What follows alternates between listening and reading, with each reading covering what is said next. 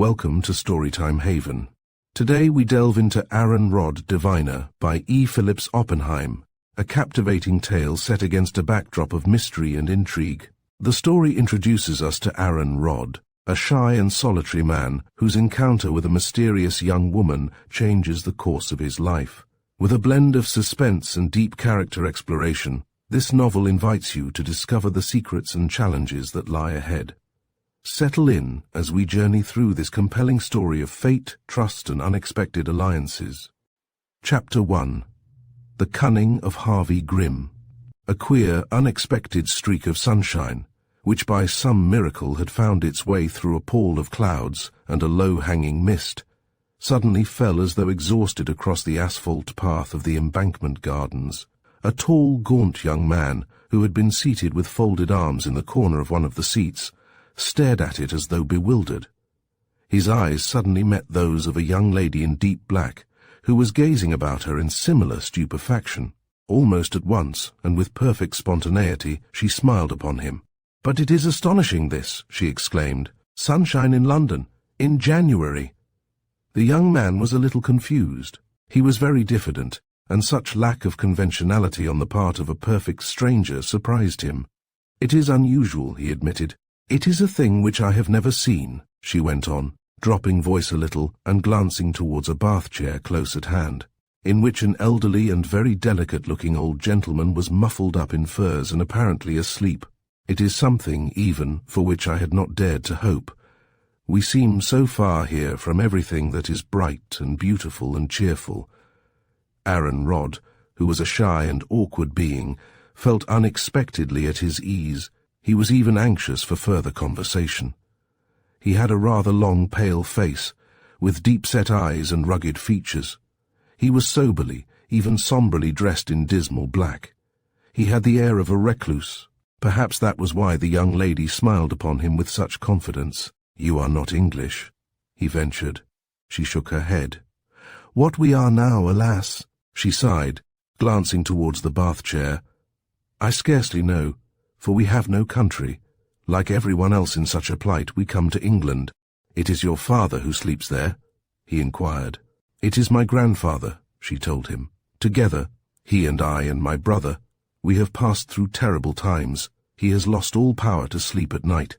In the daytime, when it does not rain, he is wheeled out here, and if it is only not too cold, then he sleeps as he does now, and I watch. You are very young to have charge of him." She smiled a little pitifully. "One grows old so quickly in these terrible days. I am already 21. But you," she went on, "see how inquisitive I am.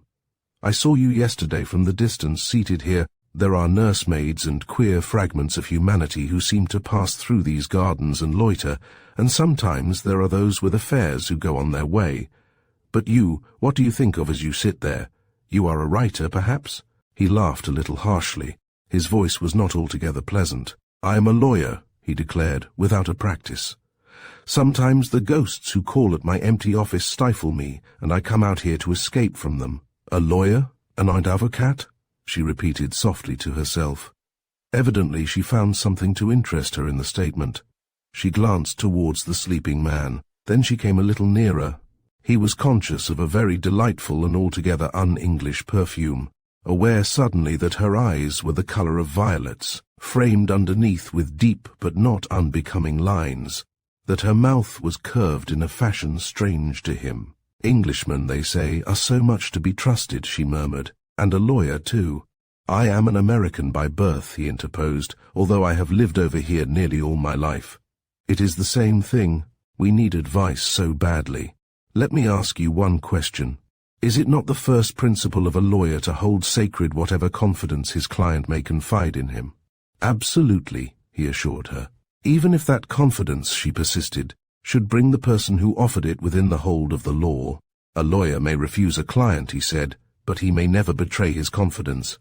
"Will you tell me your name and address?" she asked eagerly. "My name is Aaron Rod," he told her. "My address is number 17, Manchester Street, Adelphi, and my office is on the 3rd floor." "Mr. Aaron Rod," she repeated, with a queer little foreign intonation. "That is a strange name, and I shall remember it. When might one visit you, monsieur? At 3 o'clock this afternoon?"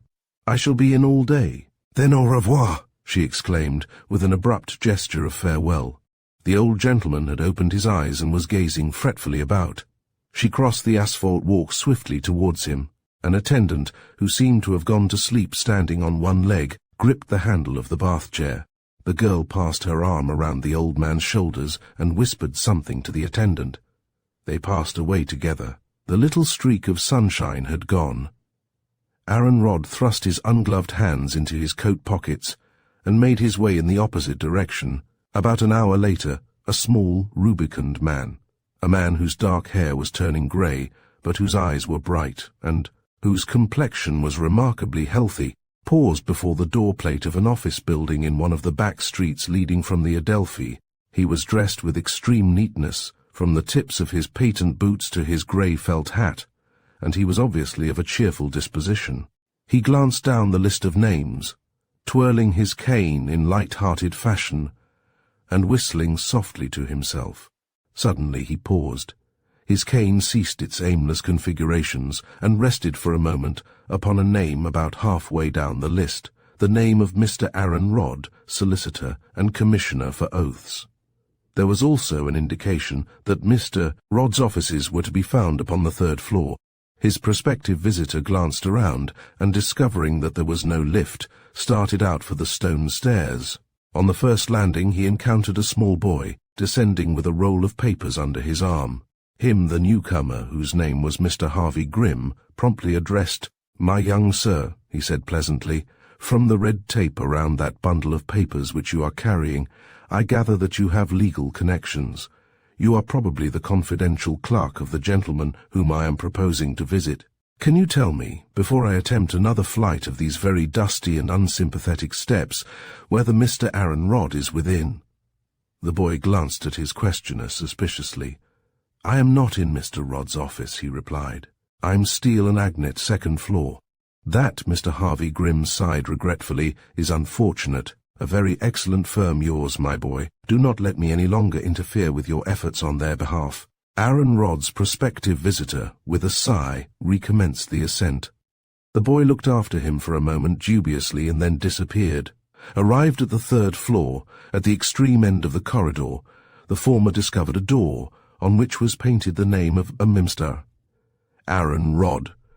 He knocked, was bidden to enter, and stepped at once into a single, bald and unpromising-looking apartment. "Good morning, Aaron," he said cheerfully, closing the door behind him and advancing across the dusty floor. Aaron Rodd, who had been seated before a desk, apparently immersed in a legal document, first raised his head and then rose slowly to his feet. His first look of expectancy, as he had turned towards his visitor, faded by degrees into a very curious expression, an expression which seemed made up of a great deal of amazement and a certain amount of dread. With his left hand he gripped the side of the desk. "My God!" he exclaimed. "It's Ned." His visitor held out his hand. "No, no, my dear Aaron," he interrupted firmly. "You are deceived by a slight resemblance. You are thinking, probably, of that poor fellow Ned Styles. You will never see Ned again, Aaron." The intelligence appeared to cause the listener no grief. Neither did it carry with it any conviction. "Harvey Grimm is my name," the newcomer went on. "Mr. Harvey Grimm, if you please, of Chicago. You remember me now, without a doubt." He extended his hand confidently. His smile was ingratiating, his air that of an ingenuous child, anxious for a favourable reception.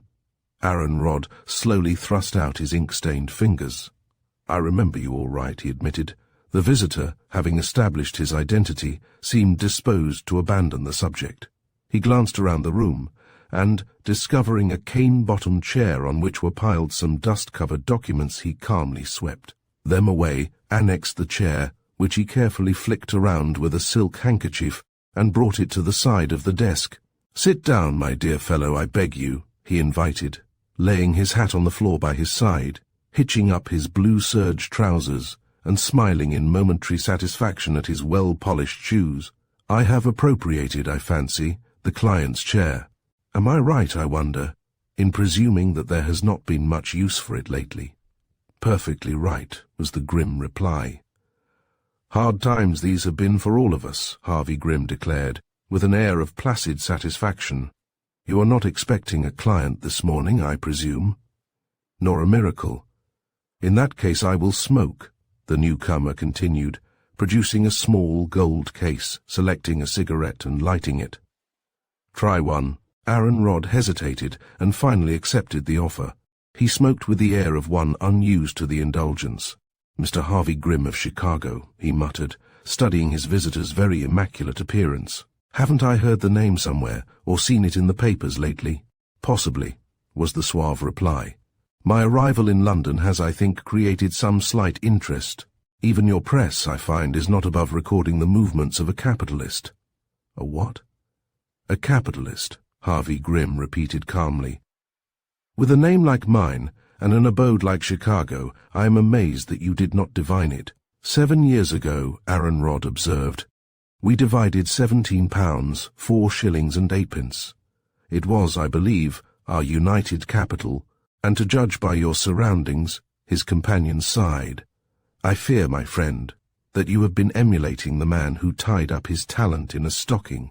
I, on the other hand, have changed your name and become a capitalist. Aaron Rodd interrupted dryly. Precisely. There was a moment's silence. Mr. Harvey Grimm, with the beatific smile of opulence, was whistling softly to himself. His companion's thoughts had apparently travelled back into the past. Well, the latter said at last, I will imitate your candour. The document I was examining with so much interest when you came in is a 7-year-old lease, long since cancelled. The few black boxes you see around the room are, with one exception, bogus. I sit here from morning till night and nothing happens. I sit here and brood. Dear me, his visitor murmured sympathetically. By turning my chair around, Aaron Rodd continued, I can just catch a glimpse of the river across the gardens there. I sit and watch, wonder whether a tug will go past next or a lighter. Watch the people in the gardens, wonder where they are going, why they are loitering, why hurrying. I speculate about the few passers-by down in the street there. Sometimes I close my eyes and I fancy myself in Lincoln's Inn, seated in a padded Morocco chair, with a Turkey carpet on the floor, and rows of boxes, black tin boxes, with wonderful names inscribed upon them in white lettering, reaching to the ceiling, and my secretary poring over my engagement book, wondering when it would be possible for me to squeeze in half an hour for an important client. Too much of the dreamer about you, Harvey Grimm pronounced. Perhaps, after all, it is the fault of your work. It's a sedative profession, you know, Aaron. It wouldn't suit me to have to sit and wait for clients. It's the black bogey of my life, the other assented, with a thin note of passion in his tone. If only one could get out and work, even if one didn't get a penny for it. And financially? Harvey Grimm inquired, with an apologetic cough. On the rocks, was the bitter reply. You can understand, he went on, with a heedless sarcasm, what a wonderful thing it is for me to welcome a capitalist in my shabby office. And an old friend, was the cheerful reminder. Come, Aaron, we must look into this. I must place some of my affairs in your charge. Aaron Rodd's lip curled with bitter incredulity. Some of your affairs? I had a taste of those in the old days, Ned. I mean, Harvey. You brought me to the brink of Sing Sing. You drove me over here to make a fresh start. Harvey Grimm waved his hand. These reminiscences were indelicate. My dear fellow, he protested. Now come, answer me a few questions. Such affairs of business as have fallen to your lot have been conducted with, discretion? If you mean have I preserved my reputation, the lawyer replied grimly, I have. I have no temptation to do otherwise. That is capital, his friend declared. That helps us at once. And now, I think, he went on, glancing at his neat little wristwatch, lunch. Aaron Rodd's first movement was almost eager. He checked himself, however, then a glance at his visitor's immaculate toilet and distinctly opulent appearance reassured him. There will be no trouble, I presume, he said a little diffidently. As to the settlement of our bill, I warn you before we start that a shilling and a few coppers— Harvey Grimm laid his hand almost affectionately upon the other's shoulder. My dear Aaron, he expostulated, you are a little confused. You have not yet taken in the position. A capitalist is, of course, a relative term. I will not press that point, but let me assure you that I have a suite of rooms at the Milan, ample credit for any meals I choose to take there, even money to pay for them if necessary. I am not fit to go to the Milan, Aaron Rodd muttered, brushing himself vigorously. That is entirely your mistake, his friend replied, rising to his feet and lighting another cigarette. A judicious shabbiness is today an approved form of eccentricity.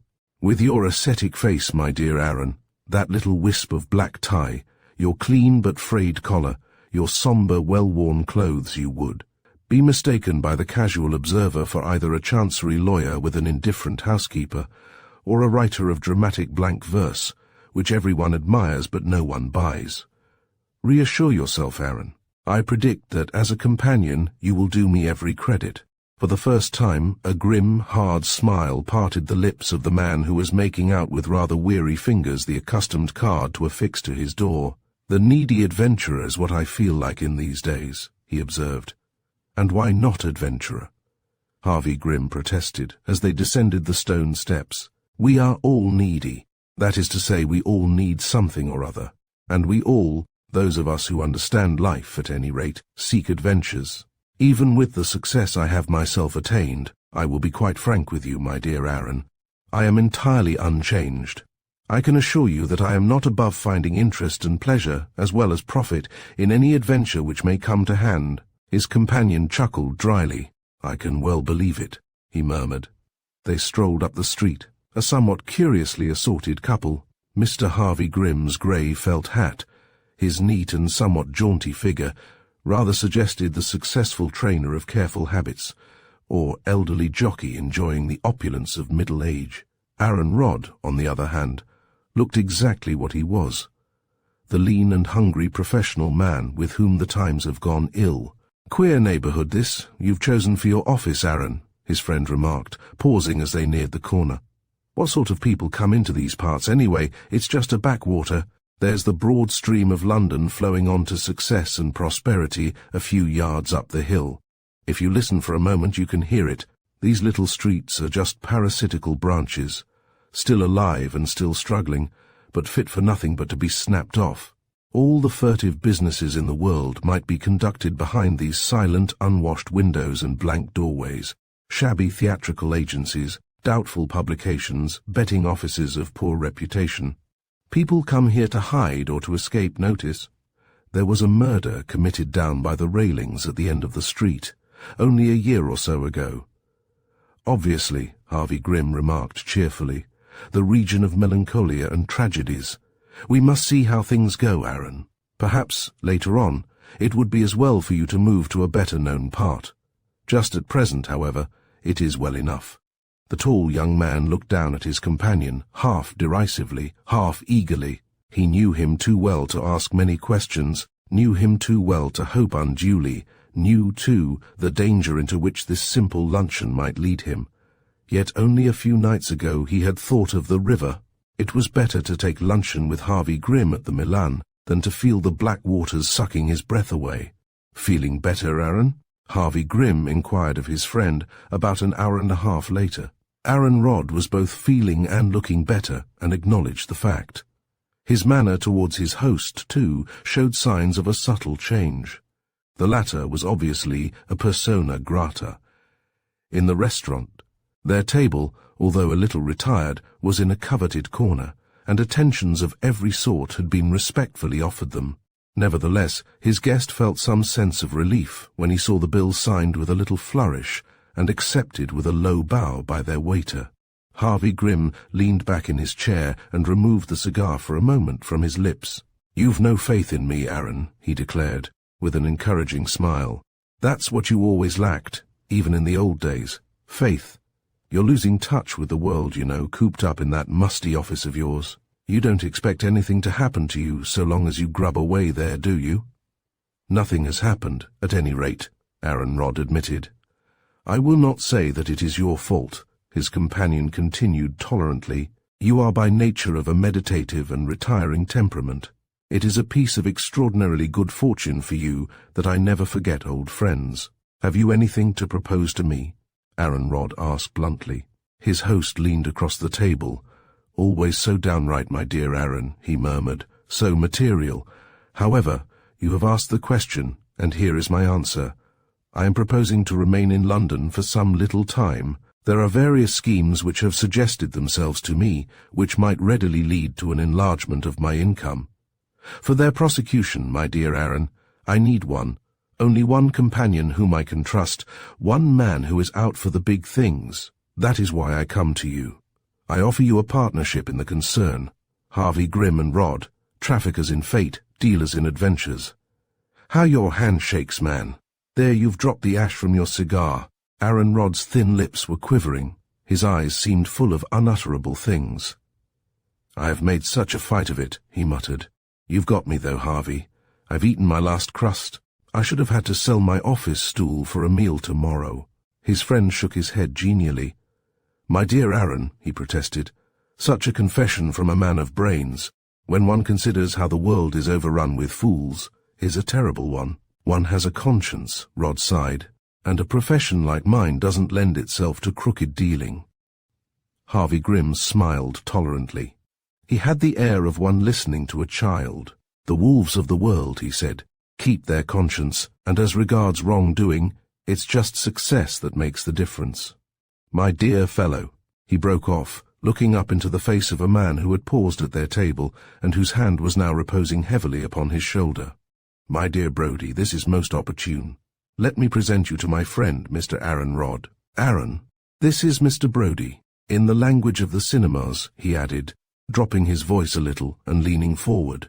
The sleuth-hound of Europe, the greatest living detective. Aaron Rod sat for a moment motionless, the cigar slipped from his fingers onto the plate. All his new hopes seemed crumbling away. His eyes were fixed upon the hand which gripped his companion's shoulder. Harvey Grimm began to laugh softly. Cheer up, my pessimistic friend, he exclaimed. This isn't the grip of the law which is upon my shoulder. Mr. Brody and I are friends, I might even say allies. Aaron Rod recovered himself and murmured a few words of mechanical greeting. The newcomer, meanwhile, took the chair which the waiter had offered him. He was a tall, burly man, clean-shaven, with steely grey eyes, and grey hair brushed back from his forehead. His manner was consequential, his tone patronizing. So this is our third hand, eh? Guessed it in one with your usual astuteness, Harvey Grimm acknowledged cheerfully. A lawyer of unblemished character, not momentarily affluent, with the principles of a latitudinarian. Has he got the nerve? Mr. Brody demanded. If we are on the right track, there's no room for weaklings in the job. Aaron Rod's all right, his friend declared confidently. You leave that to me. I'll answer for him. The younger man leaned across the table. Do I understand, he inquired, that our enterprise is on the side of the law? Harvey Grimm smiled. The present one, my dear Aaron. I should explain to you, perhaps, that Mr. Brody is not officially attached either to Scotland Yard or to police headquarters in New York. He spent some years at Scotland Yard, and, having the good luck to inherit a small fortune, and feeling himself handicapped by the antiquated methods and jealousies of his competitors, he decided to strike out for himself as an independent investigator. Some day he will tell us a few of his adventures. Mr. Brody had folded his arms and was looking very imposing. I have hunted criminals, he asserted, in every quarter of the world. I have methods of my own. I have a genius for making use of people. So you see, my dear Aaron, Harvey Grimm pointed out, at present Mr. Brody and I are the greatest of friends. He recognizes the fact that I am what is baldly spoken of as an adventurer, and that the time may come when we shall find ourselves in opposite camps, but just at present it is our privilege to be of service to Mr. Brody. Then a thing, ordinary enough in its way, happened in a curious manner. Mr. Brody was a large man, but he seemed suddenly to fade away. There was his empty chair and a dim vision of a retreating figure behind one of the central sideboards. Aaron Rod seemed dimly conscious of a look of warning flashed between the two men, but nothing equal to the swift secrecy of Mr. Brody's movements had ever confused his senses. Harvey Grimm leaned across the table, holding his liqueur glass in his hand. "Slick fellow, Brody," he murmured. "No good his being seen talking to us when the quarry's about, eh? Nice brandy, this. On the dry side, perhaps, but with a flavour to it." Aaron Rod understood that he was to ask no questions, and he discussed the subject of brandy in a sufficiently ignorant manner. He too, however, within the course of the next few seconds, found need for the exercise of all his powers of self-control.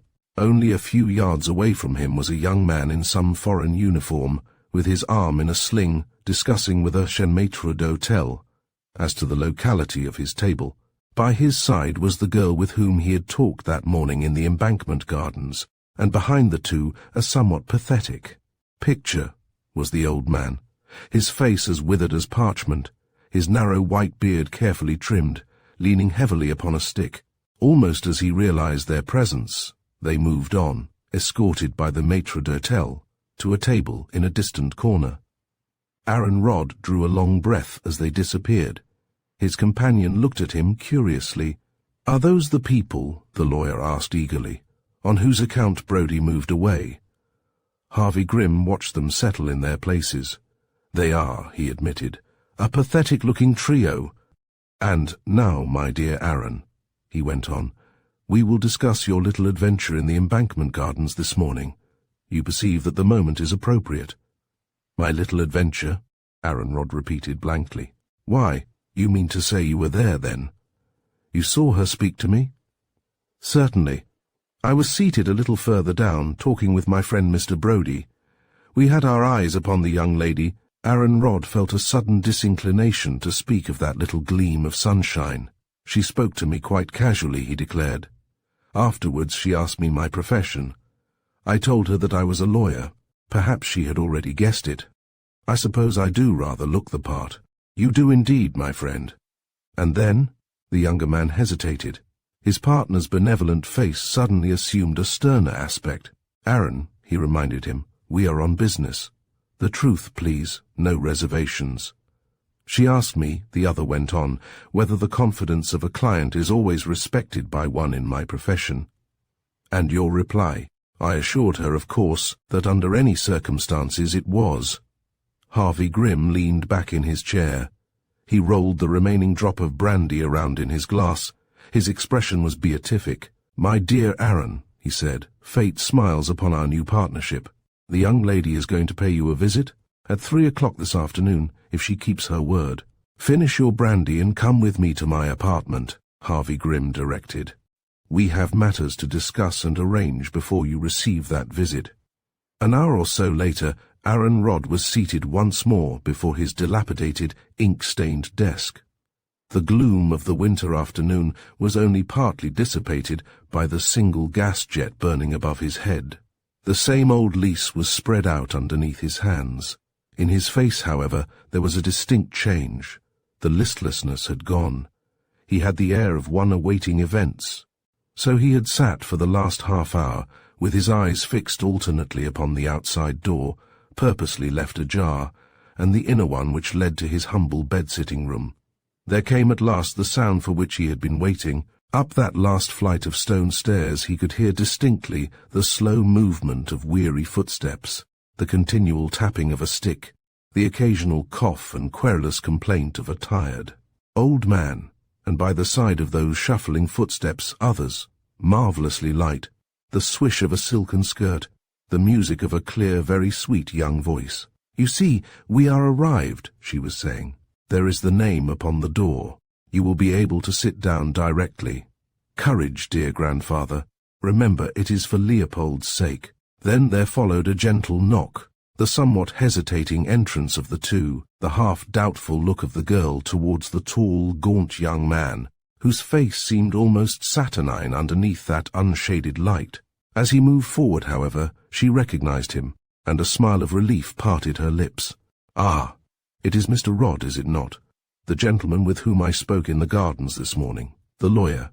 He bowed. Anxiety made his voice sound even harsher. Many things had happened since the morning. "You have kept your promise, then," he remarked. "You have come to consult me. I am at your service.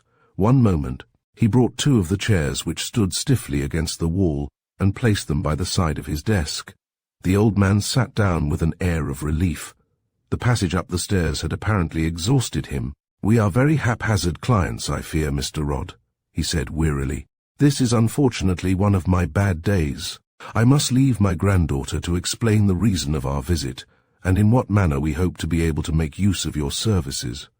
"If I do so, grandfather," she said, turning a little towards him, "I am going to tell the whole truth, if it must be," he murmured uneasily. The girl took up at once the burden of explanation. "My grandfather, my brother and myself," she began, "are staying at the Milan Hotel. We make use of a name, the name of Brinnan, to which we have some right, even though it may be a shadowy one. We happen to be Belgians by birth, a fact which at the present moment makes our position easier. To be honest with you, however, my brother has just returned from America. He has been engaged for some time in more hazardous enterprises even than defending his country against the Germans." The old man interrupted her impatiently. "These explanations are waste of time," he insisted. "Tell this gentleman quickly what we desire of him." She patted his hand and glanced half apologetically across at Aaron Rodd. He had resumed his seat before his desk, his face half hidden by his hand. Listening to the girl's voice, he had become conscious of a long-forgotten sentiment. Encumbered though she was with a difficult mission, there was a certain fineness of speech and manner, an appeal for sympathy in even this last gesture, which he found strangely disturbing. "You need explain to me no more than you wish," he told her, a little stiffly. "I shall be glad to be of any service to you. There is no need for you to enter into any painful details." She shrugged her shoulders protestingly. "You and my grandfather are of one mind," she remarked. "Then I will make a confession which may sound abrupt but which is nevertheless true. We three, my brother, my grandfather and myself, are not entitled to the sympathy we receive. We are to a certain extent impostors. Is your standard of morals a very high one, Mr. Rodd?" I scarcely really know," he stammered. "As a lawyer I am brought into contact with all conditions of people. I have before now done my best for the criminal, as I have for the honest man." "It is reassuring," she admitted. "Behold, then, my full confession. You have to do now with criminals, or may I say adventurers. We have, we three, to dispose of secretly a very large amount of precious stones.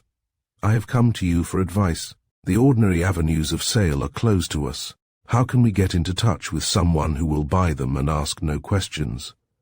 Aaron Rodd was conscious of a little shock. Up to this last moment he had been doubtful. Notwithstanding the story which had been unfolded to him by Harvey Grimm, he had clung to his first impressions from which he was parting now with dire reluctance. "It is not an easy matter," he admitted, "but if anyone can help you, I can." The girl nodded. "There must be secrecy," she declared. "You see, my brother is, in a way, notorious. He has been very daring and very successful. For the sake of those who buy them, as well as for our own sake, the jewels must not be recognized afterwards." "I have a friend who might arrange it," Aaron Rodd announced. "I must warn you, however, that selling your stones in this way you cannot possibly receive their full value." "We do not expect that," the old man mumbled. "What we want, though, is the money, quickly. My friend could doubtless manage that," the lawyer declared. "When can we see him?" the girl asked eagerly. "At once," was the prompt reply. "He was with me when you came, and I sent him into my private apartments. If it is your wish, I will fetch him." "By all means," the old man insisted eagerly. "Yes, yes," the girl echoed. Aaron Rodd rose to his feet and crossed the room to the door which led into his private apartment. He opened it and beckoned to its unseen occupant. "I have some clients here who would like a word with you, Grimm," he announced. "There may perhaps be some business." Harvey Grimm made his appearance at once. His air of curiosity as he looked into the room was very well done. "Business," he repeated. "This gentleman and young lady," Aaron Rodd explained, "are clients of mine. Their names are unnecessary. They have consulted me as to the disposal of valuable jewels, their claim to which might be open to question." Harvey Grimm threw the cigar which he had been smoking into the fireplace. "I see," he murmured. "Better tell me the circumstances." The girl repeated her story, with a few more details. The old man listened in a sort of placid stupor. He interrupted only once. "It is a foolish way, this. There is a man in Amsterdam—" "You will tell me what you advise, monsieur," the girl begged. "We must have money, and the jewels must be made unrecognizable. Harvey Grimm took a small magnifying glass from his pocket and screwed it together. "You have probably brought some of the stones with you," he observed briskly. The girl hesitated. She turned to her companion as though for guidance.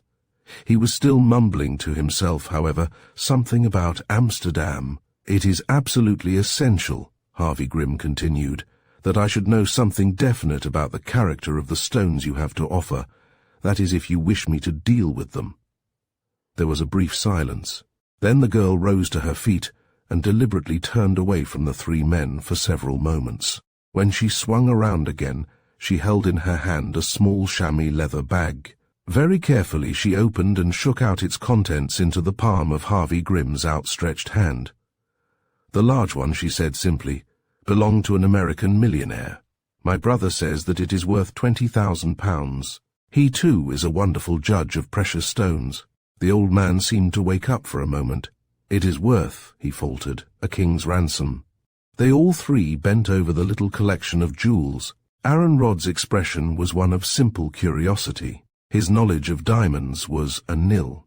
His partner's manner, on the other hand, underwent a curious change. There was a hard glitter in his eyes and unsuspected lines about his mouth. The atmosphere of the little room had become charged with new forces.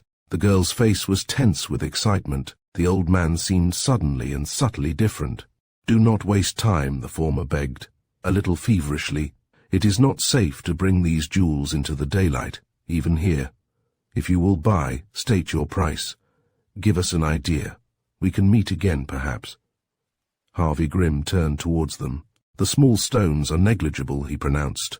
"The large stone is worth quite as much as you say. To cut it up, however, and then sell it in a secret market is another thing. The most you could hope for would be £5,000. The girl's face was a little vague. "Tell me," she inquired, "in English money, how much is that a year?" £250. "So that if there were 10 stones like that," she went on, a little wistfully, "that would be an income of £2,250. One could live comfortably on that. One could hide somewhere in a quiet country place and live like gentlefolk." "Certainly," Harvey Grimm assured her. She turned a little doubtfully towards her companion. "I am afraid," she sighed, "that grandfather is almost past realizing what money means. In any case, we must consult my brother." Then there came without warning an interruption which seemed equally startling to all of them. Without any preliminary summons, the door of the office was thrown open. The detective, Brody, followed by a man in plain clothes out, with an unmistakably professional appearance, entered the room. The latter closed the door behind him. Brody approached the little group. The girl's eyes were lit with terror. Harvey Grimm dropped his handkerchief over the jewels, whilst his partner stepped forward. Aaron Rod's tone was harsh with anxiety. His face seemed more drawn than ever. "What do you want here?" he demanded. Mr. Brody smiled tolerantly. His eyes were fixed upon the table. He pushed the questioner on one side and lifted the handkerchief which Harvey Grimm had thrown over the diamonds. Then he turned towards his companion with a little cry of triumph. "That," he declared, pointing to the jewel upon the table, "is one of the Van Houten diamonds." "I do not understand," the girl said quietly enough, although she was shaking from head to foot. "It belongs to us. It is the property of—" "Cut it out," Brody interrupted brusquely. "We'll talk to you, young lady, at police headquarters." The girl turned to Aaron Rod. "Who is this man, and what does he want?" she cried. "Is this a trap into which you have drawn us? Is it a crime here in England, then, to offer jewels for sale?" "We'll talk this all out at the police station," Brody intervened curtly. "Inspector?" The man in plain clothes stepped forward and took command of the situation. "My instructions are," he announced politely, "to ask you both to come with me to the police station." The old gentleman simply looked dazed. He rose to his feet obediently and turned towards the girl. She patted his arm reassuringly, but there was a look in her face which brought a sob into Aaron Rod's throat. He was filled all the time with a silent fury. He cursed the moment which had taken him into the Embankment Gardens, which had brought Harvey Grimm once more into his life. The single look which the girl had flashed upon him was like a dagger in his heart. Brody had replaced the diamonds, one by one, in the little bag. He handed them over to his companion and motioned them all towards the door. The old gentleman moved wearily along, leaning upon his granddaughter's arm. Aaron Rodd hurried forward and opened the door. He tried to say something, but the girl turned from him contemptuously. He stood on the threshold, listening to their slow footsteps as they descended into the street. Then he swung back into the room, slammed the door, and sank into the chair in front of his desk. It was as though he had passed through some terrible nightmare. He sat gazing out through the shadows. Had it all really happened? Then he caught a faint, unfamiliar breath of perfume, which suddenly set his heart beating with unaccustomed vigor. A little morsel of white lace lay underneath the chair upon which she had been seated. He stooped and picked it up, smoothed it out, and let it slip from his fingers almost in despair. It was all true then. She had sat in that chair, had come to his office, trusting him, had walked into the Harvey Grimm-cum-Brody trap. It was an hour or more before Harvey Grimm returned. He closed the door after him and came briskly across the floor. "Well, young fellow," he exclaimed, "you can't say that I haven't fished you out of the backwaters." "I wish to God you'd left me there," was the bitter reply. "Tell me what's happened to her." "To her? Oh, the young lady," Harvey Grimm murmured, with an illuminating smile. "She's all right. She's back at the Milan by this time." "They couldn't identify the diamond, then?" Aaron Rodd asked eagerly. "Not by a long chalk," was the smiling reply. "To tell you the truth, Brody's about the sickest man in London just now. The stone he rolled out in front of the expert they had waiting down at Scotland Yard was what?" "A lump of paste," Harvey Grimm declared, lighting a cigarette. "Queer business, eh? There's no charge against the old gentleman and his granddaughter, then?" Aaron Rodd demanded breathlessly. "None whatever." "Why not try a cigarette, Aaron? You're all nerves." The lawyer pushed the box away from him. "You may think this sort of thing's worthwhile," he declared gloomily. "I can't say that I do. There'll be no reward to share, and it seems to me that we've made an enemy." "There's no reward," Harvey Grimm agreed, "but there's this." He drew his handkerchief from his pocket.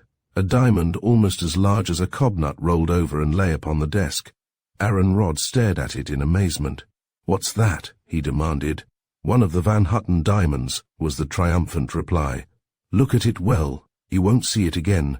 By this time tomorrow it will have been cut." Aaron Rodd was stupefied. He looked from the stone up to his companion's face. Even his demand for some elucidation was mute. "I had the duplicate ready," Harvey Grimm explained. "That was my game. I changed them underneath my handkerchief. It was perfectly easy. They've got the imitation one at police headquarters, and they aren't feeling particularly pleased with themselves. That fellow Brody is about the bummest detective who ever crossed the Atlantic." Aaron Rodd was sitting transfixed. His fingers were shaking as they beat upon the desk. "My God," he exclaimed as light streamed in upon him. "We're thieves!" "Don't talk like a fool," the other admonished. "It's a fair enough game between crooks. We've stolen a stolen jewel, and by doing it we've saved the girl and her grandfather and her brother too from gaol. That's fair dues, isn't it? When I've finished with that, there'll be a matter of £3,000 or £4,000 for us to divide. What about it, eh?" He swept the jewel back into his pocket. Aaron Rodd's fingers were still idly beating upon the desk. The walls of his dusty, bare apartment had fallen away. The thrall of his sordid poverty lay no longer like a dead weight upon his spirits. £3,000 or £4,000 to divide. "What you need," Harvey Grimm declared briskly, handing him his hat, "is a drink. Come right along." Chapter 2. Poetry by Compulsion. Mr. Paul Brody walked, unannounced, into Aaron Rodd's office, a matter of 10 days after the episode of the changed diamond. He had lost a little of his bombast, and he carried himself with less than his usual confidence. His eyes, however, had lost none of their old inquisitive fire. He was perfectly aware, even as he greeted the two men who rose to welcome him, that Aaron Rodd was wearing a new suit of clothes, that the office had been spring-cleaned, that the box of cigarettes upon the desk were of an expensive brand, and that the violets in the buttonhole of Harvey Grimm's immaculate coat had come from a Bond Street florist. "Good morning, gentlemen," he said airily, subsiding into the chair which the latter had vacated for him. "Nice little trio of conspirators we are, eh?" Harvey Grimm shrugged his shoulders. "It's rough on you," he admitted. "Gives you kind of a twist, of course, with the police, but I can't see any sense in the thing yet. They weren't meaning to trade off that bit of paste on a diamond expert, surely. The detective scratched his chin. That bit of paste, he declared, was all they had on them anyway. Seems as though they hadn't quite sized you up, you and Mr. Rod here, and were paying you a test visit. Gee, they're clever. You had them searched, I suppose, the other inquired, to be sure they hadn't the real goods with them. You bet. The detective assented gloomily. Made it all the worse for us afterwards. I tell you, I daren't show my face at Scotland Yard these days. Harvey Grimm nodded sympathetically. Still, they must know that these people aren't what they profess to be, he observed. That's all very well, Brody agreed, but everyone goes about with kid gloves on in this country. That's why I threw up my job and went over to the States. Even a criminal, a known criminal, has got to be treated as though he were a little God Almighty until the charge is right there and the proof lying handy. I spent last night with Inspector Ditchwater. He's as sure as I am that the young man is no other than Jeremiah Sands, but he'd sooner let him slip through his fingers than take a risk. How does it come about, then, Aaron Rod asked quietly, that a famous diamond thief is wearing the uniform of a Belgian officer, that he is decorated and wounded? Simple as possible, Brody explained. We knew perfectly well that Jeremiah Sands was a Belgian. That little fact had been in every description of him that's ever been issued. He chucked his little enterprises in New York the moment war was declared and sailed for Europe, bringing the loot with him. He was as clever as paint, though. He played the old game of sending a double to Chicago, and he was in Belgium before we knew the truth. There, from what we gather, he handed over the stuff to the old man and his sister, and took up his soldiering job. The worst of it is he's covered up his traces so well that we haven't a chance unless we can catch him, or one of the three, with the goods. Meanwhile, there he is, less than a quarter of a mile away, with $500,000 of loot under his nose.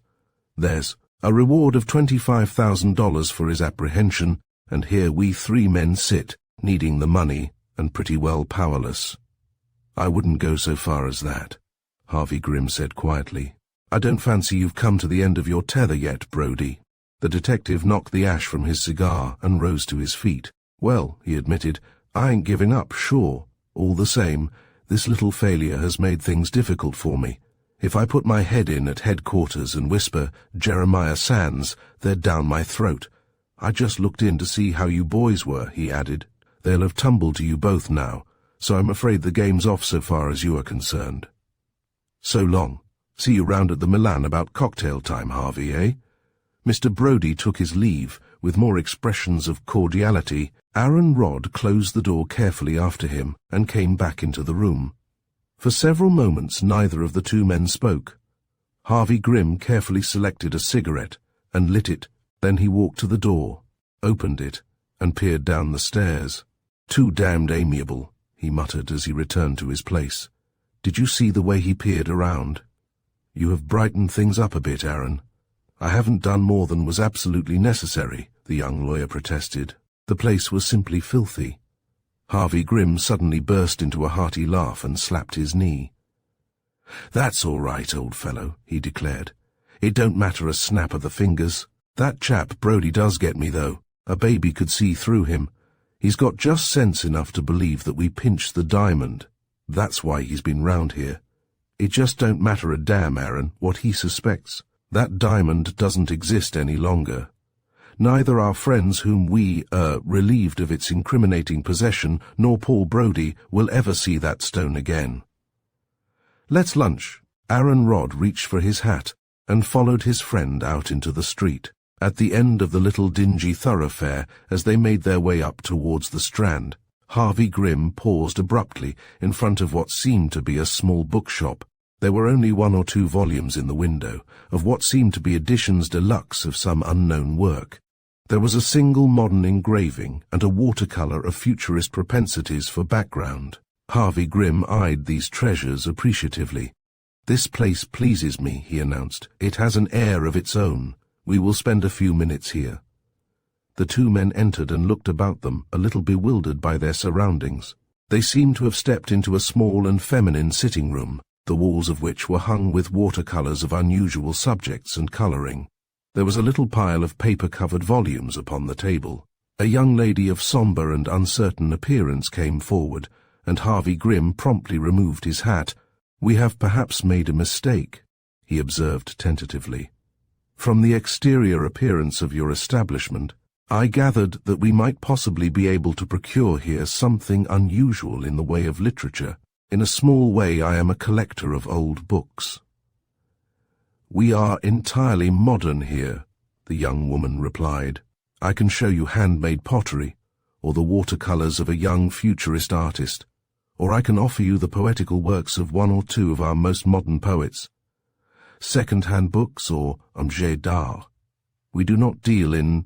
We consider," she concluded, "that modernity, absolute modernity, is the proper cult." Harvey Grimm fanned himself for a moment with his hat. His companion was gazing, with his mouth a little open, at a picture upon the wall which appeared to him to represent the bursting of a ripe tomato upon a crazy landscape. "An impression of war," the young woman remarked, following his gaze. "A wonderful piece of work by a young futurist painter." Harvey Grimm studied it for a moment through his eyeglass, and coughed. He turned back to the table and picked up a paper-covered volume. "Poetry," he murmured, "is one of my great solaces." "Have you met with the work of Stephen Cresswell?" the young woman inquired, almost solemnly. Harvey Grimm repeated the name several times. "For the moment," he confessed. "Eightpence," the girl interrupted, depositing one of the paper-covered volumes in his hand. "Perhaps your friend would like one too. I can promise you that when you have read Cresswell's Spring Lyrics, you will find all Victorian poetry anemic." Harvey Grimm handed a copy to his companion, laid down 2 shillings and pocketed the 8-pence change a little diffidently. "You would perhaps like to look around," the young lady suggested. She vanished into an inner room. Almost at that moment, the door leading into the street was violently opened, and a young man of somewhat surprising appearance abruptly entered. He was over 6 feet in height. He wore a flannel shirt and collar, much the worse for wear, a brown tweed coat from which every button was missing, and through an old pair of patent boots came an unashamed and very evident toe. The 2 visitors stared at him in amazement. The young man's eyes, from the moment of his entrance, were fixed upon the paper volume which Harvey Grimm was carrying. "Sir," he inquired, "am I to conclude that you have purchased a copy, the copy of poems you hold in your hand?" "I have just done so," Harvey Grimm admitted, "also my friend." The young man pushed past him towards the inner room. "Bertha," he exclaimed loudly, "eightpence, please. You have sold 2 copies of my poems." "The 8-pence." There was a momentary silence and then the clinking of coins. The young man reappeared and made for the door with an air of determination in his face. Harvey Grimm tapped him on the shoulder. "Sir," he said, "forgive me if I take a liberty, but am I right in presuming that you are the author of this volume?" "I am," was the prompt reply, "and I am going to have a drink." "One moment, if you please," his questioner begged. "This, you must remember, is an impertinent age. Modernity demands it. Are you not also hungry?" "Ravenous," Mr. Stephen Cresswell confessed. "But what can one do with 8-pence?" "You will join my friend and myself," Harvey Grimm declared firmly. "We are going to take a chop." The young man's tongue seemed to wander around the outside of his lips. "A chop," he repeated absently. "At a neighboring grill room," Harvey Grimm went on. "Come, I have bought 2 copies of your poems. I have a claim for your consideration." "Do I understand," the young man asked, "that you will pay for the chop?" "That will be my privilege," was the prompt assertion. "You are doubtless mad," the poet observed, "but you are probably opulent. Let us hurry." They left the place and crossed the street, the young man in the middle. Aaron Rodd was speechless. His eyes seemed fascinated by the deficiencies of their new friend's toilet, a fact of which he himself seemed sublimely unconscious. Harvey Grimm, however, proceeded to make a delicate allusion to the matter. "Some little accident, I gather," he remarked, "has happened, forgive my noticing it, to your right shoe." The poet glanced carelessly downwards. "It occurred this morning," he sighed. "To tell you the truth, I had scarcely noticed it. There was a green streak in the sunrise. I hastened." Harvey Grimm had paused in front of a boot shop. "This place," he said firmly, "will do as well as another." "Why not?" The young man agreed, entering promptly, seating himself upon the nearest vacant chair and holding out his foot. "Something light," he begged. You will observe that my foot is long and narrow." The shopman withdrew the tattered remnants of shoes and stared in amazement at his prospective customer's bare feet. The latter held out his hand for a cigarette and tapped it against the side of Harvey Grimm's case. "It appears to me," he continued, gazing at his mud-stained feet, "that I came out without socks. The sunrise again. However, it is a deficiency which I perceive that you are in a position to remedy." He selected without embarrassment a pair of socks and shoes, and was perfectly willing to don a tie which they purchased from a small haberdasher's shop at the end of the street. That affair disposed of, however, he became quite firm. "The affair of the chop," he insisted. "We are there," Harvey Grimm interrupted, leading him to an hotel grill room. The young man paused before the large open grid and carefully indicated the chop which he considered suitable for his consumption. He then seated himself opposite his two friends and expressed himself in favor of a mixed vermouth. "A very pleasing encounter this," he declared, drawing the 8pence from his pocket and looking at it thoughtfully. "May I ask, sir, whether you are acquainted with my poems?" "Not yet," Harvey Grimm confessed. "Your purchase, then, was accidental." "Entirely," his patron explained. "My friend and I are adventurers. We seek the unusual. The appearance of the shop where we met you attracted us. The young lady to whom we addressed some inquiries tendered us a copy of your verses." The young man sighed. "It is a scandalous thing," he said, "to be published in paper covers at 8pence, 4pence to the author. So you are adventurers. You mean by that thieves?" "Sir," Aaron Rodd interrupted, "I am a solicitor." "My ignorance," the young man declared, "is amazing, but that, I presume, is a legalized form of robbery. I am one of the few persons in the world who give value for the money I earn. I produce, create. If only 10,000 people in the city were to pay 8pence for a copy of my works, I should be affluent, as you two are. I should lunch here every day and drink Burgundy. Then in a very short time," Harvey Grimm reminded him, "you would cease to write poetry." His protégé shook his head. "A well-nurtured body is an incentive to poetic thought," he insisted. "There is a richness of imagery which comes with after-dinner composing, a sort of mental starvation, an anemic scantiness of similes, which follows the fruit luncheon and cold water of necessity. Adventurers, gentlemen, are you? That is to say, you are people with wits. Tell me then, bring me an idea from the practical world. How shall I make 10,000 people buy a copy of my poems?" "Come, that's an interesting problem," Harvey Grimm declared. "Of course, if one were to answer you in a single word, that one would be advertisement. If I could write my name across the heavens, or flash it from a million lights through the clouds," the young man remarked, "I would do so. But these things call for either miraculous powers or money. I have neither." "Your case," Harvey Grimm promised, "shall have our attention, my friends and mine. In the meantime, the moment seems opportune, pending the arrival of our chops, for a glance at your work. Permit me." The poetaster crossed his legs, leaned back in his chair, thrust an eyeglass into his eye, and turned over the pages of the paper volume which he had been carrying. Aaron Rodd followed his example. The poet, entirely unembarrassed, eyed hungrily each covered dish which passed. At the arrival of the meal, Harvey Grimm solemnly pocketed his book and replaced his eyeglass. Aaron Rodd went on reading for a moment. Then he glanced surreptitiously at their guest and laid his volume face downwards upon the table. "Your poems, I perceive," Harvey Grimm observed, as he helped himself to a potato, "are not written for the man in the street. They are written," the poet declared, falling hungrily upon his chop, "for anyone who will pay 8pence for them." Conversation faded away. It was not until the service of coffee and cigars that anything more than disjointed words were spoken. The young man's face was still colourless, but his eyes were less hard. He took out his pencil and toyed for a moment with the menu. "Some little trifle," he suggested, "commemorative of the occasion." "I would rather," Harvey Grimm confessed, "think out some scheme for advertising your work. There's a little thing here about a lame buzzman. Any scheme you suggest," the young man assented dreamily. "I frankly admit that the dispersal of my productions is a matter in which I have failed. The appreciative few may have purchased, but the man of the day passes on, ignorant of the great need he really has of poetry." 10,000 copies of my poems sold in London would produce at once a more gracious spirit. You would observe a difference in the deportment, the speech, the greater altruism of the multitude. How shall I force my works into their hands and their eightpences into my pocket? 4pence only, Aaron Rodd reminded him. The publishers get half. In the event of a large circulation, the poet pointed out, with a wave of the hand, better terms might be arrived at. You, as a legal man, can appreciate that possibility. There is only one idea which occurs to me, Harvey Grimm declared, after a brief pause. Come, and we will make an experiment.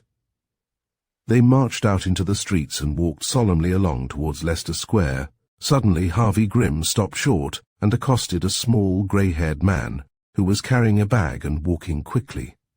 "I beg your pardon, sir," the former began. "What is it?" the little man demanded. Harvey Grimm took him gently by the lapel of his coat. The little man seemed too surprised to resist. "I want the privilege of a few minutes' conversation with you," Harvey Grimm continued. "You are one of the uneducated 10,000 who, on behalf of my friend here, Stephen Cresswell, the great poet, I am anxious to reach. Have you read Cresswell's poems?" "I am in a hurry," the little man insisted, gazing at his interlocutor in a bewildered manner and struggling to escape. "The whole world is in a hurry," Harvey Grimm observed, drawing the paper volume from his pocket with the other hand. "This volume of poems will cost you 8pence. It will bring relief to its impoverished author. You yourself will become an enlightened—" "I wish you'd let me go," the little man protested angrily. "I don't know you, and I don't want to stand about the streets talking to a stranger. Let me go, or I'll call a policeman." "A policeman can afford you no assistance," Harvey Grimm assured him.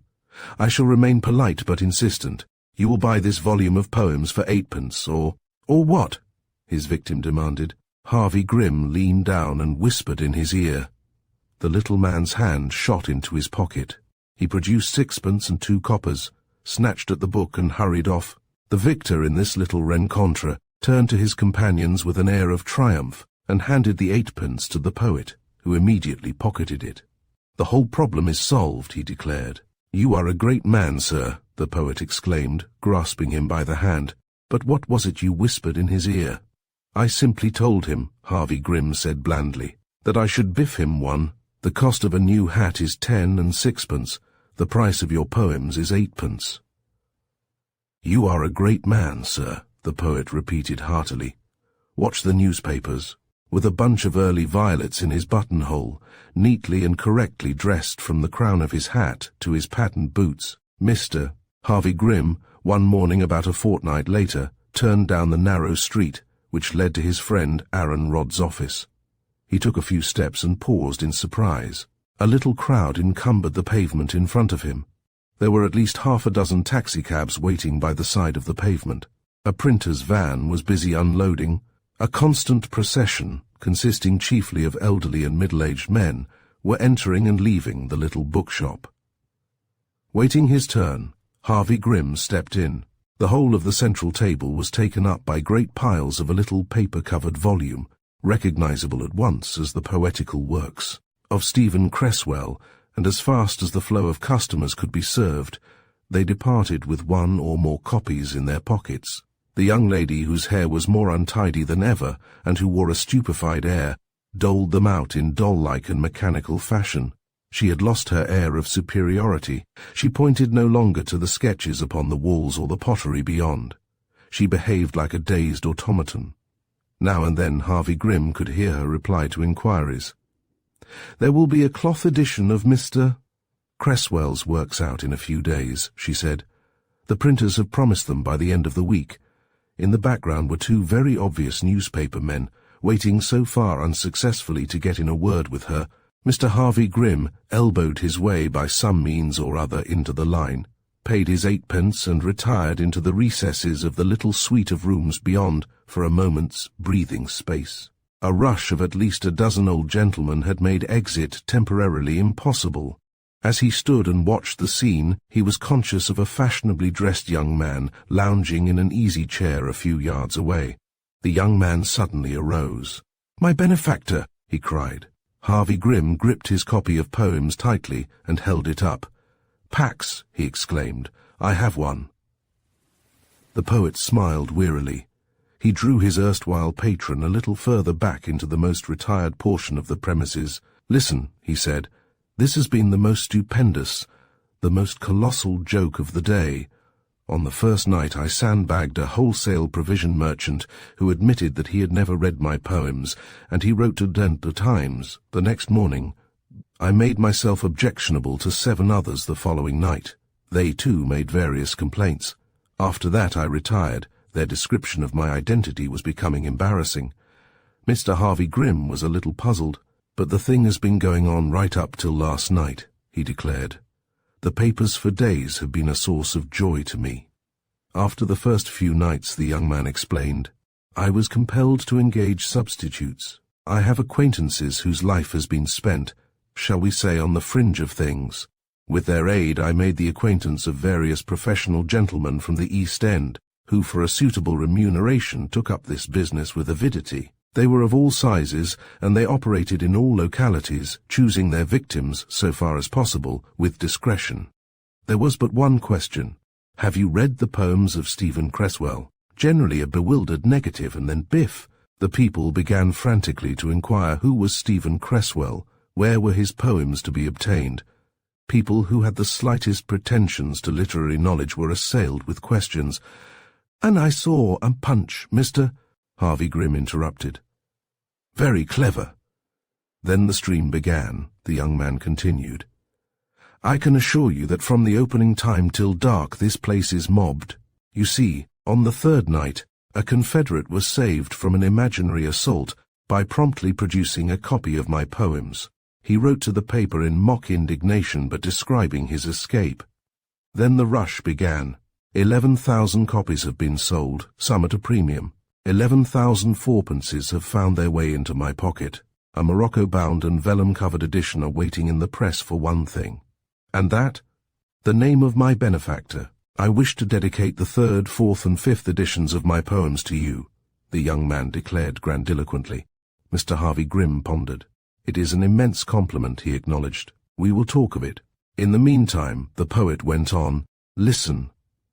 The curse of these days is jealousy and imitation.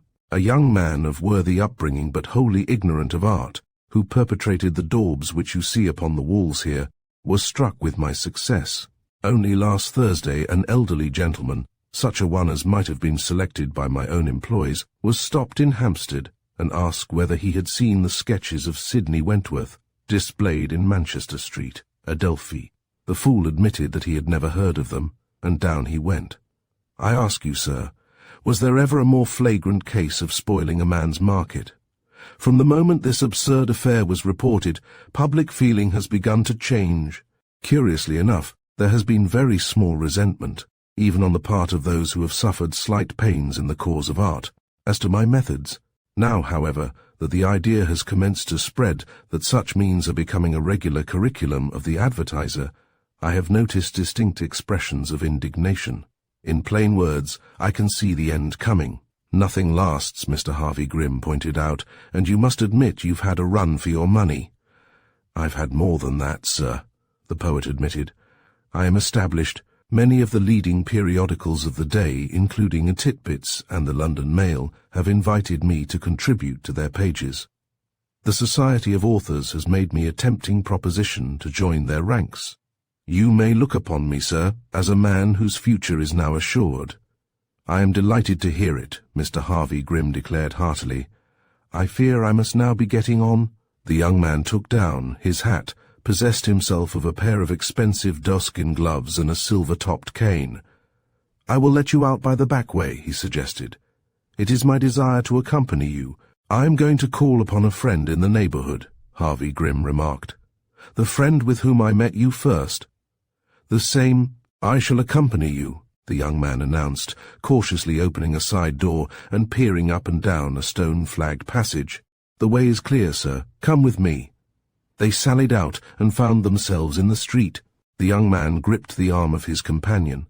For the moment he confessed, I am weary of poetry. I seek life. You are an adventurer, you have told me. I shall link my fortune with yours. You have a brain, sir, Enterprise. and I should imagine that you are untrammeled by the modern conscience. I am in the same position. Poetry is affording me, for some time at least, the means of sustenance. Let us go together a little further afield." The older man looked his companion up and down. He was a strong, well-built young fellow, and the hollows of his cheeks had already filled out. Notwithstanding his mannerisms, he was without doubt a young man of resolution. "We will see," Harvey Grimm suggested, "what Aaron Rodd has to say about it." "I like your friend's name," the young man declared solemnly. "I am sure that he will accept me as a comrade." They trod the few remaining yards of pavement, ascended the stone stairs, and, after a preliminary knock at the door, Harvey Grimm, exercising the privilege of familiarity, turned the handle and stepped inside, followed by his companion. For a single moment, neither of them spoke. Harvey Grimm's first conscious action was to close the door behind him. Then they stood inside the apartment, transfixed. Around them was a scene of the wildest disorder. The linoleum had been torn up and thrown into a corner. Planks had been torn bodily from the floor.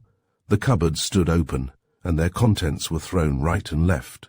The little row of tin boxes stood on their sides, and masses of dusty parchment littered the whole place. Seated in his chair before the desk was Aaron Rodd, with a gag in his mouth, his arms bound behind him, his legs tied together. His face was livid, his eyes half closed. He showed no signs of life at their coming. The poet produced a knife. "We must set him free," he said. His companion, subconsciously amazed at the young man's initiative, followed him to the desk. Methodically the latter, having removed the gag from Aaron Rodd's mouth, cut the bonds which held him, one by one. Harvey Grimm produced a small brandy flask and held it to his lips. The poet threw open a window and swung the chair round. Aaron Rodd groaned. "He is coming too," Cresswell remarked hopefully. He caught up a sheaf of newspapers and fanned the swooning man vigorously. Then he suddenly paused. Harvey Grimm followed the direction of his gaze. A sheet of violet-coloured notepaper was pinned upon the desk. The poet sniffed. "What a delicious odour," he murmured. "And how familiar." They both approached a little nearer. The sheet of notepaper, fluttering a little in the breeze which streamed through the window, gave out the subtlest and most delicate perfume, a perfume which seemed like a waft from a field of violets, carried on a west wind. There were only a few words, written in a delicate feminine handwriting. Should there not be honour, even amongst thieves? The young man struck a theatrical attitude. "Fate has sent me to join you," he declared, waving his hand towards the sheet of violet-coloured paper. "I recognize the handwriting. I know well the perfume. I can tell you who wrote that note." Chapter 3. An Alliance of Thieves. Aaron Rodd was walking along the, to him, unfamiliar thoroughfare of Bond Street when he was suddenly confronted with a vision. A large limousine motor car was drawn up just in front of him. An elderly lady with white hair, leaning upon the arm of a powdered footman, crossed the pavement, followed by a girl who was smothered in sables, carried a small dog under her arm, and wore a great bunch of violets partially concealed by her furs. Aaron Rodd's abrupt pause was not one of politeness alone. With an eagerness which took no account of manners or discretion, he gazed at the girl, open-eyed, open-mouthed, blankly, unashamed. If anything were left to complete his bewilderment, it was the little smile upon her lips as she met his eyes. "Good afternoon, Mr. Aaron Rodd," she murmured as she passed. She disappeared through the swing doors of the shop. Aaron stared after her, as though expecting a backward glance, stared at the very handsome motor car, at what appeared to be a coronet upon the panel, at the imperturbable expression of the powdered footman, standing with a rug over his arm, looking into vacancy. Then he limped on a few feet, and devoted himself to an absorbed contemplation of some Japanese trifles in a curio shop. He lost count of time in his firm determination to await her return. As a matter of fact, it was only a few minutes before he was conscious of her reappearance. She hesitated for a moment on the threshold of the shop, shook her head at the footman who was already opening the door of the car, and approached Aaron Rodd. He turned abruptly from the window and greeted her with grave politeness. She glanced at his left arm, still in a sling, at the heavy walking stick by which he supported himself. "Good afternoon, Mr. Rodd," she said. "You have met perhaps with a little accident?" "It is so. Your friends were a little rough," he replied. "I shall be annoyed with them," she promised. "You received my message?" "Certainly," he replied. "On the whole, I agree with you." She shrugged her shoulders. "And what are you doing in Bond Street?" she asked him. "I am on my way to meet my friend Harvey Grimm." She nodded. "That is your clever confederate who stole our diamond," she remarked suavely. "A very fortunate circumstance for you," he ventured to remind her. "If that stone, the real one I mean, had been discovered in your possession at the police station, I fancy that your position in this country would have become a little difficult." "Oh, la, la!" She laughed. "You should have seen the face of Mr. Brodie, though, when they examined the imitation stone. I do not think that the English police are pleased with him. They were very kind to my grandfather and me. Nevertheless, he advised, if I were your brother, I think that I would keep away from London just now." "And why?" Aaron Rodd glanced up and down the pavement to be sure that there were no listeners. "That fellow Brodie is not such a fool as he seems," he declared. "He has made one mistake. I do not think that he is likely to make another." She laughed.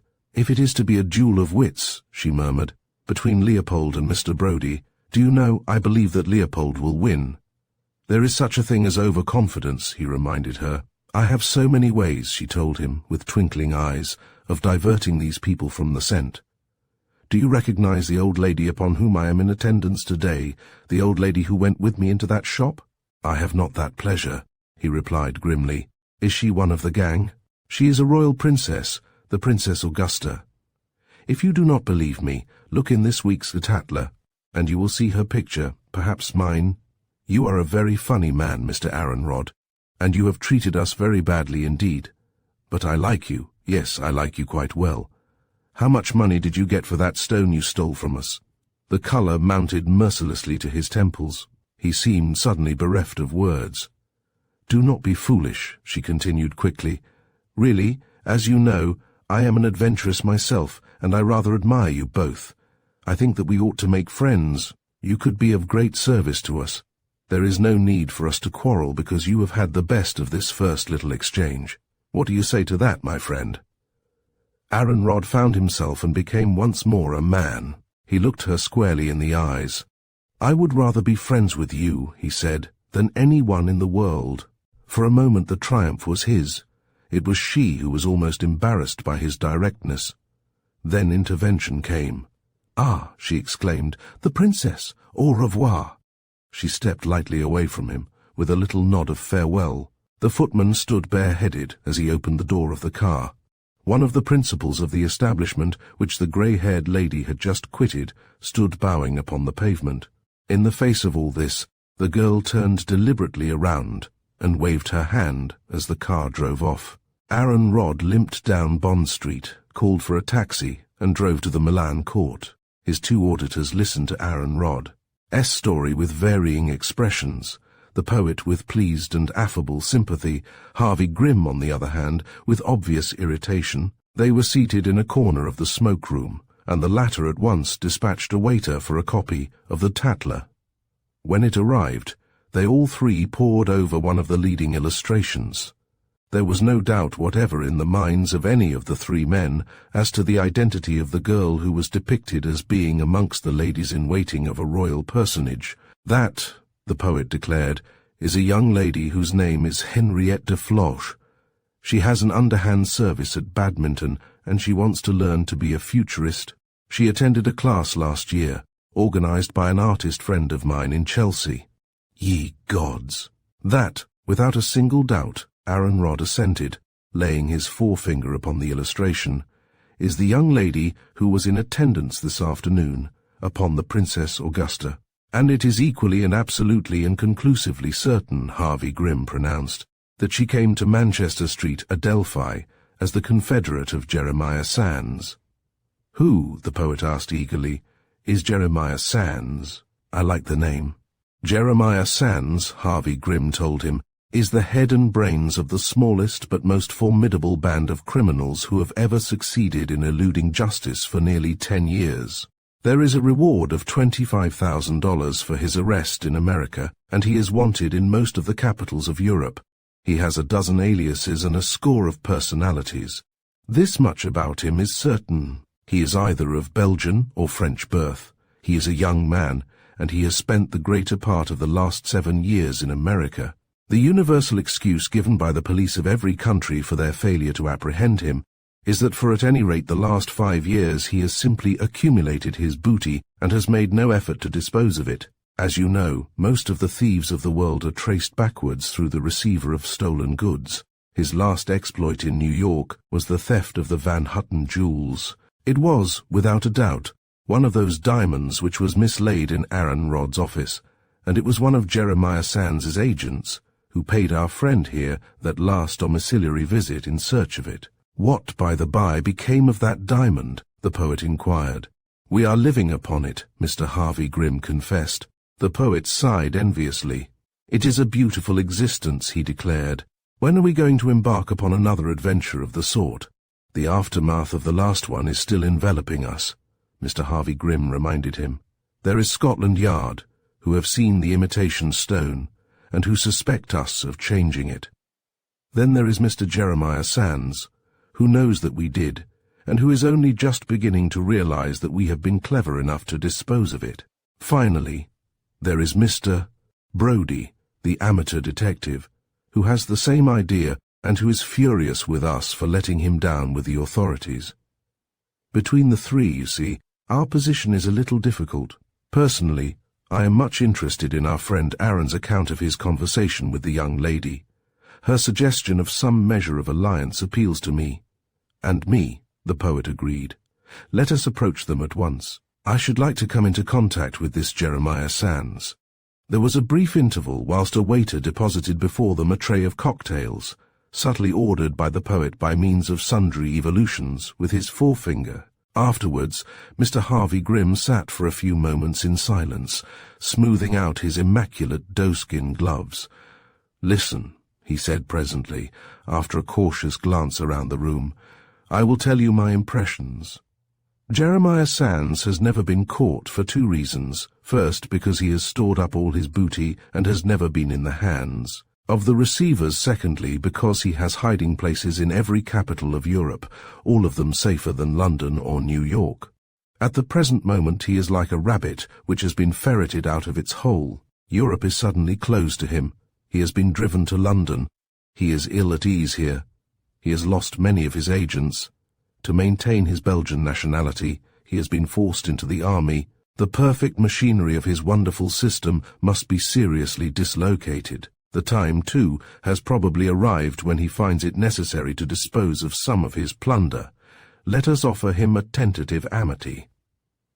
Aaron Rod frowned. Do you think that he would trust us after that last little affair? I don't mind being the thief or the thief-catcher, he added bluntly, but I rather hate being the third party. The only party we have to consider is ourselves, Harvey Grimm replied deliberately. To tell you the truth, I fear that we have lost the confidence of Paul Brody. I am not sure whether it would be worth our while to try and regain it. The sharing of rewards is a poor game. I would rather hear what Jeremiah Sands has to say. He took up his pencil and scrawled a few lines across a half-sheet of notepaper. They both looked over his shoulder.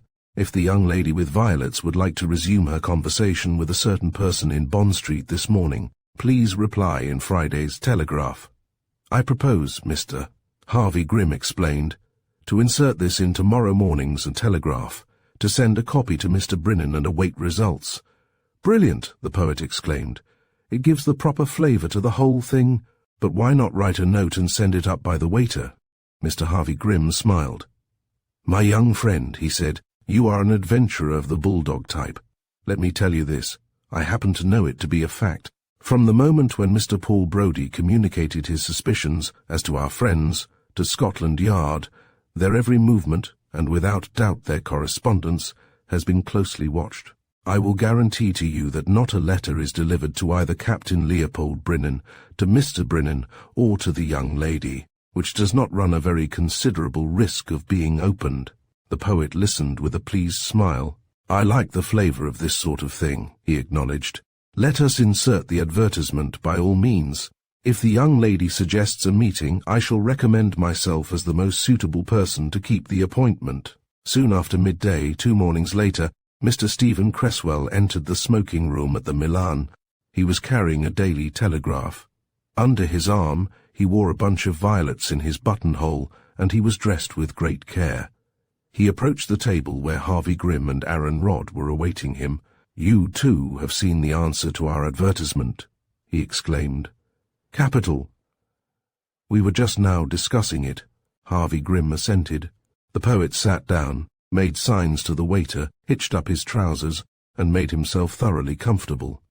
"I have decided," he announced, "that I am the proper person to entertain the young lady." Harvey Grimm nodded thoughtfully. "Tell us through what channel of thought, my young friend, you have arrived at that conclusion," he begged. The poet straightened his tie. There was no doubt that he was a remarkably good-looking young man. "I am a modest person," he said, "but it is useless to deny that nature has been kind to me. Then, too, there is a peculiar and romantic importance attached to the successful poet, whose reputation has been enhanced in so singular a fashion. The young lady will be interested in me from the start. She will be proud to remember that we are old acquaintances, and she will treat me with greater confidence than any ordinary person." Harvey Grimm lit a cigarette deliberately. Aaron Rodd's heavy eyebrows seemed to have contracted a little. "Why are you so sure that it will be the young lady who will keep the appointment?" the former inquired. Stephen Cresswell placed his forefinger upon the advertisement in the paper which he had been carrying. "A Milan Café, luncheon, 1.15 to Wednesday. We'll discuss Bond Street." "That tells us nothing," Harvey Grimm pointed out. "So far as the probabilities are concerned, I should say that it is extremely unlikely that either the young lady or any of those associated with her will keep the appointment. Any negotiations we may have will probably be conducted through a third party." The poet's face fell. He ordered another cocktail brusquely. "How shall we know whom to look out for, then?" he demanded. "The onus of recognition will rest with the others," Harvey Grimm replied. "I have engaged a table just inside the door. We shall take our places there before 1:15 and await the arrival of whoever may come. In case it should be the young lady," the poet persisted, "you would find that my previous acquaintance with her would be of immense service to us. She would place confidence in me." "You shall be of the party," Harvey Grimm promised. "I have ordered the table for 5, so as to be on the safe side. I do not understand our friends selecting a place for a meeting, but, on the other hand, there is a flavor of genius in such apparent recklessness. If you are ready, I think it is time that we made a start." They strolled down to the café and took their places at a table just inside the door. At precisely 1:15, a little tremor of excitement suddenly unloosed their tongues. "My God," Harvey Grimm muttered.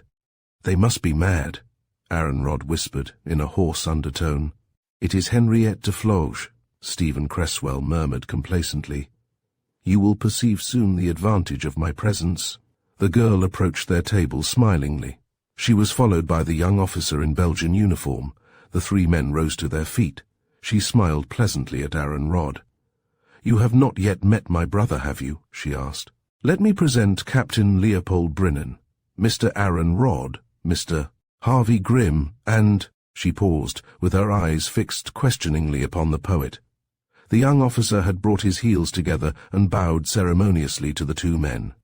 "I am not, I hope, forgotten," the poet observed. "My name is Stephen Cresswell. I have had the pleasure of playing badminton with you in Walter Dunn's studio." She looked across at him with slightly upraised eyebrows, the faint tracings of a somewhat insolent smile at the corners of her lips. "Badminton? Is that an English game? I perceive that I have a double. I have not played it." "You are Mademoiselle de Floche," the poet persisted. She shook her head gently. "On the contrary," she replied, "I am Henriette Brinnan. Leopold, this is Mr. Stephen Cresswell." They all took their places, the poet a little heavily. His stupefaction, even though it proceeded from a different cause, was only a little less profound than that of the other 2.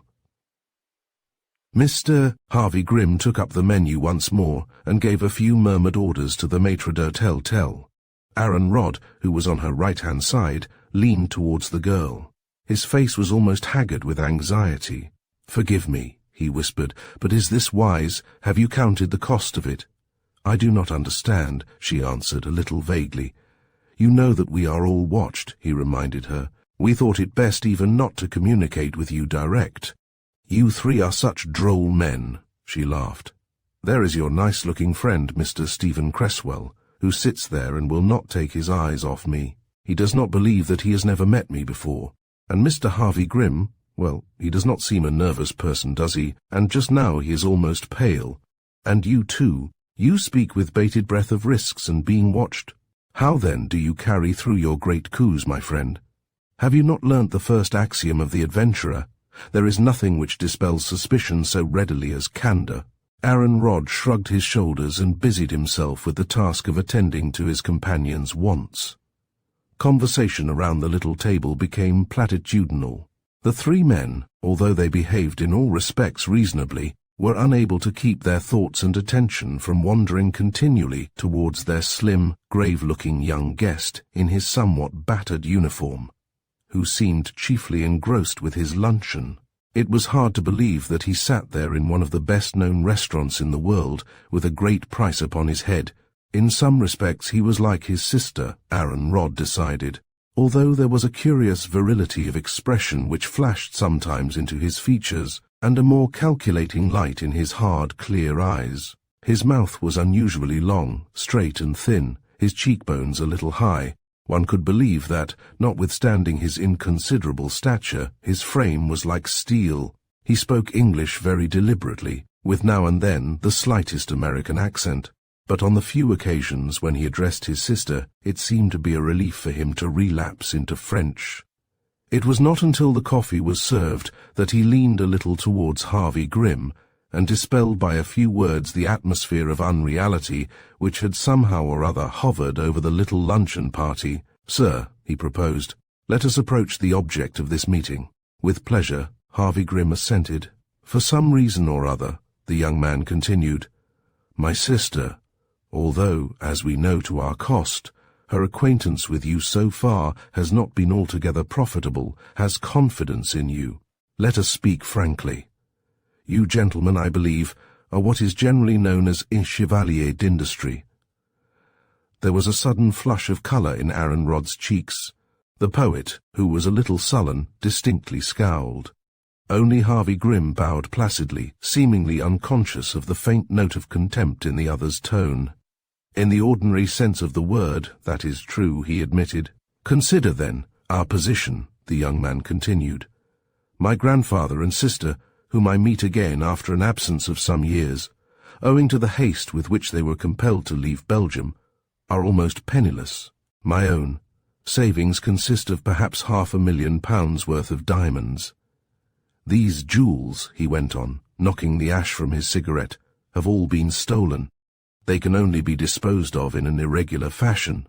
That is to say, the stones must be recut. In normal times this problem would present no difficulties to me. Today, when London is the only capital of Europe open to us, I must admit that I find myself in a difficult position. The few artificers in this country are, I understand, well known and watched. I am bound, therefore, to employ an agent.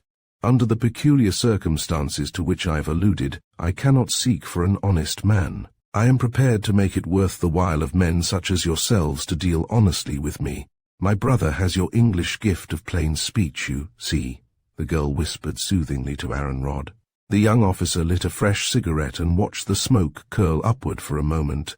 "Surely it is best," he said softly.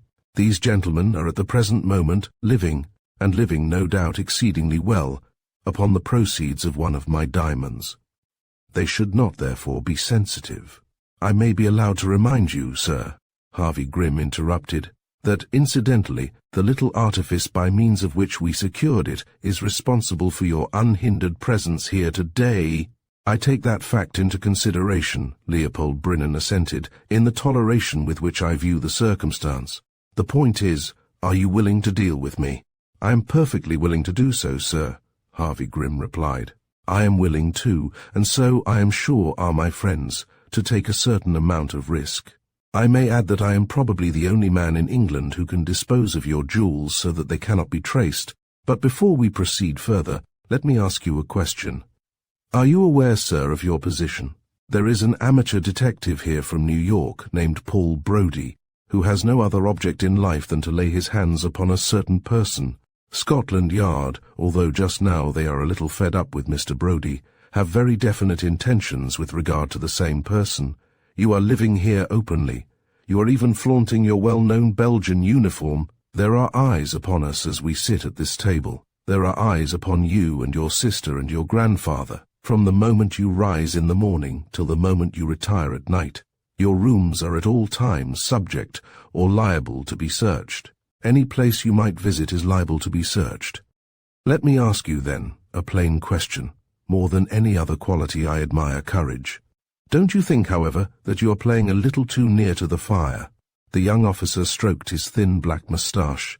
He had listened to Harvey Grimm's words attentively. He even indicated, in the slow movement of his head, some measure of approbation. To all that you have said, Mr. Harvey Grimm, I can make you only one reply, he said. Every step which I have taken in life has been carefully thought out. The present position, although necessity has here intervened to some extent, has been subject to the same attentive consideration. I am safer than you think. Let that be enough. That I have friends is proved by the little visitation which was made upon Mr. Aaron Rodd the other day.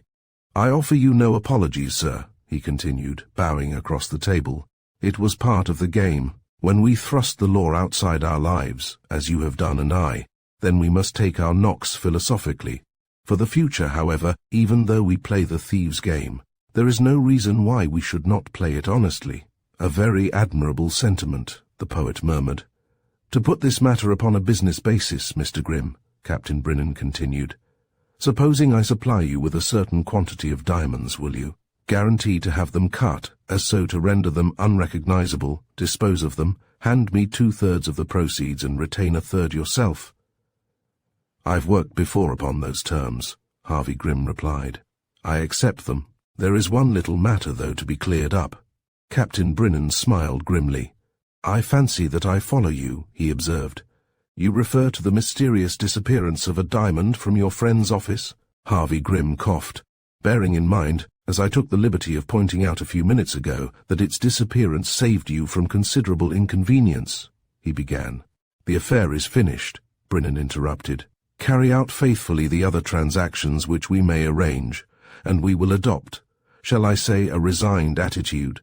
With regard to that incident, when are you prepared to deal with the first parcel of stones? At any moment, Harvey Grimm promised. You will bring them to me. The girl, who had been listening eagerly to their conversation, leaned across the table. I think, she said, that this time you had better come and fetch them, Mr. Grimm, or better still, send Mr. Aaron Rodd. Or me, the poet suggested. She shook her head. It is to be Mr. Aaron Rodd, she decided. You will not be afraid, she added, turning towards him with a little smile at the corners of her lips. Where am I to come to, and when? He inquired. She glanced at her brother, then back again towards her neighbour. I shall tell you presently, she whispered. The little party broke up shortly afterwards. The hall outside, where they lingered to make their adieu, was unusually crowded. Harvey Grimm felt a touch upon his elbow. A pleasant luncheon, I trust. He frowned as he recognized Brodie, who was apparently waiting for a friend. It was exactly the meeting which he had desired to avoid. He greeted him, however, with his customary geniality. Lunching late, aren't you? He observed. Brodie seemed scarcely to hear him. His eyes were fixed upon the young Belgian, who, with his arm in a sling, was being helped carefully into his overcoat. Suddenly, however, he stretched out his arm, laid it upon Harvey Grimm's shoulder, and drew him to within whispering distance. See here, Harvey, he muttered. I don't know what game you're playing, but if any man tries to boost me, he's going to have a rough journey. Harvey Grimm was shocked. My dear fellow, he began. Don't waste your breath, the other interrupted, as he turned away. Remember, I've got my eye on you, as well as our friend there. It may be a waiting game, but you'll find me there at the finish, sure as my name's Paul Brodie. He strode off towards the telephone booth. Harvey Grimm found his hand gripped by his guest. "My sister and I thank you for a very excellent luncheon, Mr. Grimm," Captain Brinnan said politely. "I trust that you will soon give us an opportunity of repaying your hospitality." "You will come to me," the girl whispered in Aaron Rod's ear, "at number 13, Grosvenor Square, this afternoon at 5 o'clock. The poet was inclined to be peevish as the three men walked down the Strand. "In this adventure," he declared, "I do not see where I come in. Aaron Rod is to go and fetch the diamonds, and probably have tea with the beautiful young lady who has changed her name, and you," he went on, addressing Harvey Grimm, "thereupon vanish with the stones to your mysterious treasure house and return with the gold. I am simply not in it. I might as well not exist." "It is regrettable but true," Harvey Grimm assented. "Remember, however, that you are a self-invited newcomer to our little circle. A place shall be found for you presently. I can promise you that the cycle of our adventures will not be ended with the realization of Jeremiah Sand's diamonds. This affair, unfortunately, presents no opportunity for your activities. I do not propose even to offer you more than a trifling share in the financial results." Financially, the poet announced airily, "I am independent. The taste for my poetry has spread like a forest fire. There will be a trifle of mine, by the by, in the Pall Mall tonight. Don't forget to look out for it." Harvey Grimm for once was unsympathetic. "Look here," he said, stopping suddenly. "I wish you'd forget your poetry for a few minutes. There is just one way you can make yourself useful. You saw a sleek, podgy, bulky, fat-faced-looking man with hair brushed back, who spoke to me in the hall at the Milan." The poet nodded. "I remember," he murmured, "wishing that you would allow me to edit your acquaintances." "That man," Harvey Grimm continued, "was Paul Brodie, an amateur detective. He has set himself the task of bringing about the arrest of Jeremiah Sands. He came to Europe with that idea. It was he who had the old gentleman and his daughter taken to the police station from my rooms. We have been working together, but he's out with us now, and he blames us for that fiasco. I should like to know why he is still hanging about the Milan court. I will return there," the poet promised. "I will endeavor to engage him in conversation." Harvey Grimm smiled pityingly. "Oh, my ingenuous youth," he murmured. "Your ideas of tackling a detective are bright and engaging, yet do your best. The very imbecility of your methods may lead to success. I should very much like to know where Paul Brodie is proposing to spend this afternoon." Cresswell nodded in mysterious fashion and left them. Harvey Grimm passed his arm through his friends as they turned into the little street which led down to Aaron Rod's offices. "Aaron," he said earnestly, "if your little expedition this afternoon should by any chance involve you in any manner of trouble, remember that there's one golden motto: silence. You make a cult of it in private life. If anything should happen to you, don't depart from it." At precisely the appointed hour, Aaron Rod was shown by a footman in deep black livery into a small but charmingly furnished room in the largest house which he had ever entered. On his way thither he had caught the sound of many voices, laughing and talking, the tinkling of teacups, the scraping of a violin. Evidently some sort of reception was in progress, for outside a canvas shelter was stretched to the curbstone, and a long row of automobiles and carriages was in evidence. It was almost 10 minutes before the door was abruptly opened and Henriette Brinnan appeared. She had changed her clothes since luncheon, and was wearing a gown of some soft grey material, and a large hat with black feathers. In her hand she was carrying a small brown paper package, sealed at both ends. The little smile with which she welcomed him was bewildering. "I have kept you waiting," she exclaimed, "and I must send you away again quickly. Believe me, I am not always so inhospitable. This afternoon, as it happens, Madame is receiving, and I must help her. I would ask you to come and be presented, but it is more important that you proceed swiftly with your mission." "Of course," he assented, taking the parcel from her hand. "Tell me first," she begged, keeping her fingers upon the closed door, "why were you so sad and silent all luncheon time?" He laughed a little hardly, hesitated, and was suddenly frank. "Because," he told her, "I have not yet got used to my new role in life. But it is amusing, surely. Perhaps I am old-fashioned," he sighed. "I rather resent being driven into the crooked ways." "You are thinking only of yourself, then?" To be perfectly truthful, he assured her, I was thinking very little of myself. I'm afraid for you, but why for me? Because you are reckless, he answered. Your brother may be the cleverest adventurer who ever kept the police at arm's length, but there is always the risk. You cannot go on playing a part forever. You may hide at the Milan court and call yourself what you will, and the chances are with you. But to borrow someone else's identity, to advertise yourself as the companion of a reigning princess, to occupy a position of trust and favor in her household and help to receive her guests, how long do you think that will go on? She laughed at him, but her eyes were full of kindness. You speak only of my brother's cleverness, she said. Is that because I am a woman? Let me assure you, my dear friend, in many ways I am his equal. Your fears are exaggerated. I am right, am I not, when I assume that your present position is new to you? It is, Aaron Rodd confessed. Until these last few weeks, until the day, in fact, when I first saw you in the Embankment Gardens and Harvey Grimm sauntered an hour later into my office, I have lived miserably, perhaps, but honestly. She laughed once more in his face. Oh, but you are so foolish, she murmured. Believe me, no person is really honest.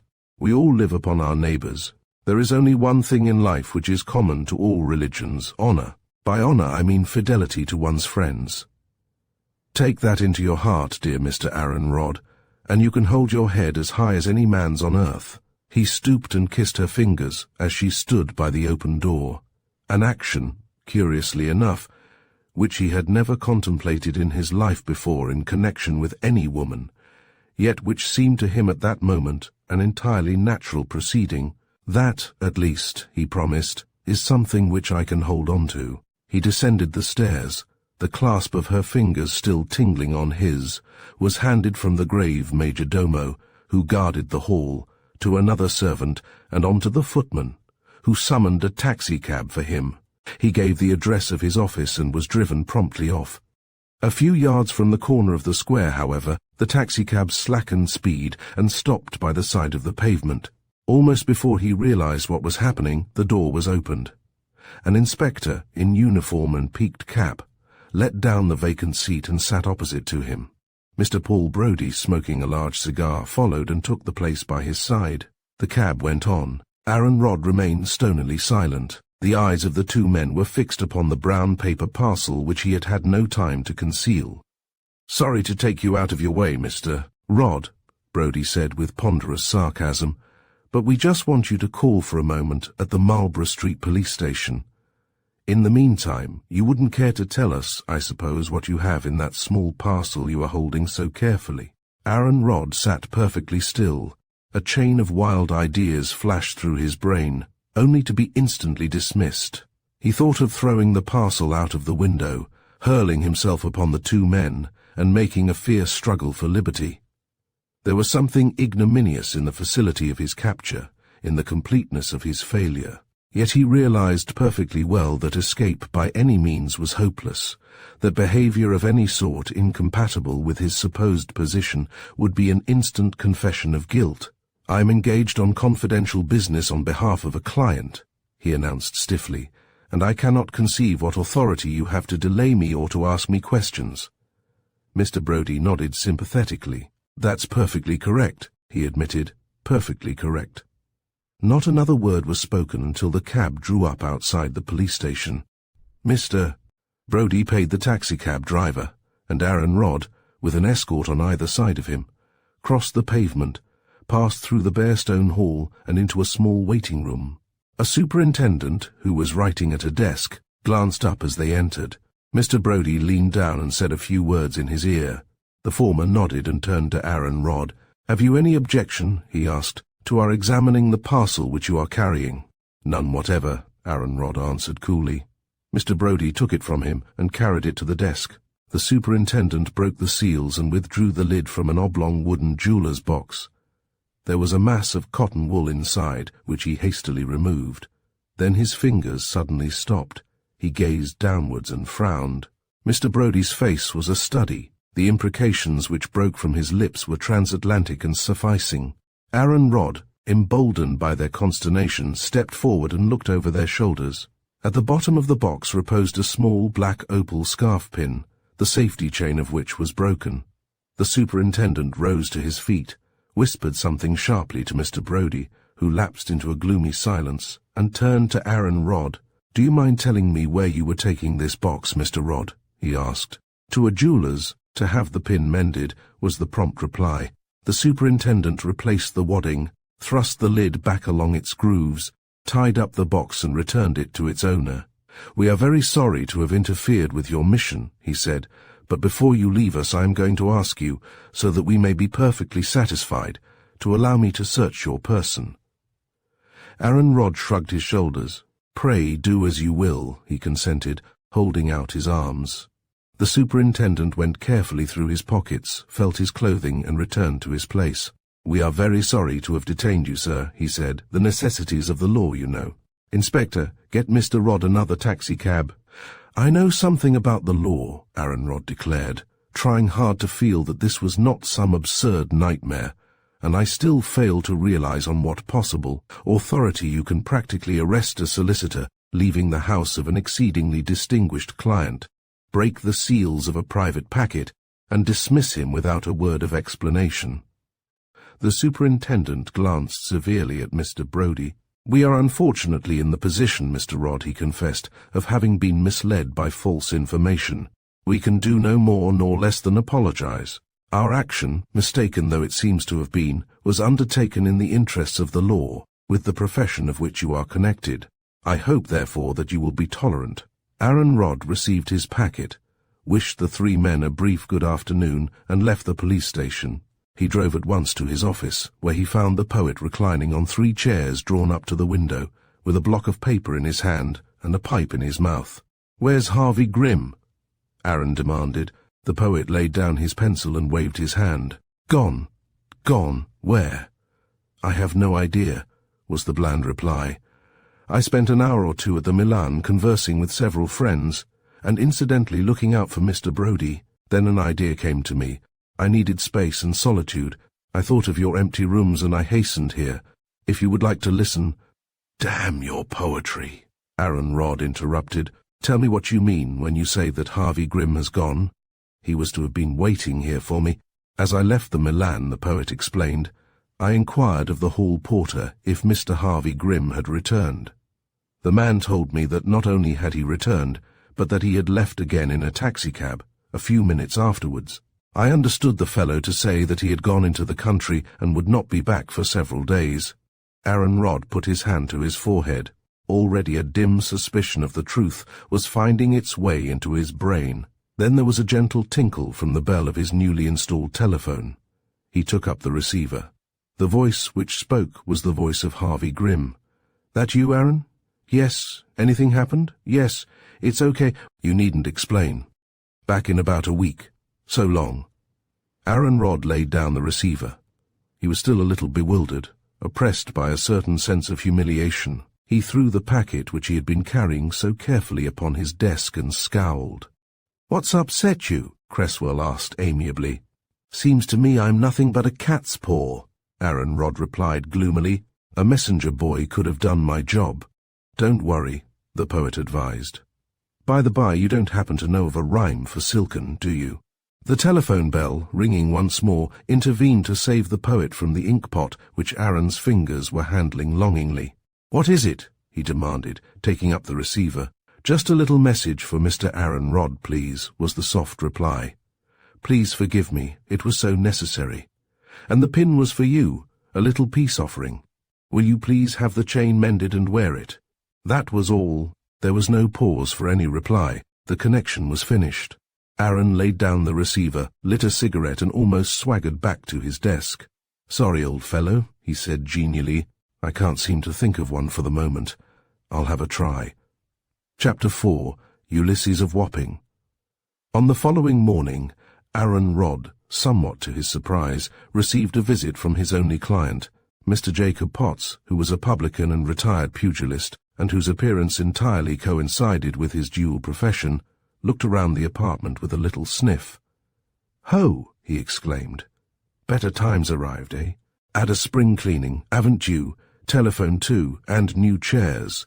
Golly, Does it run to cigars?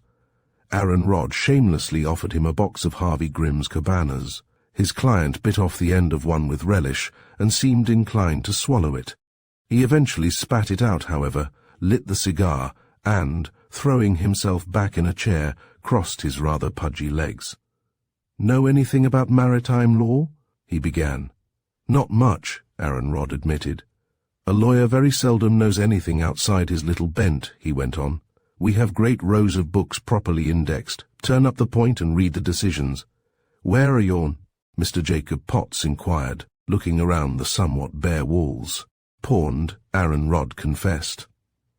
"All the same, I can go into the law library and give you an answer on any point you like to put forward within a very few minutes."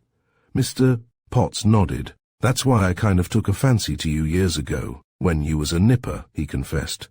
"No doubling and twisting about you. Just a straightforward answer to a straightforward question. 'Do you know anything about maritime law?' says I. 'No,' says you, 'but I can find out.' And so you can. Now, one of the regular kidney of you fellows have been messing about for half an hour, and then have read it all out of a book. You never tumbled to it yet, Governor, did you, what my new line of business was?" "Never," Aaron Rodd acknowledged. "From your conversation at various times I gathered that you saved money in the ring, acquired a prosperous public house property, and were in some way or other responsible for the organization of labor in your neighborhood." Mr. Jacob Potts grinned. Let it go at that, he decided. "Well, the point I want to know about is this. Supposing in the course of business I committed an offense against the law, you understand, and I legs it for a neutral country, you see, might be Holland, for instance. Can I be hauled off a Dutch boat in neutral waters on my way to Holland?" "It would depend," Aaron Rodd replied, "on the nature of your offense. I will let you know your exact position, if you like to come in a little later." "That goes," Mr. Potts agreed. "I've a call to make at a public house in Craven Street. There's a promising lad there I saw with the gloves on for the first time in his life the other night. I thought of making a match with him against Canary Joe. Have you ever seen Canary Joe box?" "I have never seen a boxing match in my life," Aaron Rodd replied. "Lummer," Mr. Jacob Potts gasped. "Well, I suppose yours ain't a sporting profession. Mine is. In every sense of the word," he added with a grin. "What about 12 o'clock, Governor? That'll give me time to get a can of beer and some bread and cheese." "I shall be quite ready for you at that time," Aaron Rodd promised. The ex-publican departed, and Aaron Rodd, after giving him time to get away, followed him out into the street, spent half an hour in the nearest law library, and returned with a volume under his arm. He found the poet seated on the top of the stairs outside his rooms. "My dear fellow," the latter exclaimed peevishly, as he rose to his feet, "this new habit of yours of locking the door after you is most inconvenient. Why not go to your club and wait?" Aaron Rodd suggested. "It's only a few yards away." "Inhospitable," the other sighed, "and I have come to you filled with a most generous idea. Listen, this may seem a commonplace thing to you, but to me it is an epoch in my career. I have opened a banking account. I noticed that the bookshop was thronged as usual as I came by," Aaron Rodd remarked. "This week, the poet declared solemnly, will practically sever my connection with the bookshop. My publishers insist upon it that my work must be distributed in the regular fashion. Henceforth, the poems of Stephen Cresswell will be on sale at every reputable bookseller's. At 4 and 6pence, if you please. I have also an agent and, as I before remarked, a banking account." Things have changed with me, Aaron Rodd. Only yesterday I found myself in need of a £10 note, referred the matter to my publishers and found them most affable. "How are adventures this morning?" "Nothing doing," was the prompt reply, "until Harvey Grimm comes back. My only client has been to ask me a question about maritime law. He is coming back directly." The poet ignored the hint. "My presence here will do you good," he pointed out. "He will perhaps take me for another client. He is not a man of culture by any chance?" "He is not," Aaron Rodd admitted tersely, "nor is he one of those who have been whacked into reading one of your poems. He must have read about them. At any rate," Cresswell insisted a little irritably, "if you introduce me, you had better mention my identity. Fame so far has left me quite unspoiled." I still feel a little thrill of pleasure in noticing the effect which the mention of my name has upon strangers. Come in, he added pleasantly, in response to a thunderous knock at the door.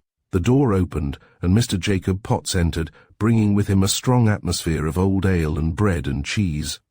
To Aaron Rod's surprise, he recognized the poet with a broad grin. "My Ulysses of Wapping," the latter exclaimed, holding out his hand. "What a meeting!" Mr. Jacob Potts jerked his thumb towards Cresswell as he turned to the lawyer. "One of my clients," he remarked. Aaron Rod was puzzled. He had once paid a visit to the Riverside public house over which Jacob Potts presided, and he found it hard to associate Cresswell in any way with the atmosphere there. Mr. Jacob Potts had pressed a thick forefinger to his lips. "Mum's the word, Governor," he declared reassuringly. "Don't you worry." The poet picked up his hat. "From this gentleman," he asserted grandiloquently, "I have no secrets. To be frank with you, it was he and another friend who are responsible for those incidents in my career with which you have been professionally connected." Mr. Jacob Potts glanced at him admiringly. "That's how he talks down at Wapping. Ain't it wonderful?" he observed. Stephen Cresswell edged towards the door. "When you have finished with our friend here," he said, addressing Aaron, "come across to the Milan. I have a proposition to make anent the opening of my banking account. It is connected with food and drink. Au revoir. Farewell, my Riverside Goliath," he added, waving his hand to Jacob Potts. "Remember, our little bargain still goes." Mr. Potts's large face was convulsed into humorous wrinkles. "That's a queer gent," he declared as the door closed. "Come to me. He did, some time ago, heard I'd been a bit of a bruiser and asked me to teach him a knockout blow, something quick and not dangerous. Lord love me, I used to let him go on and give him his fill of beer for the sake of hearing him talk. How I laughed when I tumbled to his game, me and the missus. He'd written some stuff what no one would read, and his idea was to advertise it. Up you goes to an old gent at a dark corner. 'Have you read my book?' he asks. 'No,' says the old gent. 'Cresswell's poems, 8p a copy, number 32 Manchester Street,' he says, and biffs. 'Him one?' Then other nervous old gents hear about this and buys the poems, give the proper answer when they're tackled, and home they goes to tea. Holy Moses, it was a great scheme, but it was a greater before I'd done with it. Where did you come in?" Aaron Rod asked curiously. Jacob Potts drew his chair a little closer to Aaron Rod's desk. "Well," he explained, "it's giving things away a bit, but to one's lawyer I don't know as it matters. I'm a kinder provider of men as can be trusted to give anyone a clout on the side of the Eid, and no questions asked. I could lay my hand at the present moment on some titty of 'em. Good to give any ordinary person a dom. Why, the third night after yon chap'd come to me, I'd 25 of 'em out, all asking the same question, at 10 bob a time. It cost him a bit, but where on earth did he get the money?" Aaron Rod asked. "He was broke when we met him first. I financed him," Jacob Potts confessed. "I tell you, the idea fair tickled me. I found the coin, and he paid me back, like a gentleman. I only sends 'em out now when we're slack with other work, but whenever we have a little affair doing, whatever the cost may be, we always commence it the same way Ave you read Stephen Cresswell's poems. No, and then biff." The publican leaned back in his chair, and his fat body shook with laughter. He mopped the tears from his eyes with a big red bandana handkerchief. "To think of meeting Emir," he murmured weakly. "You see, we has our jokes even in the serious professions. Not that I ever let my boys go too far," he concluded, "and I keep 'em out of trouble as much as I can. That's why I want to know the law about this sea business." Aaron Rod read him extracts from the volume he had brought back, and explained several doubtful points. The publican's face was a little grave when he had finished. "I ain't at all sure," he decided, "that I fancy trusting any of my best boys with this job, and I loathe foreigners anyway." "Well, I won't ask you any questions," Aaron Rod said, "but if you want any free advice, here it is. You've made plenty of money. I should keep friends with the law if I were you. You can't employ such a band of ruffians as you've been talking about, and not find a wrong 'un amongst them now and then. If one of my lads," Jacob Potts declared solemnly, "was to squeal, I tell you the rest would be on him like a pack of foxhounds on a fox. They'd tear him limb from limb, that's what they'd do. That wouldn't do you a great deal of good if you were in prison, Aaron Rodd reminded him. However, you know the law now. I know it, and I ain't sweet on the job, Mr. Jacob Potts confessed. Howsumver, good morning to you, Mr. Rodd, and much obliged. You'll add your little bit on to my quarterly account. What-oh, another client, he added. I'm toddling. He shook hands with his adviser and reached the door just as it was opened, and Henriette entered. He stood for a moment as though stupefied. Then, as he disappeared through the doorway, he turned round and winked solemnly at Aaron. Wishing you good morning, governor, he said as he closed the door. Curiously enough, as on that first morning when they had met in the Embankment Gardens, a little ray of wintry sunshine, which had stolen in through the dusty, uncurtained windows, lay between them. Aaron Rodd, whose first impulse had been one of joy at this unexpected visit, stopped suddenly in his progress across the room. There was something so entirely different about her, a change so absolute and mystifying. The faintly supercilious deportment and expression of the young woman of the world, carrying herself so easily and with such natural grace and self-possession, seemed to have deserted her. She was suddenly a frightened child seeking for shelter, and with a lightning-like effort of imagination, he seemed to see her flying for sanctuary from those terrors of which he had already warned her. Is anything wrong? He inquired quickly. Anything fresh, I mean. She sank into his chair. She was panting a little as though she had been hurrying. I am afraid, she confessed. I am terrified. Give me your hand to hold and listen. She gripped his strong fingers. They both almost held their breaths. There was no sound except the distant rumble of traffic. By degrees she grew calmer. You are not worrying about my errand? He asked anxiously. You know what happened to me? It isn't that, she told him simply. That was all planned beforehand. You didn't mind? Of course not, he assured her. It is something which happened before I came to England, she went on. Something terrible. Something from which it seems to me I can never escape. Listen, I must tell you one day. I shall tell you now. Leopold has always been fortunate, but the luck went against me one day. I was face to face with detection. I had the whole of the jewels in my possession. I was confronted with the worst. I hadn't time to think. I killed the man who would have brought ruin on all of us and on me, worse than ruin. Do you hear? I killed him. Aaron Rodd sat speechless. She seemed so small and delicate-looking. It was incredible. He was a great man, a colonel in the Prussian Guards. He had high connections, some of them Belgian. The threats of his people reached my ears even before I had escaped. They swore to get me back into Belgium, and if I were once there, God knows what would happen to me. At first, when I reached London, I felt safe. I managed to become attached to the household of Madame. Surely in London was sanctuary, and lately I have felt different. This man, I will not tell you his name, he is connected even with the family of Madame herself. I begin to fear that they have suspicions. The princess has been cold to me lately. There are several others in the household who seem to look askance at me. I have had letters from relatives in Belgium inviting me to go back. Some of them, I know, have been forgeries. During the last few days I have been followed about. Only yesterday there was a little fog. I was in the square near the corner of Brook Street.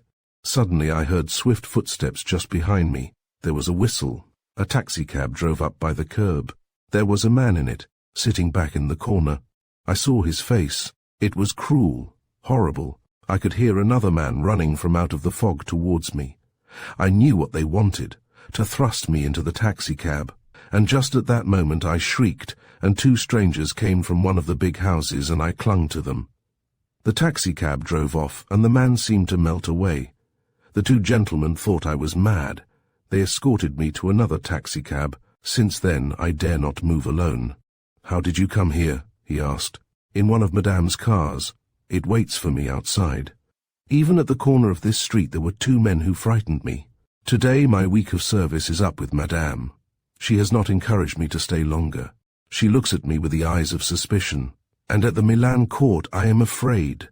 My grandfather is so old, the world is finished for him, and Leopold is so cold and mysterious. He comes and goes with never a word. There, you see what has happened to me, she exclaimed, with a little quaver in her tone. I have lost my nerve, "And I have been brave, Monsieur Aaron Rod. Believe me, I have been brave." "Of course you have," he answered encouragingly, "and of course you will continue to be brave. You must not fancy things. Believe me, you are safe here, safe at least against being sent back to Belgium against your will. The fears for you and about you—" "Well, what are they?" she interrupted anxiously. "Tell me about them." "These diamonds," he continued slowly. "If I might venture to say so, it seems to me that your brother is making a mistake in dragging you into the affair at all. We could have done our business with him and left you out of it. But he is watched every hour of the day," she explained. "They cannot find the jewels, and they can prove nothing against him unless they do find them. But they know very well that soon he must dispose of them, and they never willingly let him out of their sight. Besides, we are all to share in the proceeds. Why should we not take a little of the risk? Oh, believe me," she went on eagerly, "I can face anything that comes to me through the jewels. It is the other thing I am afraid of. I cannot speak even to you of that awful moment. The man who guessed our secret." He offered silence. We were alone. She broke off suddenly, absolutely incapable of speech. She was white almost to the lips. Her eyes were filled with reminiscent horror. He leaned over and took her hands once more a little clumsily in his. "Don't think of it," he begged. "That part of it, at any rate, is done with. One must fight for what one has for the sake of others." I know," she agreed, trying to smile at him. "But tell me again. There isn't any way, is there, that the Belgian authorities, I suppose they do still control their own law courts, could be cajoled into having me sent back? I am frightened. I begin to wonder whether these men, who I am sure have been watching me, are emissaries from the foreign police." He smiled reassuringly. "Not a chance," he declared. "They have something else to do just now. Believe me, you are frightening yourself about nothing.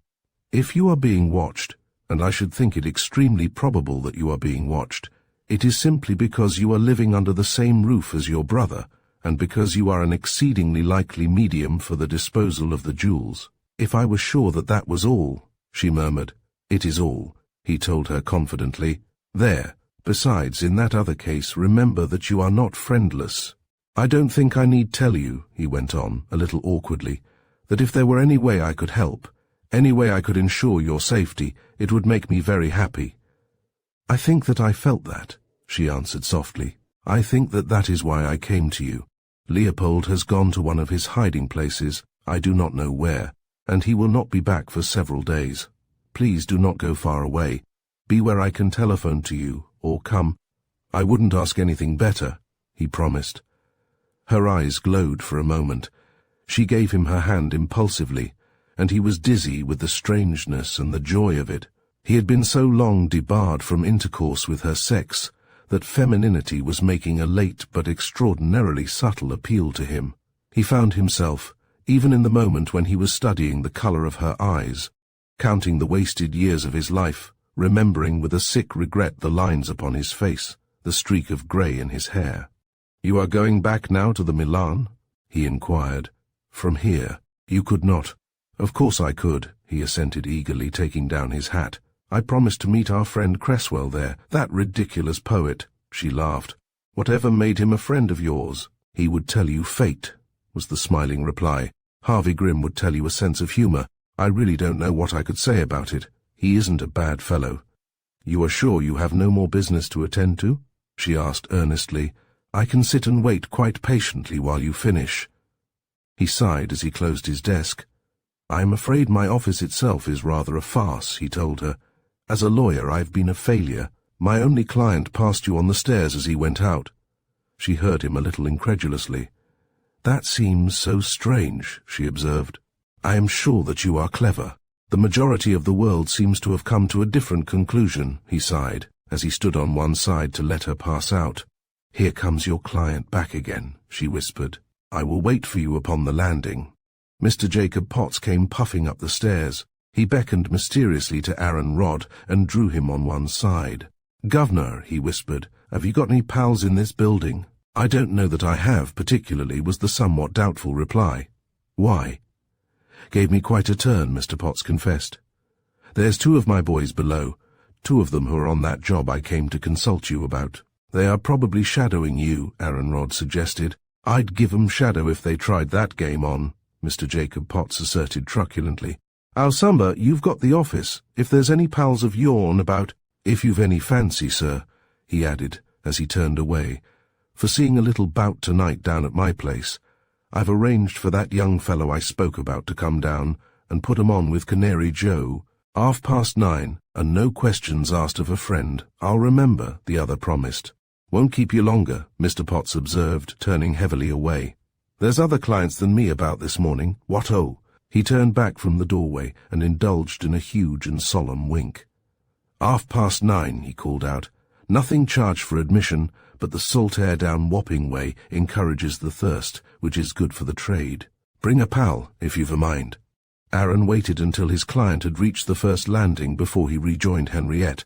They drove in what was, to him, unaccustomed splendor to the Milan, and parted in the little hall.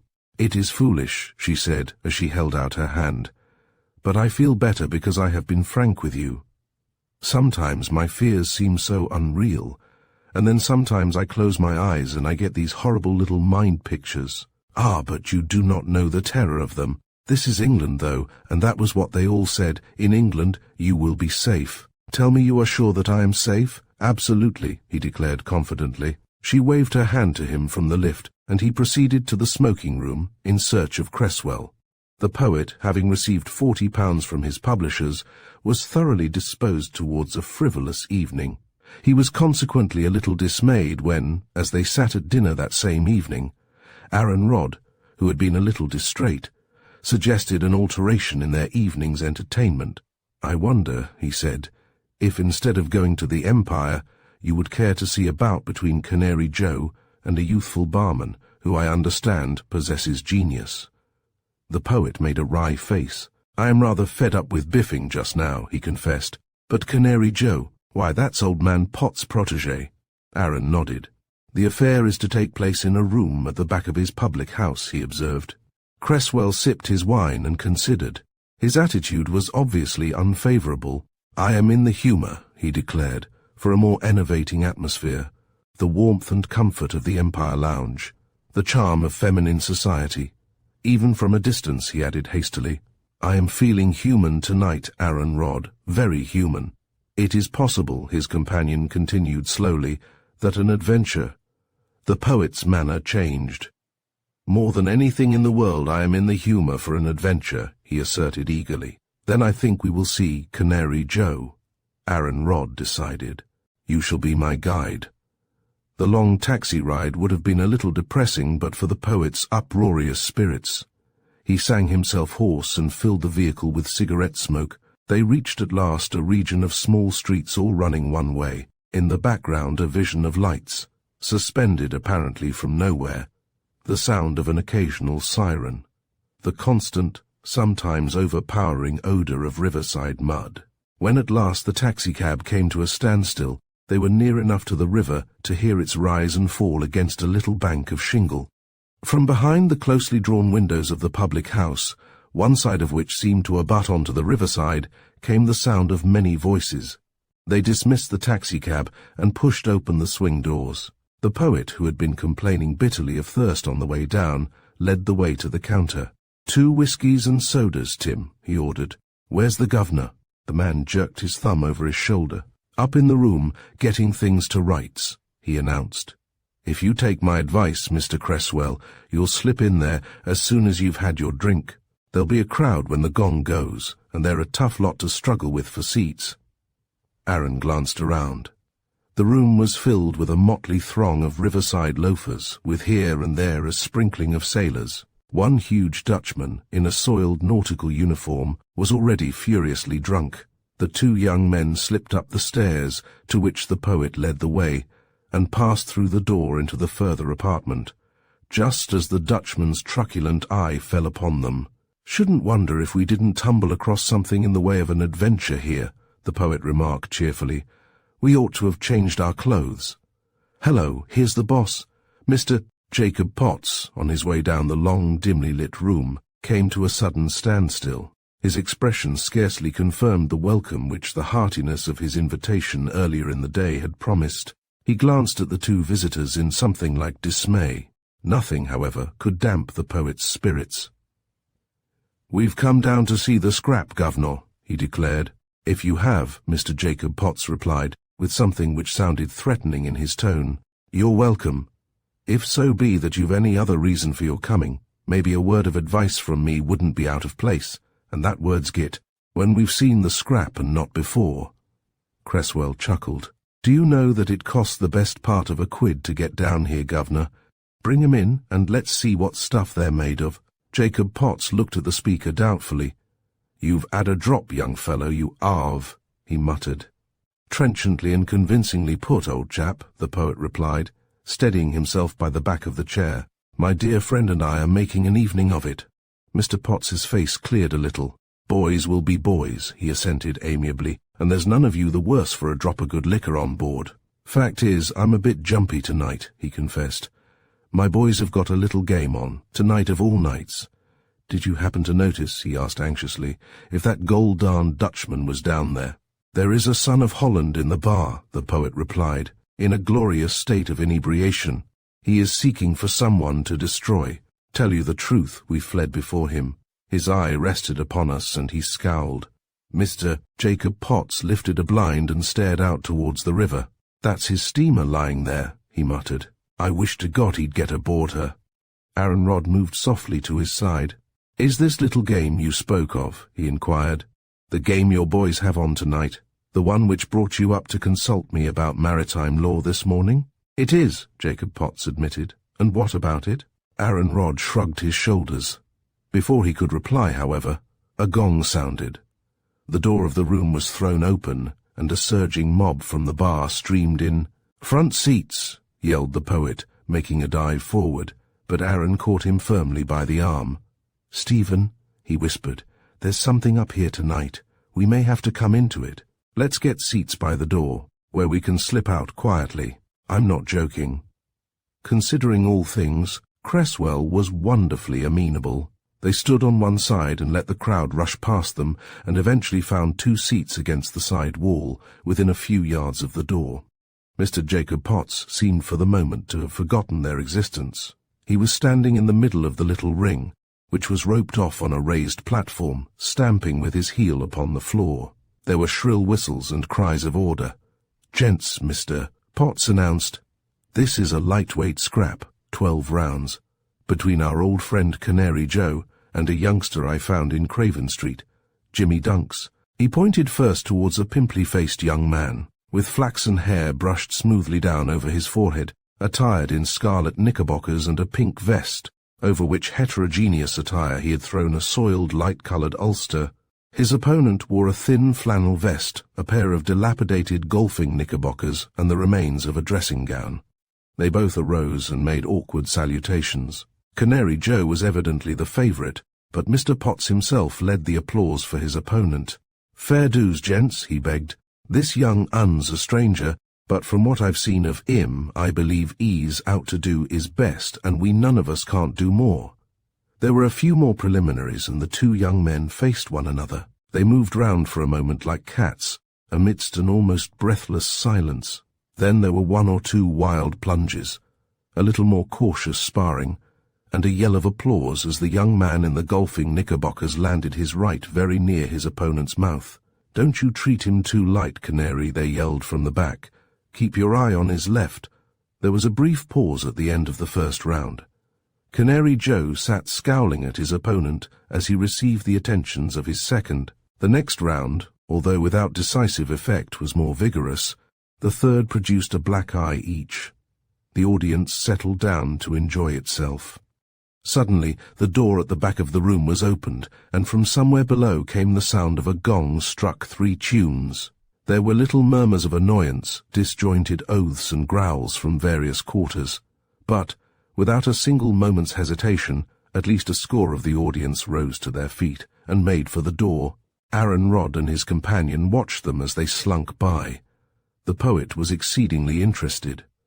"Someone's going to get a biffing tonight," he confided. "I wonder what it's all about." Aaron acted on an inexplicable impulse. "Let's go and see," he suggested. The poet rose at once to his feet. He was ready enough, if a trifle dubious. They won't want us butting in, he remarked. All the same, we might see a little of the fun. It will be more like the real thing than this. They passed down the few stairs into the bar. Several of the men had paused for a drink, but others had already slunk out into the street. Following on the heels of the hindmost, Aaron Rod and his companion found themselves almost swallowed up in a sudden fog which had rolled in from the river. From somewhere in the midst of the chaos they heard a quick, authoritative voice. "Joe, you and half a dozen of you take the corners of the street. Hold up anything that tries to come down. Start a fight amongst yourselves if there are coppers about. You others come out on the wharf. That Dutchman's in this, I'll swear," the poet whispered. "Let's try and find our way down to the river. I know where the gate is." Almost as he spoke, a heavy hand descended upon his shoulder, and a dark, evil face was thrust almost into his. "Look here, governor," the man said. "You mayn't be after any arm down here, but it's one of them nights we don't need strangers around. You tumble? The old man's wolves are out, and they've a nasty way of snapping anything that comes along." "What's the game, Sid?" the poet asked engagingly. "We're only here for a bit of sport." "Never you mind what the game is," was the terse reply. "You get back and watch those two chickens scratching one another's faces." There was a moment's silence. Then from a few yards off came the sound of a slight moan, as from a person suffocating. "What's that?" Aaron Rod demanded sharply. "Never you mind what it is," was the swift reply from their unseen adviser. "Take your carcasses inside if you want to keep them whole." He vanished in the fog. Aaron Rod gripped his companion's arm. "Stephen," he muttered. "That was a woman's voice. Sounded like it," the poet assented. "Have you got your electric torch in your pocket?" "Yes." They heard the rattle of a key in the gate which led out onto the wharf. For some time it refused to turn. Again they heard the moan, and Aaron's blood ran cold. "I can't stand this, Stephen," he whispered hoarsely. "Come on." "One moment," the poet answered. "They can't get the gate open. I don't believe the governor's onto this. Stay where you are for a minute." He hurried back, tore up the stairs and into the dimly lit room, filled still with breathless expectancy. It was the end of another round, during which Canary Joe had obtained some slight advantage. The poet walked straight up the room, regardless of the growls which assailed him, and touched its presiding spirit upon the shoulder. "Governor," he said, "you told me, when we had dealings, that you'd never taken on any job in which there was a woman to be harried." "That's right, boy," Jacob Potts agreed. "There's a woman in the game tonight, a woman who has been brought down here by some of your lot, and who is down there now, either drugged or half-conscious. They are trying to get her on the Dutchman's steamer." "How do you know it's a woman?" was the brief demand. "I tell you, we both heard her groan," the poet insisted. Jacob Potts rose to his feet. "Boys," he said, addressing the belligerents, "and gents, there will be a 10 minutes interval. Sorry, but it's business. Joe will serve the drinks, which for this occasion only will be free." The 10 minutes interval, softened by the promise of free drinks, displeased no one. Jacob Potts, still in his shirt-sleeves, strode out of the place, through the front room of the public house and out into the street, where a queer, unnatural silence seemed to reign. "There ain't no woman about 'ere," he exclaimed. Aaron Rod suddenly flashed his torch. The iron gate was closed. There was no one before it. They could hear the sound of men's footsteps a few yards away on the old wooden wharf. "They've just gone through," Aaron whispered fiercely. "Come on." Jacob Potts produced a key from his pocket and swung the gate open. "If you fellows have made a fool of me," he muttered, "there'll be trouble, but if my boys have let me in, there'll be hell." Just as he finished speaking, they once more heard the faint, smothered cry from in front, followed by a man's oath.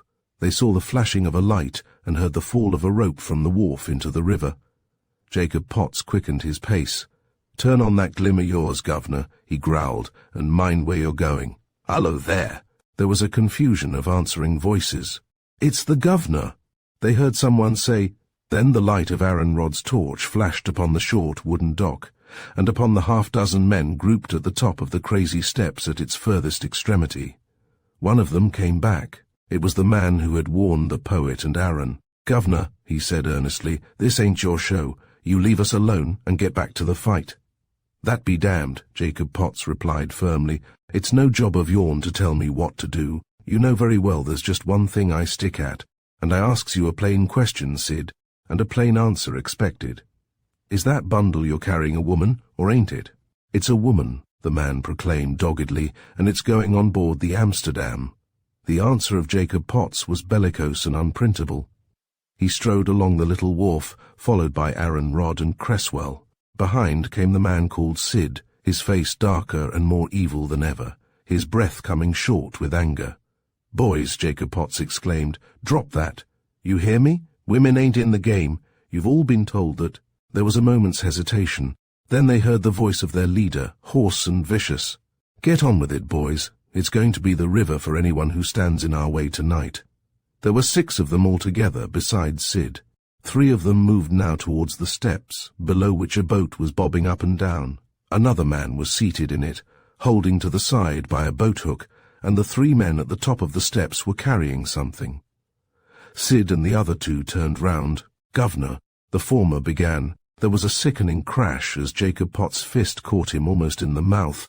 He rolled over and up again onto his feet, remaining warily out of reach.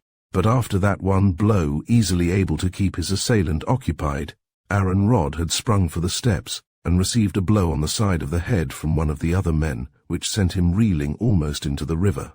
"Get her aboard," Sid cried out. "We can tackle this lot. No one can get down the street. The boys will see to that." Then there was a fierce, ugly silence for several moments.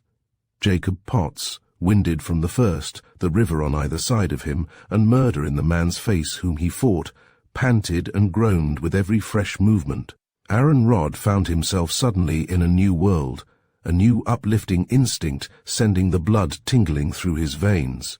He was fighting, a thing he had never done since his school days, fighting with long, swinging blows, making scarcely an effort to protect himself, fighting in an atmosphere indescribable, the thirst for blood hot in his veins, with one desire throbbing in his heart, to kill or throw into the river the man who kept surging up towards him. It was a vicious face, fair-complexioned once, but dark now with engine grease, with bleary eyes, mouth wide open all the time, disclosing a broken row of hideous, sickly-looking teeth. But for the man's evil life, he would have disposed of his opponent with his first few blows, for he had been in his day a bruiser of some repute. But Aaron Rodd knew no pain, felt no fear, and he was the first conqueror. Through sheer fortune, hitting wildly with all his strength, his long right arm landed full on the point of his assailant's jaw. The man went over with a sickening crash. Sid, who was sparring still with Jacob Potts, leaned for a moment downwards. "Lay her down in the boat and come up, one of you," he shouted. "Bill's done in. Get down and let the other boys through. They're at the gate. We'll finish off these blighters then." One of the men, who had been stepping into the boat, turned back. Suddenly there was a scream from below, and Aaron Rodd knew that his had been no dream. The voice was Henriette's. "Help! Help!" she cried. Her voice was smothered, but Aaron Rodd's shout rang through the night. "We're here, Henriette. We'll rescue you. Hold on." Then there was the sound of a mighty splash. The poet, who had suddenly closed with his man, had got him to the very edge of the wharf. Apparently one or both had lost their balance. For a moment the fighting ceased. Everyone listened. A few yards away they could hear the long, level strokes of a man swimming, one man only. Then Jacob Potts's voice broke the tense silence. I'm done," he moaned. Aaron Rodd, who had been waiting for the 2 men running up the steps, swung round. A peaceful man all his life, he was suddenly a fiend. He seized the electric torch from his pocket and brought it down with all his strength on the head of Jacob Potts's opponent. The man fell over with scarcely a cry, just as the publican reeled backwards. The realization of what had happened gave him a moment's extra strength. "You've done him, sir," he faltered. "Can you keep those other 2 off for a moment whilst I get my wind? That brute hit me below the belt. I forgot he wouldn't fight fair. Mind this little one, he'll trip you." Aaron Rodd turned almost with a laugh to meet his 2 assailants. It seemed to him that there was a new joy in the world. He whirled the torch over his head, missed the skull of the nearest of the newcomers, and brought it crashing onto his shoulder. At the same time, he himself received a fierce blow from the second man, staggered, tripped and recovered himself. The whole place went round. He put his hands up for a moment before his head, felt them battered down, struck wildly again and again. One of his blows went home with a sickening thud, and the joy of it thrilled him. Both men were closing in upon him, however. On the other side of the wharf they could hear the gate being rattled. There was a low whistle twice repeated. The man from the boat shouted, "Climb the gate, boys! There's more of 'em." Jacob Potts gasped. "Keep it up for a moment, Mr. Rod. I'm coming in to help you." Then there was another hush, ominous, in a sense mysterious. There was a sound which conveyed little enough to Aaron Rod, but which the others recognized promptly enough. The long mechanical swing of oars. Without a second's hesitation, Aaron's two assailants turned and ran, fleet-footed and silent, off the wharf, and vanished somewhere in the darkness. The gate was rattled no more, and from up the street came the sound of flying footsteps. Jacob Potts began to sob. "It's the police, the river police. That ever I should be glad to welcome 'em. Get down to the boat, Mr. Rod. My God, what's come to you, sir?" Aaron Rod walked from one side of the quay to the other like a drunken man. There were all manner of stars in front of him. He gripped hold of the rope and stole down the steps. He was suddenly steadied by a great excitement. With a black shawl torn back from her head in that last struggle, her feet and hands tied together, the remains of a gag hanging from her mouth, her face livid, her eyes full of horrible fear, lay Henriette. She saw him swaying over her, gripping the end of the rope, his face streaming with blood but with all manner of things in his eyes, and she made a little movement, tried to hold up her hands, tried even to smile. Oh, thank God! Thank God! The sound of the oars was no longer audible. A long boat, crowded with men in dark uniform, came gliding out of the shadows. A boat hook gripped the side of the quay. The poet, looking like a drowned retriever, stood up in the bows and cheered lustily. One of the uniformed men, who seemed to be an inspector, flashed a lantern upon the scene. "What's wrong here?" he asked quickly. Aaron Rod kneeled upon the slippery steps and pointed to the girl. One of the men clambered into the boat and cut the ropes. They half carried her up onto the wharf. The policemen followed. They flashed lanterns around. The man Sid was lying on his side, motionless. Aaron Rod's first assailant was tying in a doubled-up heap, moaning to himself. Mr. Jacob Potts was just beginning to recover himself. "So you're in this, are you, Potts?" the inspector remarked grimly. "The boy's broken loose, eh?" "Just a little scrap," the publican groaned. Then Aaron Rod was suddenly aware of a new sensation. He felt a pair of warm arms thrown around his neck. The poet, who had been shaking himself like a dripping dog, sprang to his side. The sky came down, and the planks beneath his feet seemed jumping towards his throat. But Aaron Rod, though the world around him was fading fast from his consciousness, had found new things, and he was quite happy. Chapter 5. The Mysterious Assistant. Abraham Lechewisky stood in the doorway of his small but brilliantly lit shop in one of the broad thoroughfares leading out of the Mile End Road, and beamed upon the Saturday night passers-by. He was, in his way, a picturesque-looking object, patriarchal, almost biblical. He wore a long, rusty black frock-coat, from which the buttons had long since departed, but which hung in straight lines about his tall, spare form. His dishevelled grey beard reached to the third button of his waistcoat. His horn-rimmed spectacles were pushed back to his forehead. Every now and then he harangued a likely-looking couple in mild and persuasive accents. "Young gentleman, stop 1 minute. Bring the beautiful young lady inside. I am selling sheep tonight, very, very sheep. Young gentleman, you want a real diamond ring? I have the sheepest diamond rings in the vault. I am Lechewisky, the gem merchant. You bring your moneyish to me. You get better value than any veer in Whitechapel or the West End. Come inside, my tears." A few of the passers-by answered him with chaff. One or two of the more forward of the girls threw him a kiss. Old Father Lechewisky on a Saturday night was a familiar feature of the dingy marketing thoroughfare, but tonight more than one fancied that his heart was not in it. Presently, during a lull, he turned back into his shop, fingered lovingly a few of his wares, gewgaws of the most glaring description, and then turned to a small boy who stood behind the counter, a remarkable cross-eyed youth, standing little higher than the counter, with black hair, a narrow face, and sallow complexion. "David, you call me the moment anyone puts their head in the shop. You hear? Call loudly." "All right, Grandfer," the boy replied. "Can I go to the door and shout at them?" "If you like," the old gentleman agreed tolerantly. "If you sell anything, perhaps I give you a little commission." A beatific smile spread over the boy's face as he scrambled under the counter.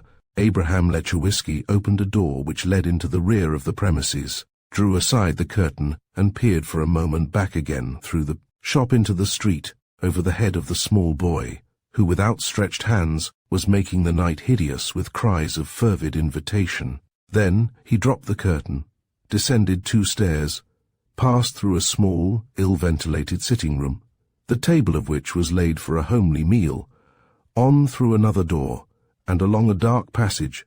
Through a further door at the end came a sliver of brilliant light. He knocked twice softly and stepped inside. A man with a tired, livid face, his clothing covered by a long smock, heavy spectacles disfiguring his features, was stooping over a tiny lathe. The soft whir of a dynamo from a corner purred insistently. A brilliant droplight from the ceiling was lowered almost over the bench. Something glittered in the white hands of the workman as he turned around with a little start. "Lechowiski," he muttered. "Well, finish for tonight," Lechowiski whispered imploringly. "All the evening I have been uneasy. Just now I stand in my doorway and I shout my wares and my eyes search. There is a man in the clothing shop opposite. He pretends to deal with Hyam for a suit, but I see him often with his eyes turned this way. He is like the man of whom you have told me, the man Brodie." The artificer did not hesitate for a moment. He looked in the mirror opposite to him and straightened a little more naturally the coal-black hair, which only an artist could have arranged. With his foot he stopped the dynamo. From a cupboard opposite to him he brought out a dozen cheap watches and spread them around. One of these he proceeded with neat fingers to take to pieces.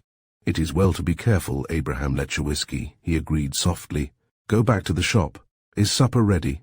"There is a little cold fish upon the table," Lechowiski replied. "It is useless to wait for Rosa. We will sit down, you and I, when you wish." A faint flicker of disgust crossed the face of the listener. He watched the disappearing figure of the old man. Then he half closed his eyes.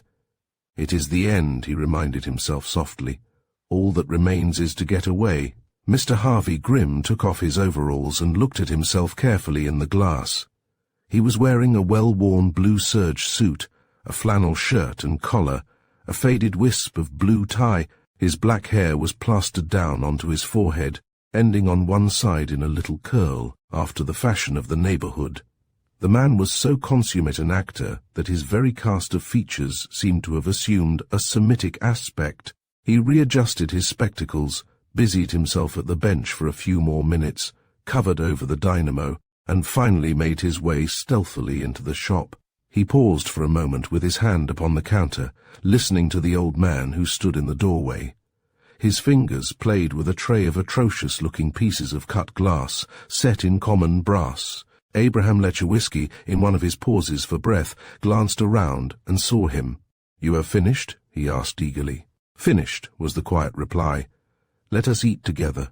The jeweller abandoned his place, which was promptly taken by the small boy. "You go and have your supper, Grandfer," he begged. "I do some good business." "Aren't you hungry?" the old man asked affectionately. The small boy shook his head. "I rather stay here and do business," he declared. "Young gentleman went by just now, wants diamond ring to give to the lady. He promised to come back." They left him standing upon the threshold, eager and expectant, and took their places in the musty little room before the fragment of cold fish, at which Harvey Grimm glanced for a moment in disgust. They had barely settled down before the door was thrown vigorously open. A tall, dark young woman, dressed in all the finery of the neighborhood, swung into the room. She held out her cheek to her grandfather, but her bold black eyes rested upon Harvey Grimm. "What a supper!" she exclaimed scornfully. "And after I've been away for nearly 10 days, too. You don't expect me to eat this, do you?" "Sit down, my dear, and take a little," the old man begged nervously. "If I had been sure that you had been coming, "But we are never sure of you, Rosa. We expected you last Saturday, but you never came." "Pooh! That is your own lookout," the girl declared. "You are rolling in money, grandfather, and you live like a pauper. I wonder your young men stay," she added, showing a row of white teeth as she beamed upon Harvey Grimm. "I'm sure I shouldn't, unless you treated me better than this. If you like, my dear," Abraham Lechowiski suggested, "I will go out and buy some fruit." She pushed him back in his place. "Sit still," she ordered. "I will eat with you what there is. Afterwards we will see." They proceeded with their very scanty meal.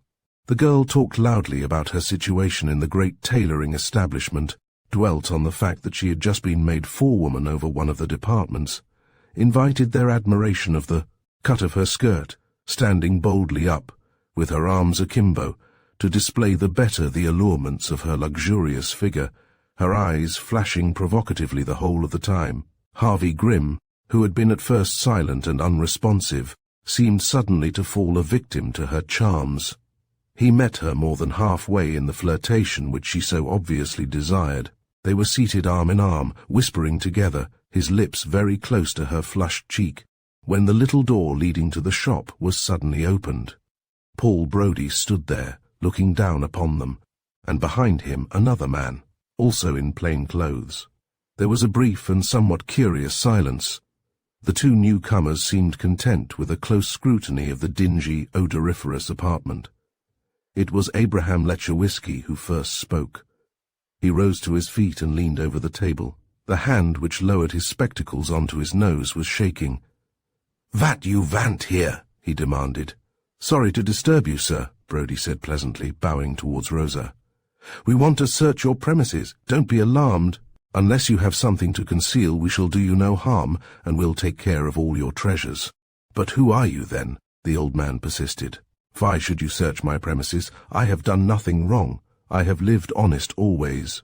"That's all right," Brodie declared soothingly. "We ain't going to hurt you any."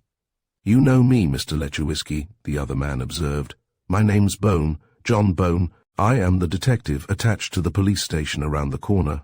We won't worry you any more than we're obliged to, but on this gentleman's information we are bound just to have a look round." "But my business, it will be ruined," Abraham Lechowiski cried, wringing his hands. "If my customers know, they will never believe again that I am an honest man. I shall be ruined. They will come no more near my shop." "Nothing of the sort," the detective assured him.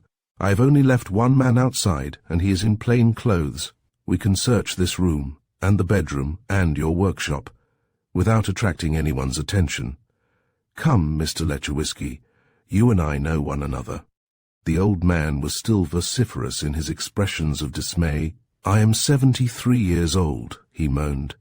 "I have never been in trouble. I am honest, just as honest as a man can be." "Then keep your hands exactly as they are now," Brodie told him. "So?" With the ease of experience he ran his fingers over the old man's clothing, searching him from head to foot. "Well, I never!" Rosa exclaimed, her eyes flashing angrily. "Fancy treating an old man like that! Is anyone going to try to do it to me, I should like to know? They'll feel my fingernails if they do." "It will not be necessary," John Bone replied politely. "We watched you enter." "What you looking for?" she asked, her curiosity getting the better of her anger. "Ah," the detective murmured. "Is this your assistant, Mr. Lechowiski?" He went on. Harvey Grimm rose slowly to his feet and held out his hands. "I am not an assistant of anybody's," he declared, and his voice seemed to have undergone an extraordinary change. "My name is Ed Levy, and I am a skilled watchmaker." John Bone searched him briefly from head to foot. All the while Brodie was going round the apartment. Cupboards were peered into, ornaments turned upside down, the boards and walls tapped, every possible hiding place ransacked. John Bone disappeared for a few minutes up the stairs, and they heard his heavy tramp in the bedroom above. As soon as he had returned, the two men made their way towards the inner door. "Come with us down to the workshop, Abraham Lechowiski," the detective invited. "What you want me for?" the old man asked querulously. "Never mind. Come along with us. We may have questions to ask."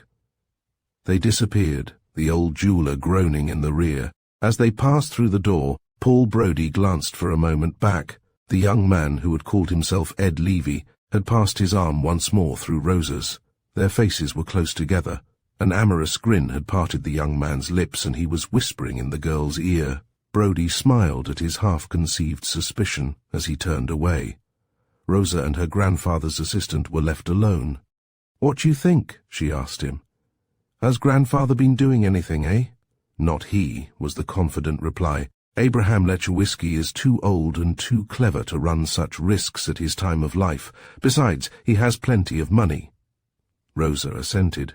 She was apparently convinced of her grandfather's probity. "You're right," she declared. "He has got plenty of money and no one to leave it to except David and me. A nice dowry for me, eh? Lucky girl." Harvey Grimm sighed. "These young men, they know it," she went on. "There's Mr. Hyam from opposite and the two Solomons, but I don't like them. They're too clumsy. I like you." He held her hand tighter. She presented for his examination her fingers, exposing a very large and brilliant ring and a massive gold bracelet. "I love jewelry," she confided. "Isn't that beautiful? Someday you give me a ring, eh? And I wear it. Which finger you like me to wear it on?" "Someday," he promised, "when I am earning a little more, I will give you a jewel that will make all the girls in your workshop mad with envy." "If you want to earn more money," she asked, "why do you work for grandfather?" All the young men make jokes about him. He never pays anyone half what they are worth. Harvey Grimm nodded mysteriously. "You wait," he told her. "I never stay long anywhere. I am a journeyman repairer. I earn more money that way. I have about finished here now." "Tonight," the girl whispered, "you take me to a cinema palace. There's a fine one at the corner of the street.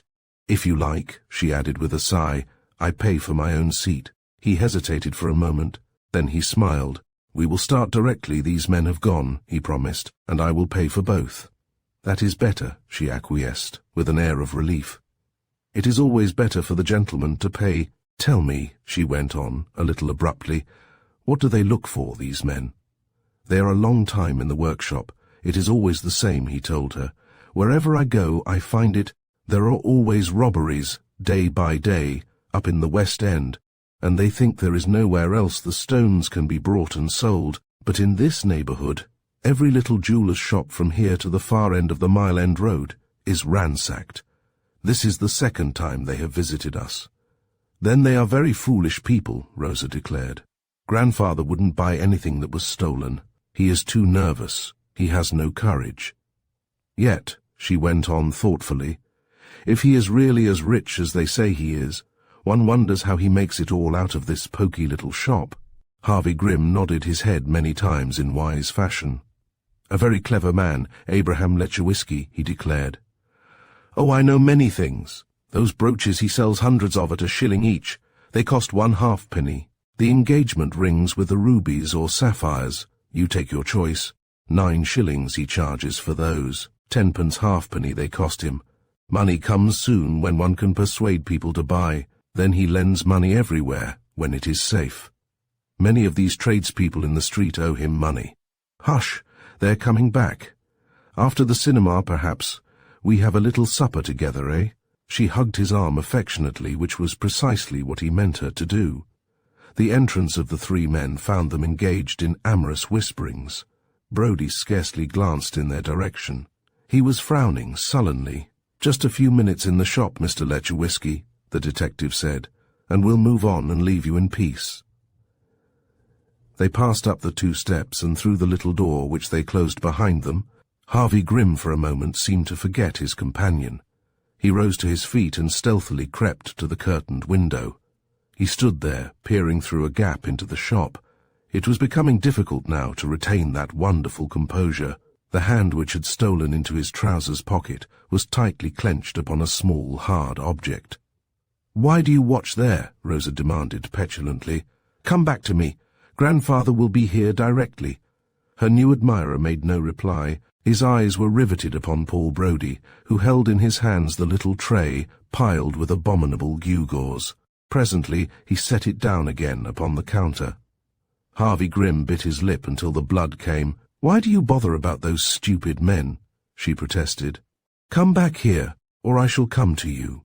He heard her rise with a great rustle. He felt the odor of patchouli and cheap sachets about him. She crept to his side just as the shop door opened and the two men went out. Then he turned and kissed her full on the red, pouting lips. She giggled hysterically, for her grandfather had just pushed open the curtained door and was standing looking down upon them. He stamped his foot, shook his head and raised his hands. "You kiss my granddaughter, you!" he cried. Harvey Grimm held out his finger. The old man suddenly stopped. He crossed the room towards his high-backed chair and sank back with a little sigh of relief. "I am too old for excitement like this," he mumbled. "I'm getting very old." Rosa turned towards him. "Mr. Levy is going to take me to a picture palace, grandfather," she announced. "Would you like me to call and ask Mr. Hyam to come across and sit with you?" The old man shook his head. "No, no," he replied. "It would mean coffee for two, and I have no money. You go to the cinema with Mr. Levy and enjoy yourself, my dear. These men have terrified me. I am old, too old. I shall go to Duscher's and get some coffee by myself." "Come and get your supper," he cried through the open door to the boy. "I will come into the shop for a little time." The boy came reluctantly from behind the counter and pushed past his cousin and her escort into the sitting room. Rosa turned back to speak to him for a minute, and Harvey Grimm was alone in the shop. He stretched out his hand towards the tray of gewgaws, and a little shower of its contents slipped into his overcoat pocket. Presently Rosa reappeared, drawing on her gloves. "We go now," she declared. "Walk slowly out of the shop. I like Mr. Hyam to see us, from opposite. He is always bothering me to go out with him. I like you best. There, this way." They made a very deliberate progress along the crowded street until they reached the cinema palace. Harvey Grimm paid for 6-penny seats and sat arm in arm with Rosa in an atmosphere which seemed to reek of fried fish, rank tobacco smoke and cheap scent. His left hand held her purposely ungloved fingers inside her muff. His right hand toyed with £40,000 worth of diamonds thrust into common settings which sometimes pricked his fingers. When the performance was over they left, still arm in arm. "Rosa," he announced, "tonight I give you a treat. I tell you a secret as well. I am leaving your grandfather's. I have a much better place. I have saved money too." She clung to him in unrestrained affection. "How much?" she whispered. "Never mind," he replied. "Maybe £300, maybe more. Tonight I have the spending fit upon me. We take a taxicab and we drive together up west. I give you some supper at the Monaco."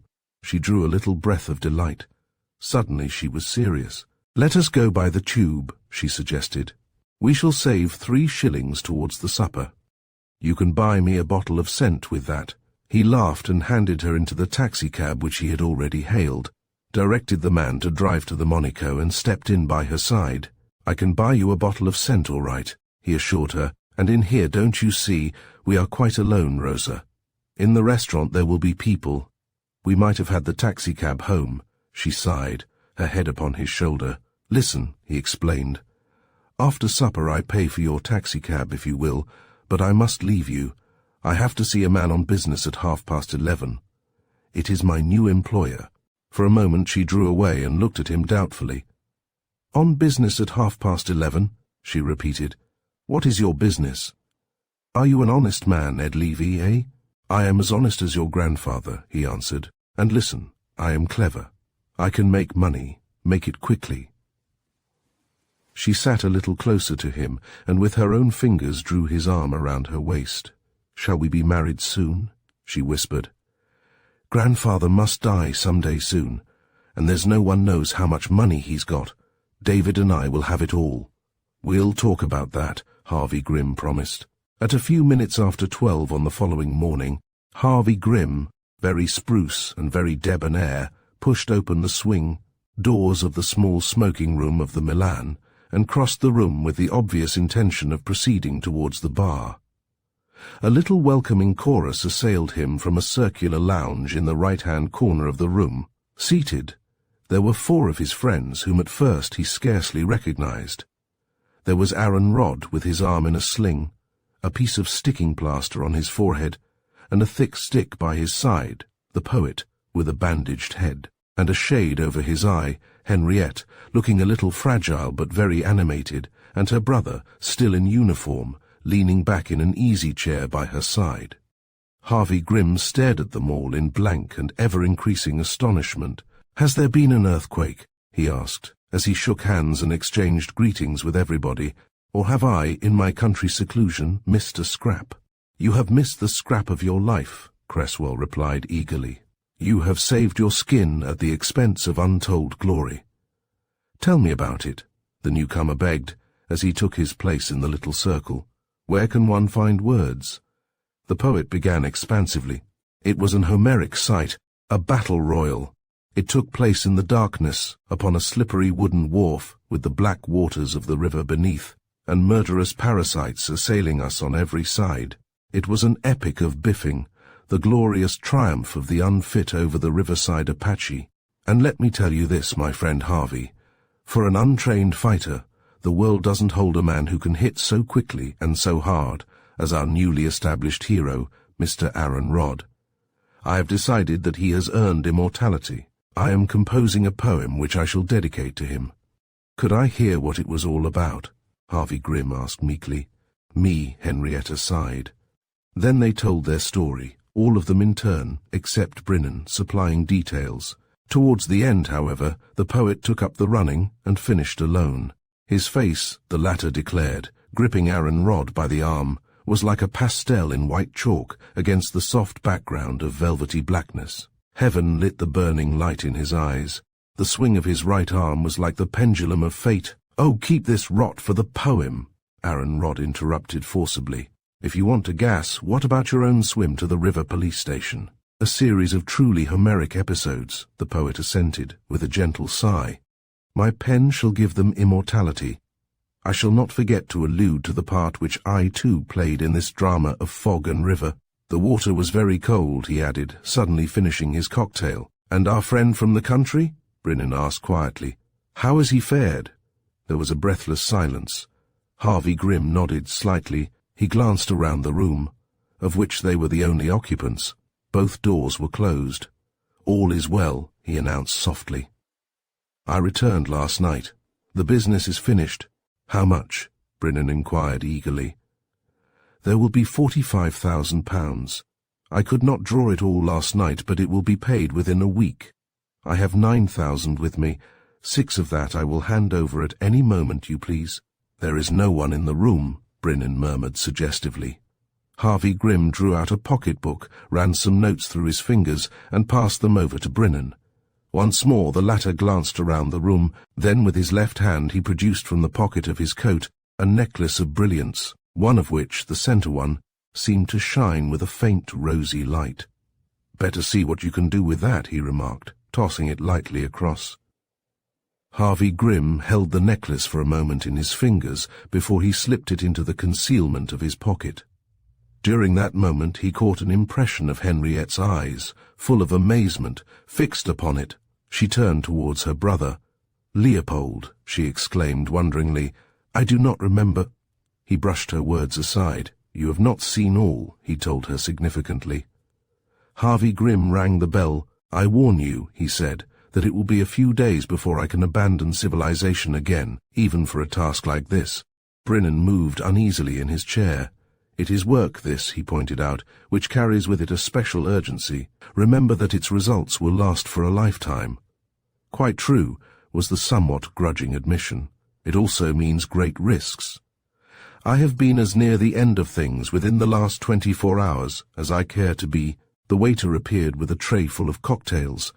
Harvey Grimm accepted his and leaned back in his chair with a beatific aspect. "This," he murmured, "is one of the decadent luxuries denied to me in my country seclusion. Like many other things in life, it is almost worthwhile to lose it for a time, for the sake—" He broke off in his speech. They all leaned a little forward in their chairs. From a side door at the further end of the apartment, leading to the private suites in the hotel, a liftman suddenly appeared, with a valet upon his heels. They crossed the room with almost feverish haste. They were obviously distressed.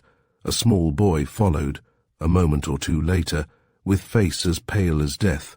There was a confused murmur of voices just outside the glass door leading to the main portion of the hotel, and a moment afterwards they reappeared with the manager between them, all talking excitedly at the same time. Then the door opened once more, and a woman, tall and dark, in a long dressing gown of green silk, rushed in. She threw out her hands towards the manager. "Send for the police," she cried. "My husband, he is murdered. And my jewels, they're all stolen. The police, do you hear?" They all vanished through the distant door, the woman clinging to the manager's arm and talking excitedly all the time. The little party looked at one another. "That was Madame de Boria, the wife of the South American millionaire," Harvey Grimm said slowly. "The woman who wears the necklace with the rose diamond," Henriette exclaimed breathlessly. Then there was a queer, tense silence. Captain Brinnan lifted his glass to his lips and finished his cocktail.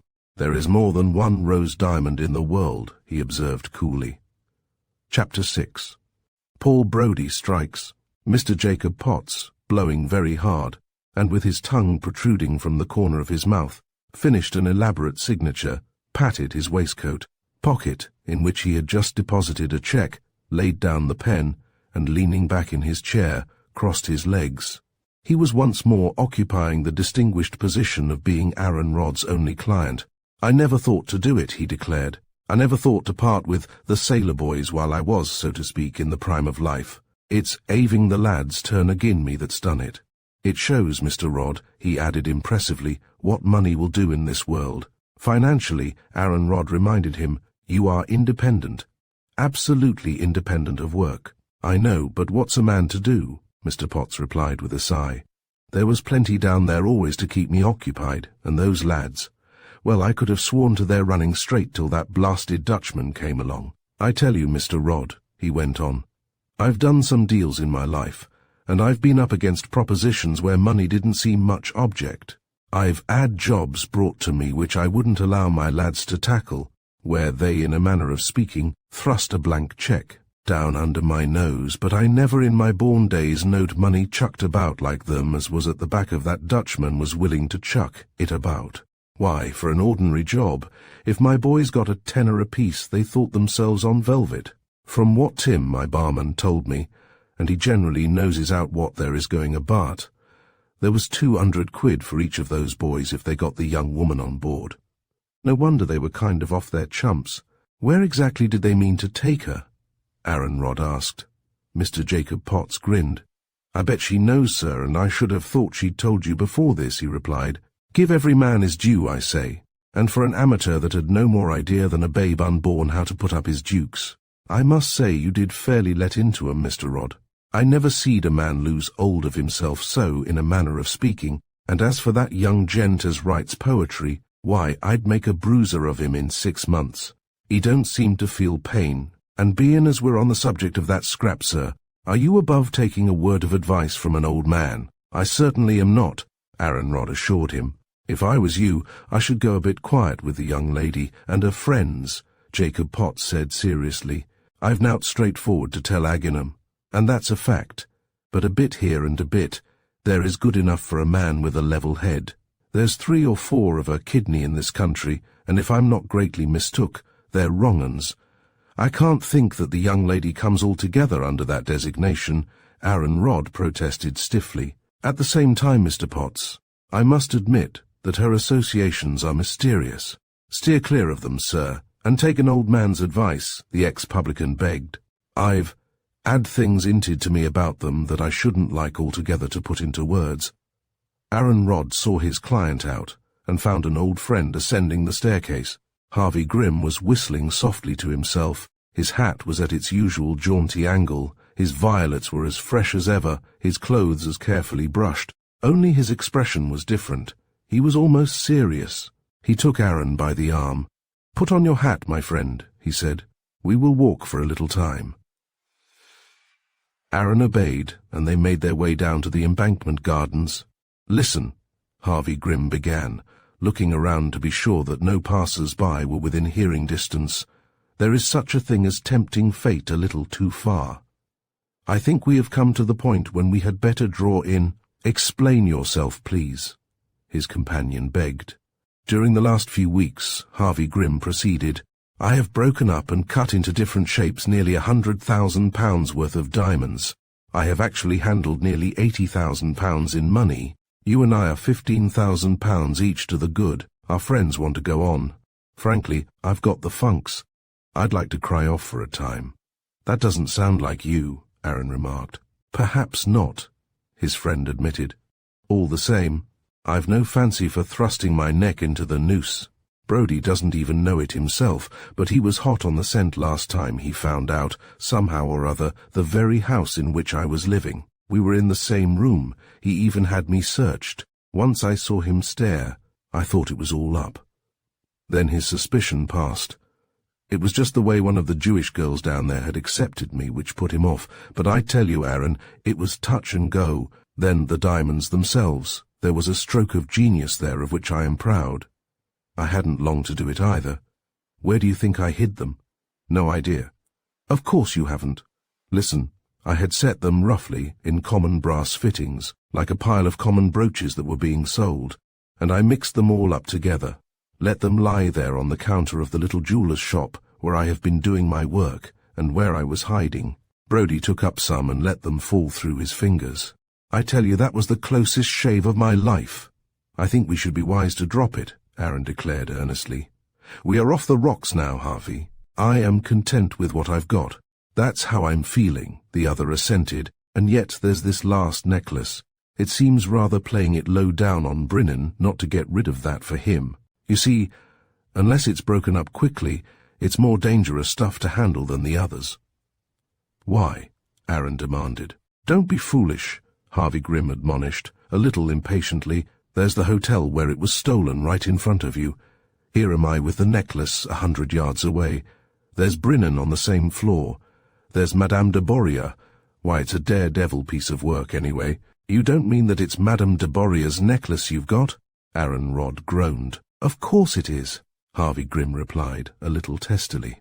You saw it yesterday, didn't you? There it is in my overcoat pocket, the pocket nearest you at the present moment. Aaron Rod paused abruptly before a bench and sat down. It was quite close to where he had first seen Henriette. Look here, he said. For God's sake, Harvey, jump into a taxi at Charing Cross there and take the thing off somewhere. Take it off, was the grim response. I'd give a cool 100 to be rid of it at this minute. The trouble is that if I make a single move in the direction of any of my haunts, the whole thing will be blown upon. You mean that you are being followed? Brody hasn't been 50 yards away from me since 9 o'clock, Harvey Grimm muttered. Madame de Boria saw him yesterday, just after the theft, and he persuaded her to put the matter into his hands. See that window, the end 1 but 3 on the top story but 2. Aaron looked up to where the spotless white front of the Milan gleamed through the budding trees. I see it, he admitted. That is the window of Madame de Boria. Now count 5 windows to the left and 1 down. That is my room. Now up again, and 2 onto the right, and you come to the apartments of Captain Brennan, known to Paul Brody as the redoubtable Jeremiah Sands. When you add to these geographical coincidences the fact that the necklace is at the present moment in my pocket, and that I can't move a yard without being followed, you will understand that one needs all one's wits this morning. We are getting just a little near the bone. Nearer than you imagine, perhaps, Aaron Rod whispered. Here's Brody. Harvey Grimm was for a moment curiously still. His frame seemed to have stiffened into a sort of rigid attention. One felt that his brain was working with the same concentrated force. He neither moved nor looked in the direction which his companion had indicated. Instead, he leaned a little further back in the corner of the seat and lit a cigarette. One needs to remember, he murmured, that it is really quite a long time since I have seen this unwelcome intruder upon our privacy. Brody came strolling along the asphalt walk, puffing out his cheeks and gazing about him, as though exercise and an interested contemplation of the river were the sole reason for his peregrinations. He appeared to recognize the 2 men only in the act of passing them. He at once stopped short and greeted them in his usual hearty fashion. Pleasant little spot, this, for an hour's recreation, he declared. I was thinking about you, by the by, Grimm, as I walked along. I am flattered, was the calm reply. I should have thought that all your attention would have been engrossed upon the little affair over yonder. I understand that Madame de Boria has placed the recovery of her necklace in your hands. Quite a feather in your cap, my friend, if you succeed. Brody glanced casually at the block of buildings in front. Yes, he assented. I have that on my mind, of course. By the by, were you going back to your rooms by any chance? I was on my way there. Come, that's fortunate. With your permission, we will walk along together. The two men rose and they all strolled along towards the hotel. Curiously enough, Brody went on, I was wondering whether I should be likely to run up against you today, Grim. We wanted to ask your advice, Inspector Ditchwater and I, about that little affair the night before last. You heard the particulars, I suppose? I was in the smoking room, Harvey Grim admitted, when Madame came running down in her dressing gown. Naturally, we heard the story told a good many times. Just so. Madame, it seems, the detective continued, heard nothing, knew nothing, until late in the morning, when her maid told her that the floor valet was unable to obtain admittance to her husband's room. She at once stepped through the communicating door and found him still unconscious, with the necklace missing. Has he recovered yet? Harvey Grim inquired. Is he able to give any account of what happened? I saw him for a few minutes last night, Brody replied. He seemed still very dazed and confused, but he talked quite coherently. His story is simple enough and doesn't help us much. He was fast asleep. He can't even say at what hour, when he was awakened by the thrusting of a gag into his mouth and a bandage over his eyes. He thought at first it was a nightmare, and he tried to spring out of bed. He was held down, however, quite firmly, and something placed under his nose which made him feel just as though, to use his own words, he was sinking back to sleep again. He remembers nothing more until the morning, when he was found by his wife. The moment they released the gag, he was violently sick, and the room certainly smells eathery. What about the necklace? Well, the necklace, for some reason or other, seems to have been kept in a tin dispatch box in his room. It was locked, of course, but the keys were under his pillow, a fact which the thief, whoever it was, seems to have known. The box was simply opened, and the necklace taken. It all sounds as though the thief must have been someone staying in the hotel, Aaron observed. The detective smiled pleasantly upon him. They'd left the gardens now and were approaching the back entrance to the Milan. The legal mind, Mr. Rod, he remarked. The legal mind. Yes, I may say that we have come to that conclusion ourselves, Ditchwater and I. Someone staying in the hotel, we think. They passed through the mahogany doors, and Brody rang the bell for the lift. By the by, Grim, he suggested, have you any objection? You have so often asked me to have a look at your rooms here. Delighted, I'm sure, the other assented cheerfully. We had better get out on the restaurant floor and take the lift on the other side of the cafe. I am afraid you won't see them at their best just now. I only returned yesterday from a week's absence. That so? Brody murmured. Say, these little trips away from town are very pleasant. I don't seem to be able to get away from my work often enough. Not that I've been doing much good, he confessed dolefully, during the last few months. Things have been going rather against me, Grim.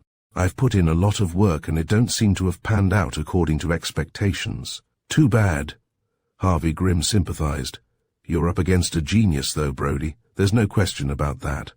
Paul Brody nodded solemnly. I tell you, sir, he declared, that Jeremiah Sands is more than a genius. He has the devil's own luck, too, and I have come to the conclusion, he added, dropping his voice to a confidential undertone, that the young lady is almost as clever as he is. I don't mind admitting, he went on, as they passed through the cafe and stood waiting for the other lift, that at one time, Grim, I was inclined. To think that you'd put it over me, that little affair of the fake diamond, you know, when we tried to make a scoop in Mr. Rod's office. I have changed my mind, though. Jerry Sands was too clever ever to walk into a trap like that. I guess I did you an injustice there, Grim. And you, Mr. Rod. Things have been a bit better with you lately, though, haven't they? He wound up, a little abruptly. Aaron Rod raised his eyebrows. He had the air of one who considered the last remark impertinent. Have they? He observed coolly. No business of mine, of course, Brody went on. Say, is this your floor, Grim? The lift had come to a standstill and they stepped out. My rooms are this way, the latter announced. The little party traversed a corridor, at the further end of which Harvey Grim threw open a door, leading through a small entrance hall into an octagonal sitting room, having a pleasant outlook on the Thames. A man was standing with his back towards them, gazing out of the window. He turned around at their entrance. Ah, our friend Ditchwater, Brody murmured. You know Inspector Ditchwater, don't you, Grim? I know him, certainly, Harvey Grim replied, frowning. but I can't imagine what the mischief he is doing in my rooms." "Perhaps I ought to have explained," the detective said apologetically. "We have taken the liberty, Grimm, of making a few slight investigations in your apartments." "The devil you have," their tenant exclaimed, gazing through the half-open door into the inner room. "Is that the reason why my bedroom seems all upside down?" "Probably," the detective admitted. "Quite probably. You see," he continued, "you are, in your way, my friend, an exceedingly interesting person to the police in this country, as you were at one time, I believe, to the police of New York. When a little affair such as we've been talking about happens only, as it were, a few yards away from your rooms, why, naturally, we've some interest in your doings." "Have you anything against me?" Harvey Grimm asked quietly. "A few questions," the other murmured. "See here, Grimm," he went on, with a sudden change of tone, "you've been absent from town for exactly 9 days, until yesterday morning. Just where have you spent those 9 days? Harvey Grimm moved to the sideboard and helped himself to a cigarette from an open box. "Well," he observed, "I'm hanged if I can see that that's anybody's business except my own. I will admit, sir," Brodie proceeded, "that there is at the present moment not the slightest necessity why you should answer that question. It is, in fact, a matter slightly removed from the immediate object of our visit this morning, and yet it is a question which I am going to press upon you, and which, should you feel so disposed, Mr. Grimm, you might possibly answer with great benefit to yourself. The long and short of it is this. Is it worth your while to put yourself right with the authorities and with me, or isn't it? I tell you, as man to man, I have a theory of my own about you and your disappearances. I should have thought," Harvey Grimm remarked, after a brief pause, "that Inspector Ditchwater, having made himself so free with my apartments, would have been in a position to have told you everything himself. However, come this way." He led them into the bedroom. A portmanteau, not wholly unpacked, was open upon the stand. "My portmanteau," he pointed out, "which, as you have doubtless already ascertained from the hall porter, came back with me the night before last. There's the label." Mr. Brodie turned it over and examined it. "Exford," he murmured. "Just so," Harvey Grimm assented. "Now what about those 2 sets of fishing rods there?" The detective fingered the label and read the address aloud. "Enper Harvey Grimm, the Crown Hotel, Exford." "That, of course," Harvey Grimm continued dryly, "is not evidence, as the label is in my own handwriting, but you will find that the golf clubs there bear a railway label, I think." The detective turned the bag around and nodded. "Very interesting," he admitted, "but Exford, at this time of the year." "You're no sportsman, Brodie," Harvey Grimm said reproachfully, "or you'd know all about the march trout. Just a moment. Come back into the sitting-room." He led the way, searched for a moment on the sideboard, and threw a Daily Mirror onto the table. Brodie adjusted his eyeglasses. In the left-hand corner of one of the inner pages was a small picture of a man fishing, and underneath, "Fine catch of Mr. Harvey Grimm. A London sportsman, in the River Exe, last Monday. Quite a good likeness, too," the detective observed, as he laid down the newspaper. "Say, this is very interesting, Grimm. It disposes altogether of one of my theories. I had no idea that you possessed such simple tastes. I've done a little sea fishing myself. Well. Still, now, Ditchwater, you got back in time last night to help yourself to Madame de Bourria's necklace.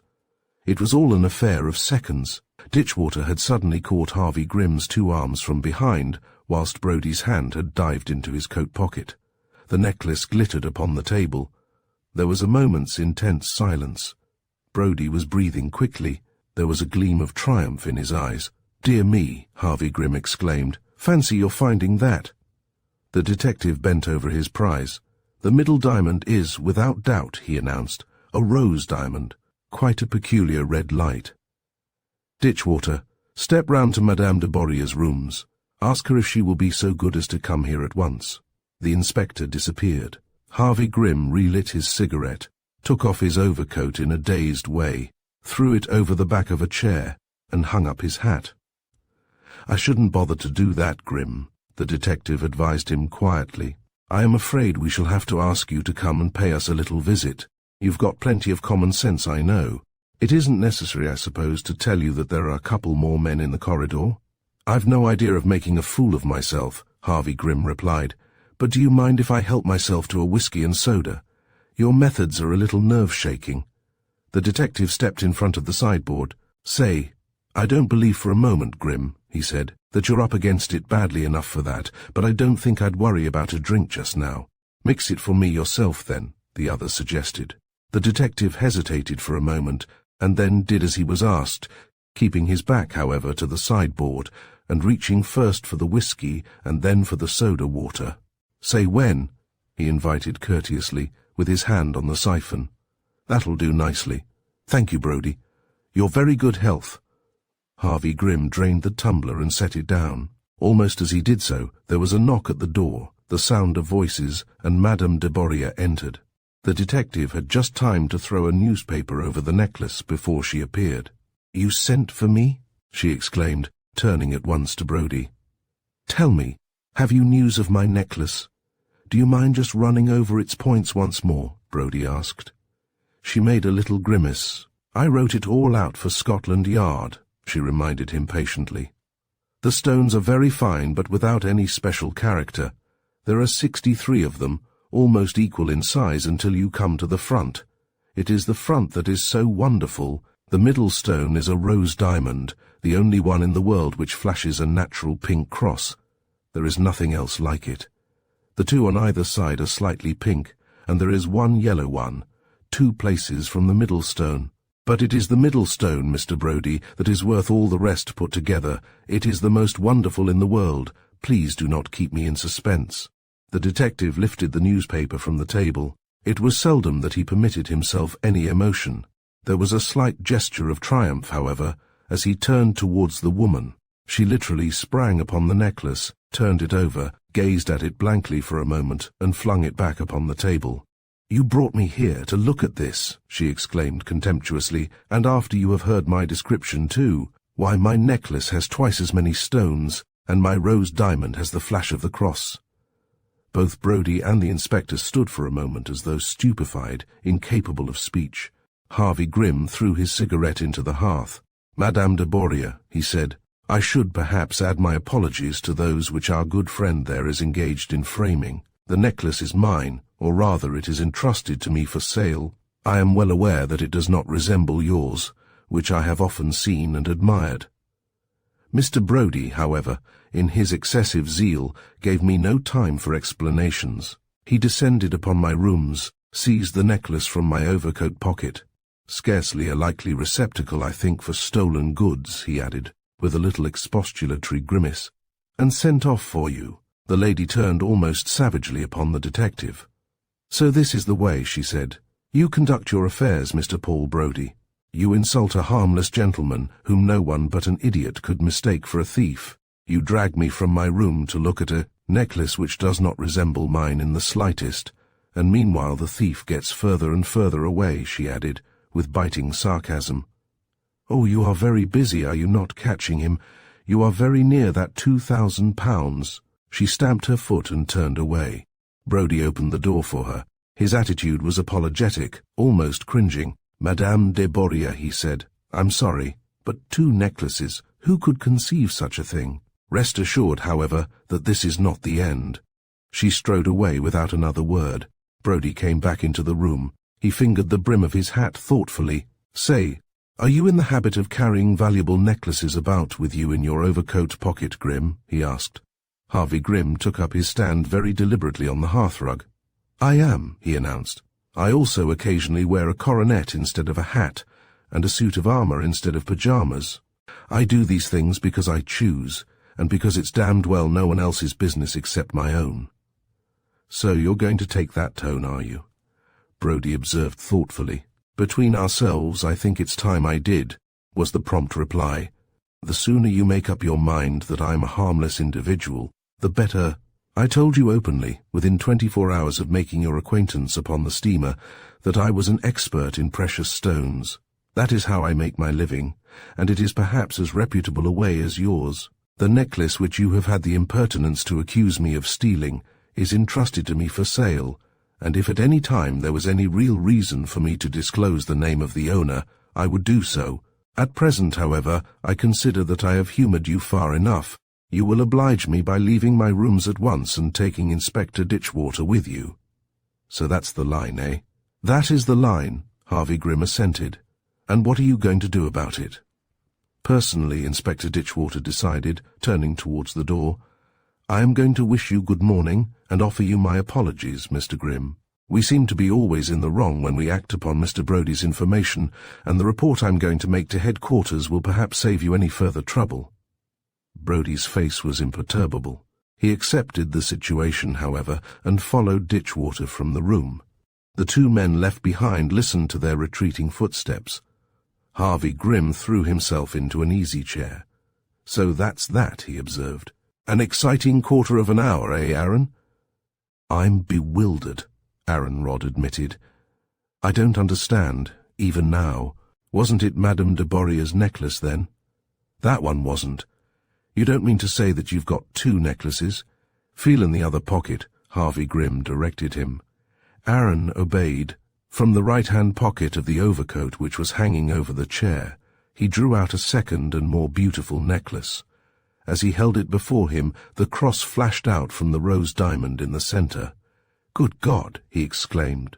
"You mean to say that it was here all the time?" "Of course it was. I told you that I was in a tight corner. He never gave me a chance to hide it. I knew these rooms would be searched. Fortunately, he chose the left-hand pocket of my overcoat instead of the right." "What are you going to do with it?" Aaron asked breathlessly. Harvey Grimm glanced at the clock. It was 1:45. "You shall see," he replied. "Just open the door, will you? I think I heard someone ring. Put the necklace away first. In that drawer will do." Aaron did as he was told. A short, dark man, dressed with extreme care, pushed past him into the room. It was the husband of Madame de Borea. "I have come," he announced. "How is the good Mr. Grimm? And what is the news this morning?" "The news is," Harvey Grimm told him, "that the detective your wife employed has been up here, searching for the necklace." "Marvelous," the little man declared, rolling himself a cigarette nervously. "How sagacious! What foresight! But as to results, eh?" Harvey Grimm, with a little sigh of relief, thrust his hand into the drawer, produced the necklace, and handed it to the South American. Mr. de Boreas' face glowed with satisfaction. "I have had a little trouble with Madame," he announced, "but it is past." She agreed at last eagerly to the advertisement. "You have seen it?" Harvey Grimm nodded. £2,000 reward and no questions asked," he murmured. Mr. de Borea drew from his pocket a battered and soiled cardboard box, into which he proceeded to stow the necklace.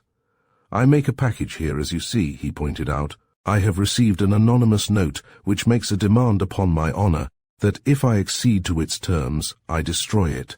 "It is destroyed." "The letter," Harvey Grimm began. Mr. de Borea tapped his forehead. "In the air, in my brain," he exclaimed. "What does it matter? It is destroyed. I go to the place named, I produce the £2,000, behold, and the necklace is mine." He laid a pocketbook upon the table and drew out a sheaf of notes, which he carefully counted into 2 heaps. One he pushed towards Harvey Grimm, the other he replaced in his pocket. Then he smiled. He had the engaging smile of a child. "So," he pronounced, "we are all happy and contented. Madame, my wife, will wear her necklace tonight, and once more rejoice. I shall have that £1,000 in my pocket, which is so necessary for a man like myself in this your great city of gallantry and happiness. And you, my dear Mr. Harvey Grimm, who played the burglar and assisted me in my little scheme, you too have £1,000. So, now that all is well, shall we visit the little lady down in the American bar? Afterwards, I will take a taxi just to nowhere, and I will come back in another taxi from nowhere. I shall break into my wife's rooms, and she will hold out her arms to me, and she will have her necklace, and I have got my £1,000. Enfin, let us descend." Harvey Grimm took up his hat, and Aaron Rodd followed suit. "It seems to me," Aaron remarked, as he brought up the rear of the little procession, "that the only man who gets nothing out of this is Mr. Brodie." Chapter 7. The infidelity of Jack Lovejoy, Cresswell, and Aaron Rodd were dining with Captain Brinnan and his sister at a corner table in the Milan restaurant. Harvey Grimm had once more left them for an unknown destination, and they were all aware that the period of his absence would be this time more than ever one of strain. As though by general consent, however, the conversation did not touch once upon personal matters, they spoke a good deal of the war. Brennan himself was roused by sundry reflections into a momentary bitterness, an expression of that peculiar irritation common to many of his country people, notwithstanding their underlying gratitude. "You people in England," he declared, "you have no perceptions, no brains with which to combat a perfectly developed system of espionage, nothing but an infinite complacency, an infinite stupidity. The people who hate you walk in your midst unharmed. Even if they are pointed out, your officials shrug their shoulders and smile in a superior fashion. They can do us no harm, they assure you. There are reasons why we prefer to leave them alone.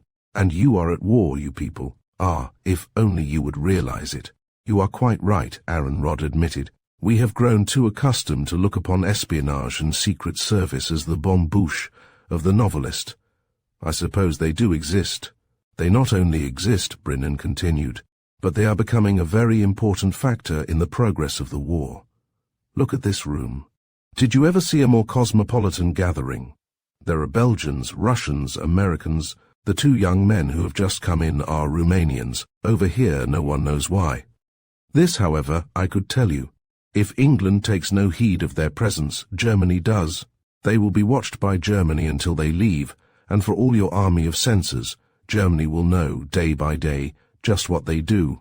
And even nearer to us, I could give your Secret Service a very useful piece of advice concerning the young man at the 3rd table from here, with the lady in white spangles." Aaron Rodd and the poet both glanced cautiously in the direction indicated. A tall, clean-shaven young man, dark, with big black eyes, a mass of sleekly brushed black hair and rather puffy cheeks, good-looking in a stagey sort of way, was entertaining an artistically decorated young ornament of the musical comedy stage. "You know him, perhaps?" Brennan inquired.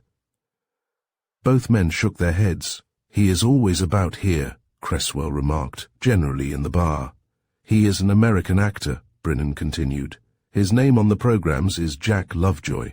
His real name is Carl Festenheim, and he was born in Cologne. His father and his grandfather, his mother and his grandmother, were Germans. He married a German wife, a negligible affair perhaps, as the matrimonial arrangements of those sort of people are inclined to be, but still it shows his tendencies. The man, like many thousands of others, calls himself an American, because he went there as a boy, and has lived there ever since. Yet every relative he has lives in Germany. Every spark of real feeling such a person may happen to possess is German. He eats like a German, he lives like a German, he even talks like one. Yet that young man has no difficulty about passports. He can live in London, listen to the secret voices of your nation, and make his way unhindered and unharmed over to Germany whenever he chooses.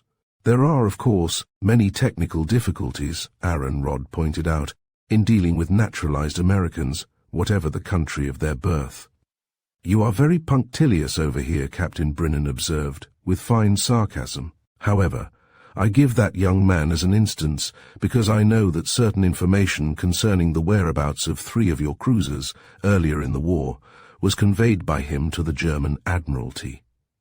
I cannot prove this, but I know it. I also know that while, if you speak to him, he will tell you that he is out of a job, that the war has played the deuce with musical comedy. He has refused 3 parts within the last month, on some pretext or another, because he is better occupied." Stephen Cresswell sat up in his place. An expectant light shone in his eyes. "An adventure," he murmured. "If you, sir," Brennan remarked, "could develop the sagacity of a French or German Secret Service man, and fasten upon the life of that young man, you would probably gain the adventure which you seek." "I am the very man for the task," the poet declared eagerly. "I have stuck like a leech to my friend Aaron Rodd here, in the hopes of travelling with him a little way into the land where adventures are as plentiful as gooseberries. The only one to which he has introduced me has been highly satisfactory, in its way," he declared, bowing to Henriette, "and the remembrance of it will be a happiness to me all my life. But one cannot live on one adventure alone. I am eager for more. I claim that young man, Rod, do you hear? I claim him. He is yours, the other acquiesced grimly. Poor fellow. One is almost inclined to pity him. Cresswell smiled in superior fashion. My dear fellow, he said, you are, without doubt, a man of energy and brains, but what you lack is initiative. Initiative is the gift vouchsafed to genius. I have genius, therefore I have initiative. To you, the affair connected with this young man appears at present to be as impenetrable as a blank wall. You would not know where to start. Wait, you shall watch my methods. In the meantime, Henriette whispered, gazing intently towards the doorway, behold, Madame de Boria and her recovered necklace. They all turned their heads. The South American woman was on her way through the room, and around her neck flashed the light from her wonderful necklace. Aaron Rodd leaned a little forward in his chair. She is soon wearing it again, he remarked. Brennan shrugged his shoulders. Why not? It was lost only for a few hours. Madame had the good sense to follow her husband's advice and to offer that greatest of lures to the educated thief, a reward and no questions asked. Madame deserves to have recovered her necklace, and it becomes her well. Shall we take our coffee outside? They all rose to their feet and left the restaurant together. The poet thrust his arm through Brennan's and led him on one side, talking earnestly. Aaron was left alone for a few minutes with Henriette. They found a corner as far as possible from the strains of the over-persistent band. It is 3 months today, he reminded her, since I saw you first in the gardens of the embankment. What a memory, she murmured. And I, like the very forward person you have since discovered me to be, made tentative overtures to you with the object of discovering whether you were a lawyer not too squeamish about your clients or their business. His face hardened a little. Are we coming soon, he asked, to the end of your stock? Or rather your brother's stock of jewels? Why? She whispered, looking up at him with slightly contracted eyebrows. Because I am tired of it, he declared frankly, tired of it in connection with you, that is to say. I spend whole days sometimes in a positive state of terror. Luxury is a small thing compared with freedom and life. You have had over £40,000 now. Why don't you take your grandfather somewhere away into the country? Even if you have to be content with half that sum, you could live on it and be safe. Let your brother go his own way. It isn't really worthwhile, Henriette. She looked at the point of her slipper carefully for a moment. She wore a perfectly plain black velvet gown, and only a single pearl hanging from a strip of black velvet around her neck. Her fingers were ringless. Even her hair was arranged in the simplest of coils, yet there was no one else in the room quite like her. Henriette, he went on, leaning over her, if you don't speak I shall make a fool of myself.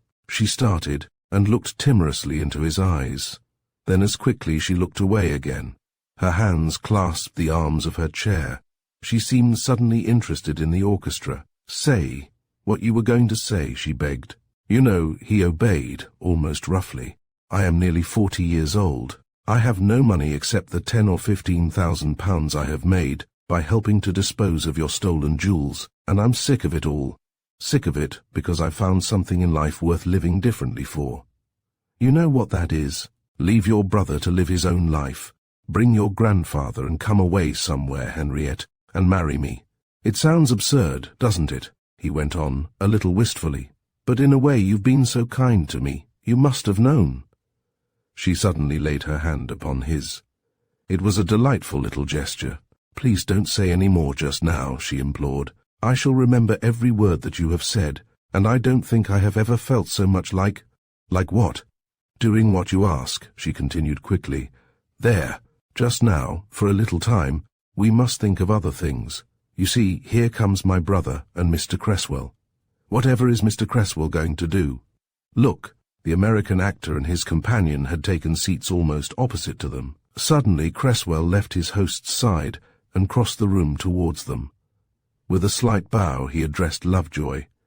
Brennan, who had strolled over to where his sister and Aaron Rodd were seated, smiled a little cynically. What you call, in your expressive language, rather the methods of a bull in a china shop, he observed. I fancy that we shall see our friend return, a little chastened.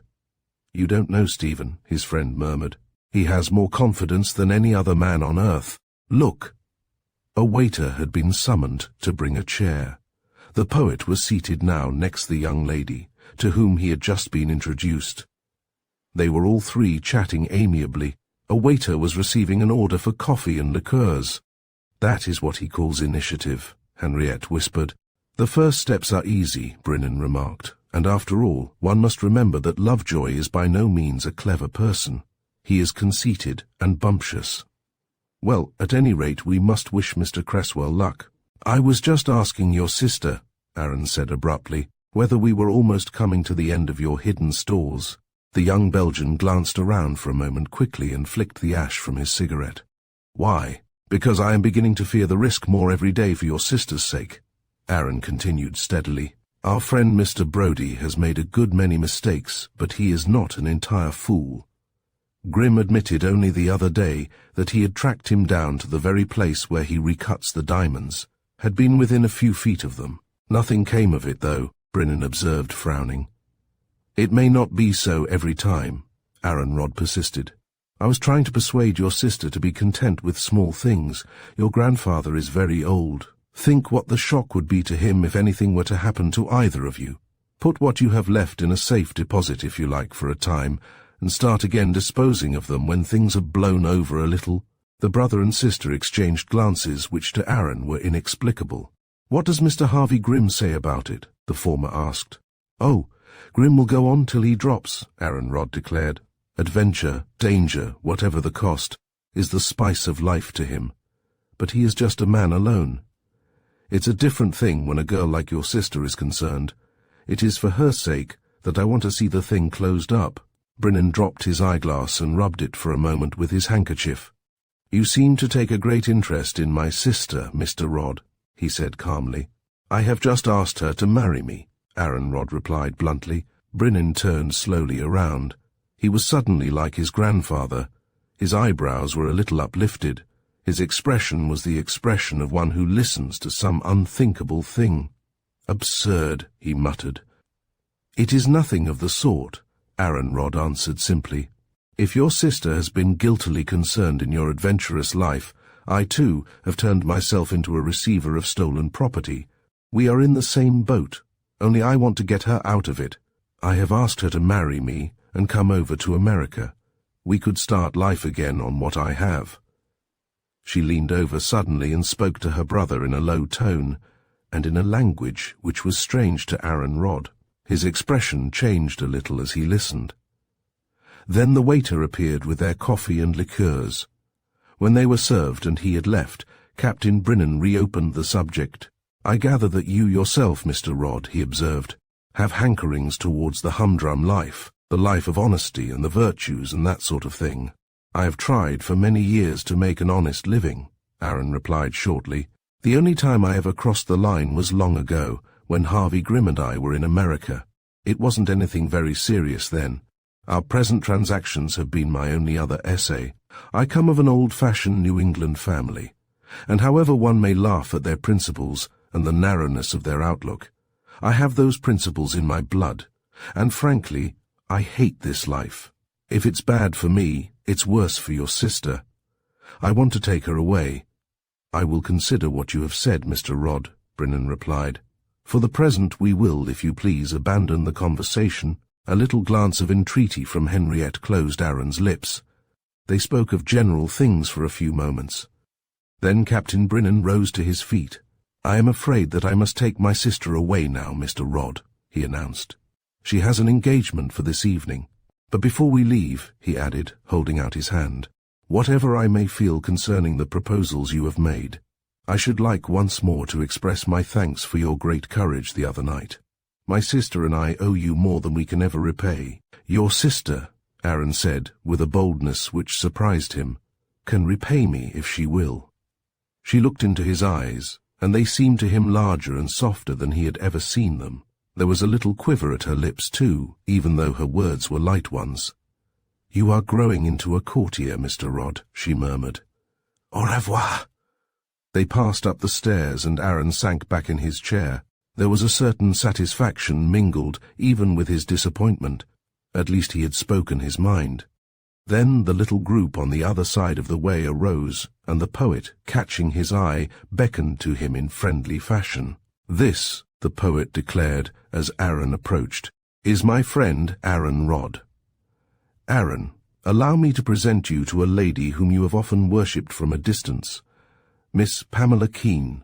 Aaron, who had no idea who Miss Pamela Keene was, bent over her hand and cursed the poet under his breath. The latter, who was thoroughly enjoying himself, laid his hand upon Lovejoy's shoulder. "And also to my friend, Mr. Jack Lovejoy," he continued. "Lovejoy is the one man in London who makes me wish that I could write for the musical comedy stage. One has one's limitations, alas." There followed a few minutes' desultory conversation. Then Miss Pamela Keene picked up a wonderful collection of golden trifles and turned towards the exit. "We shall meet again, Mr. Cresswell," she said, smiling upon him. "Do bring Mr. Rodd with you, if he cares to come. Au revoir." She turned away, followed by Lovejoy. The poet linked his arm through Aaron's and demanded another liqueur. "You didn't really know the fellow, did you?" Aaron asked curiously. "Not I," he replied. "But, as I have told you many times, I am a born adventurer. I am equal to any situation. Have I ever mentioned that I am also something of a snob? I don't seem to remember the confession. Well, I am. I have an aunt who is the wife of a baronet. I make use of her occasionally. In the days of my more abject poverty, I used to go there for a free meal when I had a black coat. She is by way of being a patroness of the arts, entertains all sorts of jumbled-up parties. In all probability, Mr. Lovejoy has either been asked to one of them or wishes he had. Hence my self-introduction. Mr. Lovejoy, I say in my best manner, I believe I had the pleasure of meeting you at my aunt's, Lady Sittingley's." He hesitates, and I can see that I have him fixed. He hasn't the least intention of ever denying that he was there, although he doesn't know me from Adam. And there you are, you know. It's the natural spirit of the adventurer. What was that about going on there tonight? Aaron inquired. "We are both going, my boy," was the cheerful reply. "Miss Pamela Keene is entertaining a few friends to an chemin de fer at her flat in Buckingham Gate. I have explained that I do not play, but we are going to look in for a glass of wine and a chat. As a matter of fact, I just want to cast my eye over Lovejoy's friends, do you see?" "There's no need for me to come," Aaron Rodd protested. "There is every need," the poet insisted, watching the arrival of the liqueurs with satisfaction. "I like companionship. I like someone with whom to compare impressions after such a visit as this. You may notice something which has escaped me." Aaron frowned a little wearily. "Captain Brinnan was probably talking quite at random," he remarked. "Lovejoy doesn't seem to me to be the type of man who'd take a serious interest in anything except his own pleasures." "Quite right," the other agreed shrewdly. "But he might reasonably take an interest in the means of procuring those pleasures. And as to our jewel-collecting friend talking at random, I don't believe it. A man with a face and a character like his doesn't chatter. We'll just spruce up here a bit and follow them right along." The two men spent the next 2 hours in entirely different fashion. Stephen Cresswell made a host of new friends with marvellous facility, flirted with many pretty but unnamed ladies, ate pâté de foie gras, sandwiches, and drank champagne as though it were his first meal of the day. Aaron, on the other hand, found the customary stiffness of his manner only intensified by the bohemianism of his fellow guests. The women, with their laughing eyes, their frankly flirtatious speeches, their general air of good fellowship and lack of reserve, seemed to him simply intolerable. Every time he thought of Henriette, he hated his surroundings and longed for the solitude which, notwithstanding his efforts, he was only partially able to achieve. To escape the new acquaintances whom the poet was continually bringing up to him, he even played for an hour. Afterwards, when the rooms became more crowded, he escaped into a corner and sat looking on. It was exactly the sort of gathering he had expected, a good many young ladies from the stage with their escorts, a strong element of the betting fraternity, a theatrical agent or two, and a sprinkling of those nameless people, always well-dressed, always mysterious, who seemed to pass through life so easily without toiling or spinning. He was just deciding that, so far as the object of their visit was concerned, the evening had been wasted, when Pamela Keene came suddenly across the room and sat down by his side. "I want to talk to you, Mr. Rodd," she said, throwing herself back in a chair and displaying an amazing amount of white silk stocking. "You are very kind," he murmured. "Mr. Cresswell tells me that you are a lawyer." "That is so," Aaron admitted, a little startled. "Where are your offices?" 17 Manchester Street, Adelphi, he replied, 3rd floor. "Can I come and see you at 11 o'clock tomorrow morning?" "With pleasure." "Good! I'll be there.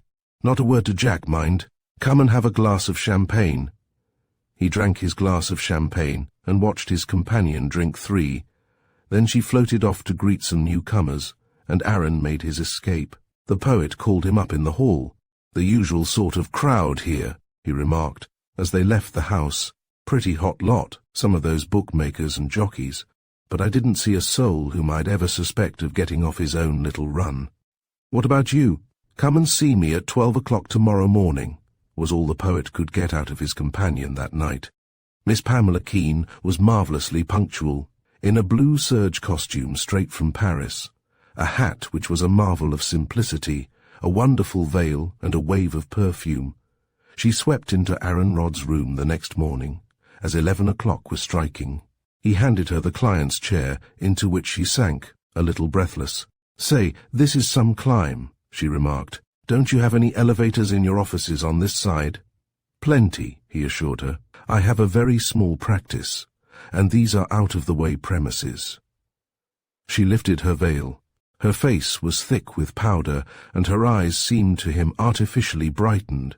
There was some stuff which he didn't understand upon her lashes, and in contradistinction to these, to him, somewhat ghastly allurements, her expression was hard, her tone, as she spoke, almost rasping. "See here, Mr. Rod," she began. "I have come to talk to you about Jack Lovejoy. Know anything about me?" "Nothing," he confessed. "I don't suppose you've ever seen me on the stage, even?" "Never." "So much the better. I didn't want to go to one of these know-everybody and everything theatrical lawyers who call you my dear and promise you the earth. Well, I married a millionaire over in the States, and I fixed things so that he couldn't get rid of me without it costing him something. I've got an income of £5,000 a year, Mr. Rod, and though that ain't the earth, it's useful." Naturally, he assented. "I've done more than I should like to tell you for Jack Lovejoy," she went on. "Of course, we live together, and we're as much married as the law allows. He'd got nothing but what he was earning, and that wasn't much, when I took him up. Now he's got his motor car and anything he wants. I'm not a changeable woman. I'm older than he is, of course, but I'm barely 40, and all I wanted of Jack was that he should play the game. He's not doing it, Mr. Rod." The lawyer shrugged his shoulders ever so slightly. The question of Lovejoy's infidelities appeared to him profoundly uninteresting. "I'll tell you how I know," she went on. "We had a little trouble a month ago, and I've waited for him to come to me for his cheque since, instead of handing it over. He hasn't been, and he's had all the money he wanted. He's getting it from somewhere. What I want to know is where." Aaron was a little more interested. "Betting? Card-playing?" he suggested. She waved her hand scornfully. "I know the firm with whom he does his betting, and he owes them a tidy sum already. And as to card-playing, why, any of 'em would clean him out in no time. He hasn't the brains of a rabbit. It's a woman. He goes to see her every day at 6 o'clock. I've found that out for myself, and I've found out the direction he goes in. For the rest I have come to you." "To me?" Aaron exclaimed, a little startled. "Yes. It's part of your job, ain't it? Supposing it was a divorce I wanted, I should have to go to a lawyer, shouldn't I? I'm not imagining you hang about street corners yourself, but you've got to employ someone to have him watched, and you've got to begin this afternoon. I can give you a start all right from luncheon time. He'll bring me anywhere I say, Milan Grill Room, today, at 2 o'clock. We shall leave there perhaps at 3:30, and he'll drive me home. From that point he'll have to be watched. He may come in for an hour or he may not, but it's where he goes to afterwards that I want to know. Will you take this job on, Mr. Rod?" "With pleasure," he agreed. "It's a little out of my line, but I think I can arrange it." "Then that's that," the lady remarked, rising. "I've got to be at my dressmaker's at past. Ring me up when you've anything to report." Aaron Rod bowed his client down the stairs, went back to his office, and threw the windows wide open. Then he telephoned for the poet. "I'm going to do a disgraceful thing," he told him, upon his arrival. "I'm going to betray a client's confidence. Would it well out easier with the help of a matutinal? The poet suggested, with a glance at the clock. My throat's as dry as a lime kiln this morning. Aaron shook his head and told the story. Now get at it, he enjoined as he bundled him out. It's your job, not mine, and I have a letter to write. The poet, a few days later, paid an afternoon call. He rang the bell of a flat in Northumberland Court, inquired for Mrs. Abrahams, and after a moment's hesitation was shown into a small drawing-room in which half a dozen people were seated. The lady, who was evidently a hostess, a large, Jewish-looking woman, rose from her place on the couch and regarded him with mingled distrust and curiosity. The poet, however, who had seen Jack Lovejoy in a corner of the room, was not in the least abashed. "You haven't forgotten me, I hope, Mrs. Abrahams," he said, bending gallantly over her hesitating hand. "I met you at my aunt's, Lady Sittingley's, and you were kind enough to say that I might come and see you sometime. I ventured to bring you the small offering I promised you. My poems, bound now, I am thankful to say, with a little more dignity than when we last met." Mrs. Abrahams's face cleared slightly, but she remained somewhat disturbed. "Of course. You are Mr. Cresswell, aren't you, the poet? I remember the curious stories there were about the beginning of your popularity. You have really brought me that book? How charming of you." "I have promised myself this pleasure for a long time," Cresswell assured her. "Let me see," she went on, making room for him by her side.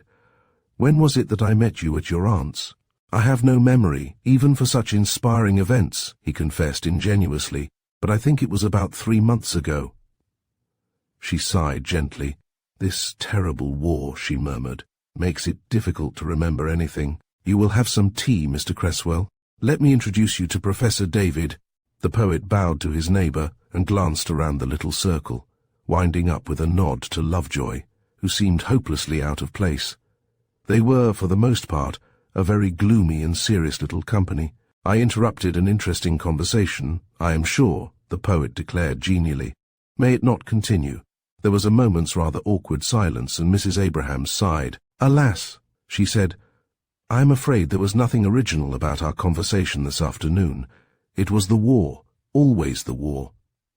Cresswell balanced his plate upon his knee, sipped his tea, and talked commonplace nonsense for a quarter of an hour. Then he got up to leave. "Coming my way, Lovejoy?" he inquired. The young actor hesitated for a moment and then acquiesced. Mrs. Abrahams bade them both farewell. She extended to neither of them any invitation to return. "Rather a heavy sort of crowd for you, isn't it?" Cresswell asked, as they descended in the lift. "Mrs. Abrahams was kind to me when I first came to London," Lovejoy remarked, a little vaguely. "I promised I'd look in there some day, and I happened to be near this afternoon." "Just so," the poet murmured, as they paused at the corner of the street. "So long." Jack Lovejoy stepped into a taxi and was driven away westwards. Cresswell crossed the road, turned into Whitehall, made his way into a block of public buildings, and after half an hour's delay was shown into the presence of an important-looking gentleman, who bade him take a seat and peered at him doubtfully over the top of his eyeglasses. "Sir Lionel," his visitor began, "I have come to you because I have some information which should be exceedingly valuable to the home branch of the Secret Service." "Young man," the official replied, "you are the 15th caller within the last few hours who has brought me information guaranteed to save the Empire." "Lucky number, the 15th, the poet remarked cheerfully. "Do you happen to know Mrs. Abrahams of Northumberland Court?" "I know her slightly," Sir Lionel admitted. "She is a friend of several members of the Cabinet." "Why isn't she interned?" Cresswell demanded. "She is a German. Her husband was born in England. But she is a red-hot German, all the same," the young man persisted.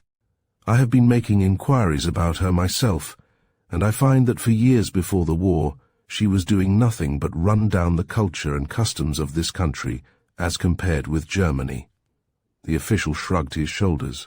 "There is no information that I am aware of against Mrs. Abrahams," he said, "and you must remember that she is, as I told you, a friend of several members of the Cabinet.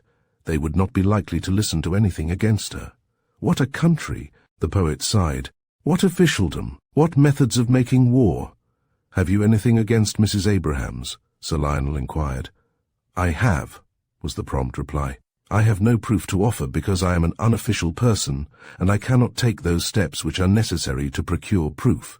But I can assure you that every afternoon, from 4 till 6, Mrs. Abraham's drawing room in the Northumberland Court is a bureau for the meeting of various persons whose interests are inimical to this country. Dear me, the other exclaimed blandly. What do they do there? I can't tell that, Cresswell admitted.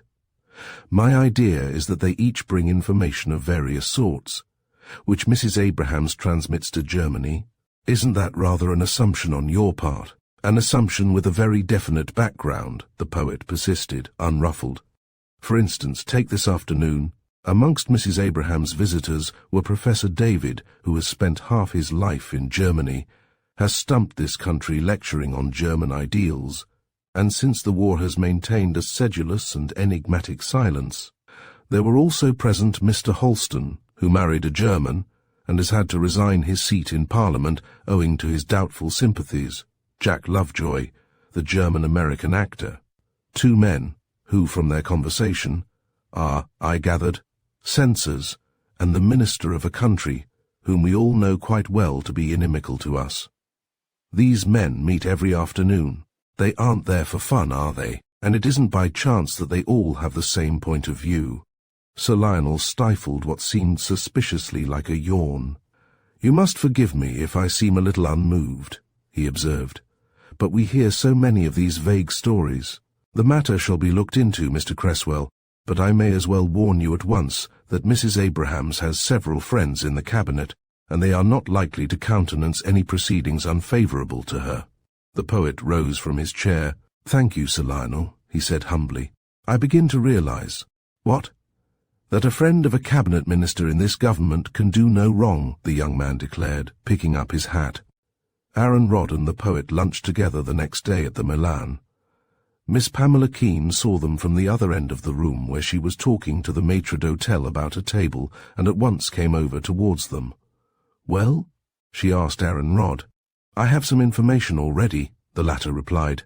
I am not in a position to make a definite report, but if it interests you to know it, I do not think that Mr. Lovejoy's afternoon philanderings are of an amorous nature.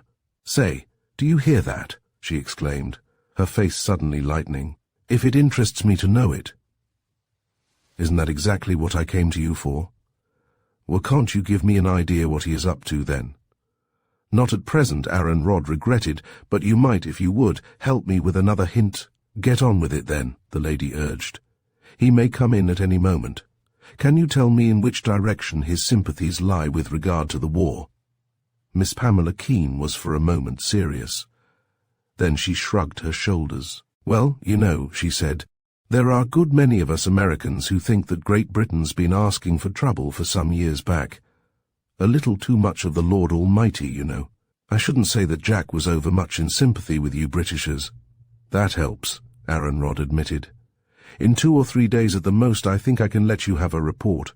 So far as I can see at present, he added, I think that it will be satisfactory to you. Say you're smarter than you look, Mr. Rodd, she declared, as she turned away with a little nod. Come round and see me any time. The 2 men finished their luncheon and walked round to Scotland Yard. Inspector Ditchwater, for whom they inquired, received them with some surprise. Gentlemen, he said, this is a most unexpected pleasure. We have come, Aaron Rodd began, to lay certain information before you which has come to me professionally, and to ask for your aid. The facts are these. A certain Mrs. Abrahams, who is a German woman by birth, married to an anglicized German Jew, who was naturalized 15 years ago, is in the habit of receiving a little circle of friends every afternoon. These friends are every one of them of more or less German sympathies, although some of them occupy public posts in this country. One of them, I have reason to know, is receiving money continually from Mrs. Abrahams. I have no proof of anything, and I am not in a position to proceed far enough in the matter to secure it. The authority of the law is needed. My friend here, Mr. Cresswell, has been to the Home Office and has interviewed Sir Lionel Rastall. He, however, declines to intervene in the matter because Mrs. Abrahams, who is a woman of a great deal of superficial culture and many acquaintances, is a friend of several cabinet ministers. If Sir Lionel declines to interfere, the inspector pointed out, What can we do? Get onto the track and find some proof, Aaron Rod suggested. There isn't anyone can stop you then from behaving in a common-sense manner, and lose our promotion and get snubbed for our pains, the detective remarked. I don't care much about the job, Mr. Rod, thanking you all the same. I don't mind telling you that Mrs. Abrahams was on the list of suspected persons kept here, and has been crossed off at the special instructions of a highly placed personage. It isn't my business to interfere with her or her doings. The two visitors withdrew, a little perplexed. The poet, however, was undaunted. My friend, he said, this was to be my adventure, and I tell you I've a trump card left yet. Come along. They paid one more call at a large and imposing establishment no great distance away. After a wait of nearly an hour, an orderly came in. The chief will see you and your friend, Mr. Cresswell, he announced. Be as quick as you can, please. The poet, who loved words, showed that he knew how to dispense with them. He shook hands with the somewhat grizzled-looking, handsome soldier who welcomed them. This is my friend Mr. Rod, a solicitor, he said. Sir Horace, I have put my hand by accident upon a nest of conspiracy within a quarter of a mile from here. The Home Office or the police won't touch it because the woman chiefly concerned is in persona grata with cabinet ministers. Will you take it on? I will, Sir Horace promised, if there's anything in it. Get on with your information. The woman's name is Abrahams, and she has a flat in the Northumberland Court, the poet continued. I followed a young man there the other afternoon, who is born a German but calls himself an American. Mrs. Abrahams was entertaining a small party of friends, every one of whom is of German sympathies, although two are employed as censors by His Majesty's government.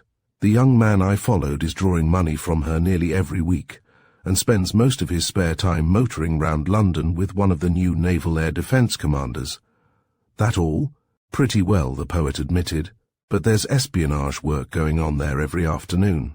Sounds probable, the other agreed. Now what do you want me to do? I can't raid the place without more information. Lend me 2 men and I'll take the risk of something turning up, the poet begged. Sir Horace scribbled a few lines on a piece of paper. Get out with you, he said. My regards to your aunt. Show this to the orderly in room C, and he'll give you a couple of plainclothes policemen. The poet gripped Aaron Rod's arm triumphantly as they stepped outside. A man, he exclaimed. A man at last. It was 2 days before anything fresh happened. Then, about 5:30 in the afternoon, Aaron Rod and the poet, who had wandered round by the front of the Northumberland Court to see that their watchers were in position, almost, ran into the arms of a huge roughly dressed man, with close-cropped brown beard, a man who looked ill at ease in his clothes, and walked with a rolling gait. My God, the poet muttered, it's the Dutchman. Come on, Aaron. They turned round and followed him at a short distance. He entered the Northumberland Court. They followed him, a few minutes later, and Cresswell addressed the hall porter, whom he knew slightly. My name's Cresswell, he said. I'm on a government job. Tell me what flat that man asked for who's just gone in. Number 67, sir, the man replied. Mrs. Abrahams's. Seen him here before? He comes about once a week, sir, generally on a Sunday. I shan't move from here, Cresswell declared, turning to his companion. I shall hold on to that chap myself if he comes out before we can get the men together. Will you hurry, Aaron? There's one at the corner of Parliament Street. And the other's here, a quiet voice said behind. It's all right, Mr. Cresswell. I've sent for Jimmy. I saw that man go in. Know who he is? I do that, the poet assented. His ship's been searched twice, the inspector went on. We had a Secret Service man on board the last time they crossed. Nothing was discovered, but he's under suspicion. When I saw him turn in here, I thought things might be coming our way. Inspector, Cresswell asked eagerly, your powers will allow you to hold him, won't they? I think I'll have to stretch them a bit, sir, the man replied. We'll wait till he comes out. You'd better let the hall porter get an extra constable. This Dutchman is a pretty difficult customer to tackle. The hall porter, who had been divided between curiosity and nervousness, departed with alacrity. The men spread themselves out a little. The poet and Aaron Rod affected great interest in the lighting of cigarettes. A small boy in buttons eyed them with immense inquisitiveness. There was something up. He whispered the news to the lift boy, who had strolled out for a breath of fresh air. A ripple of electrical interest thrilled the group. The hall porter returned, an unwilling constable in the rear. "What's this?" he inquired of the elder of the two plainclothes men. "I can't leave my beat unless there's a charge." The man showed him a badge. The constable saluted. "Wait just outside," the former whispered. The hall porter suddenly thrust his head through the swing doors. "Party you're inquiring for, sir, has just come out of number 2, he announced. He's stepping into a taxi. There was a rush for the door, which the poet led. The taxicab was disappearing round the corner as they reached the entrance of the next block of flats. The hall porter, still dangling his whistle, watched their approach with amazement. "What address? That taxi?" the inspector asked quickly. "Monico's, Shaftesbury Avenue." "Another taxi, quick!" The man blew his whistle. A taxicab from the rank obeyed the summons. "The fellow can't suspect anything if he's really gone to the Monaco," the inspector observed. They all crowded into the vehicle. In a few minutes they were at the café. The poet gave a little sigh of relief as he peered eagerly around. Somehow or other, he felt that this was his own special adventure, and that the onus of its success rested upon him. At a table a little way in the room the Dutchman was seated, with a huge tumbler of what seemed to be brandy and water in front of him. He was in the act of striking a match to light a cigar, which was already in the corner of his mouth. Suddenly his eyes fell upon the poet. A vague sense of recognition, coupled with a premonition of danger, seemed to oppress him. His frame seemed to grow tenser. Even underneath his clothes one could fancy that his muscles were stiffening. He watched the 4 men approach, and those few of the neighbouring loungers who chanced to be looking that way held their breaths. The atmosphere around seemed to have become electric. The inspector stood by the Dutchman's table. Although he was not in uniform, his official bearing was unmistakable. "I want you, my man," he said. "You must come with me to the police station." "Why?" "I am acting under special orders," the inspector told him. "I can satisfy you as to my authority. The thing is, are you coming quietly?" Apparently the Dutchman was not, for pandemonium ensued. The inspector was no lightweight, and he was on guard, but his adversary's rush was irresistible. He went crashing over against an opposite table, and the Dutchman's left fist sent the second man prostrate. The inspector, however, was not yet done for, and Aaron Rodd and Cresswell suddenly sprang simultaneously into the fray. Men and women leapt from their tables. There were shrieks, a crash of breaking glass. The policeman, who had been knocked down, staggered to his knees and blew his whistle furiously. The Dutchman, kicking, shaking, even trying to bite the poet's fingers, which had somehow seized his throat, dragged his assailants yard by yard towards the door. The whole place was in an uproar. Suddenly the swing doors were pushed open. 2 uniformed constables hurried in. Even then the Dutchman did not abandon the struggle. He wrenched himself almost free from the 3 men who had momentarily relaxed their hold, dealt the leading constable a terrific blow, which only just missed the side of his head, and knocked his helmet into pulp. That, however, was the end. The other constable was a powerful fellow, and within 30 seconds the Dutchman was handcuffed. There was a crowd now upon the pavement. The Dutchman, his face covered with blood and his eyes glaring like the eyes of a wild animal, was bustled into a taxi. Aaron and the poet were left behind. They were neither of them much the worse for the struggle, but Aaron's collar was torn to pieces, and the poet's coat had been ripped down one side. A waiter was hovering around them admiringly. "Bring you something to drink, gentlemen?" he suggested. They drank a brandy and soda each. Then the poet rose. He was conscious of various bruises, but he was very happy. "Home and seclusion, I think, for a time, my friend," he said. "What a heavenly scrap!" Late that evening a very immaculately dressed young man of most superior appearance discovered the poet in an easy chair in his club, awaiting the midnight rush of journalists and actors. The young man presented a card. "You will find my name there, sir," he said, "and also the service on behalf of which I pay you this visit." Cresswell scrutinized the card and sat up in his chair. "Have a drink?" he suggested. His visitor begged to be excused. "The chief asked me to find you at the earliest possible moment," he announced, "to first of all express his thanks and the thanks of his department for your valuable services." Had the Dutchman got the goods on him? The poet asked eagerly. He had indeed. He was carrying documents of high importance, which were obviously destined for our enemies, the young man said. Their contents are to a certain extent a secret, and I am to ask you to add to your services by allowing the matter to slip from your memory. What's going to become of Mrs. Abrahams? Cresswell inquired. We received an indirect suggestion tonight from the Home Office, the young man replied, that the lady in question should be cautioned. If it is any relief to you, let me assure you that my chief is not the sort of man to listen to such tosh. The lady will be interned, whatever her friends may attempt on her behalf. Two of the other people implicated, both in the censor's office, I regret to say, will be shot. You appear to have discovered a bureau which existed for the purpose of collecting and dispatching abroad, every week, various items of information likely to be of service to our enemies. What'll the Dutchman get? The young man hesitated. I have already somewhat exceeded my latitude, he said gravely. May I ask you to consider what I have said in confidence, to forget this little adventure, and never again in this life to worry about the Dutchman?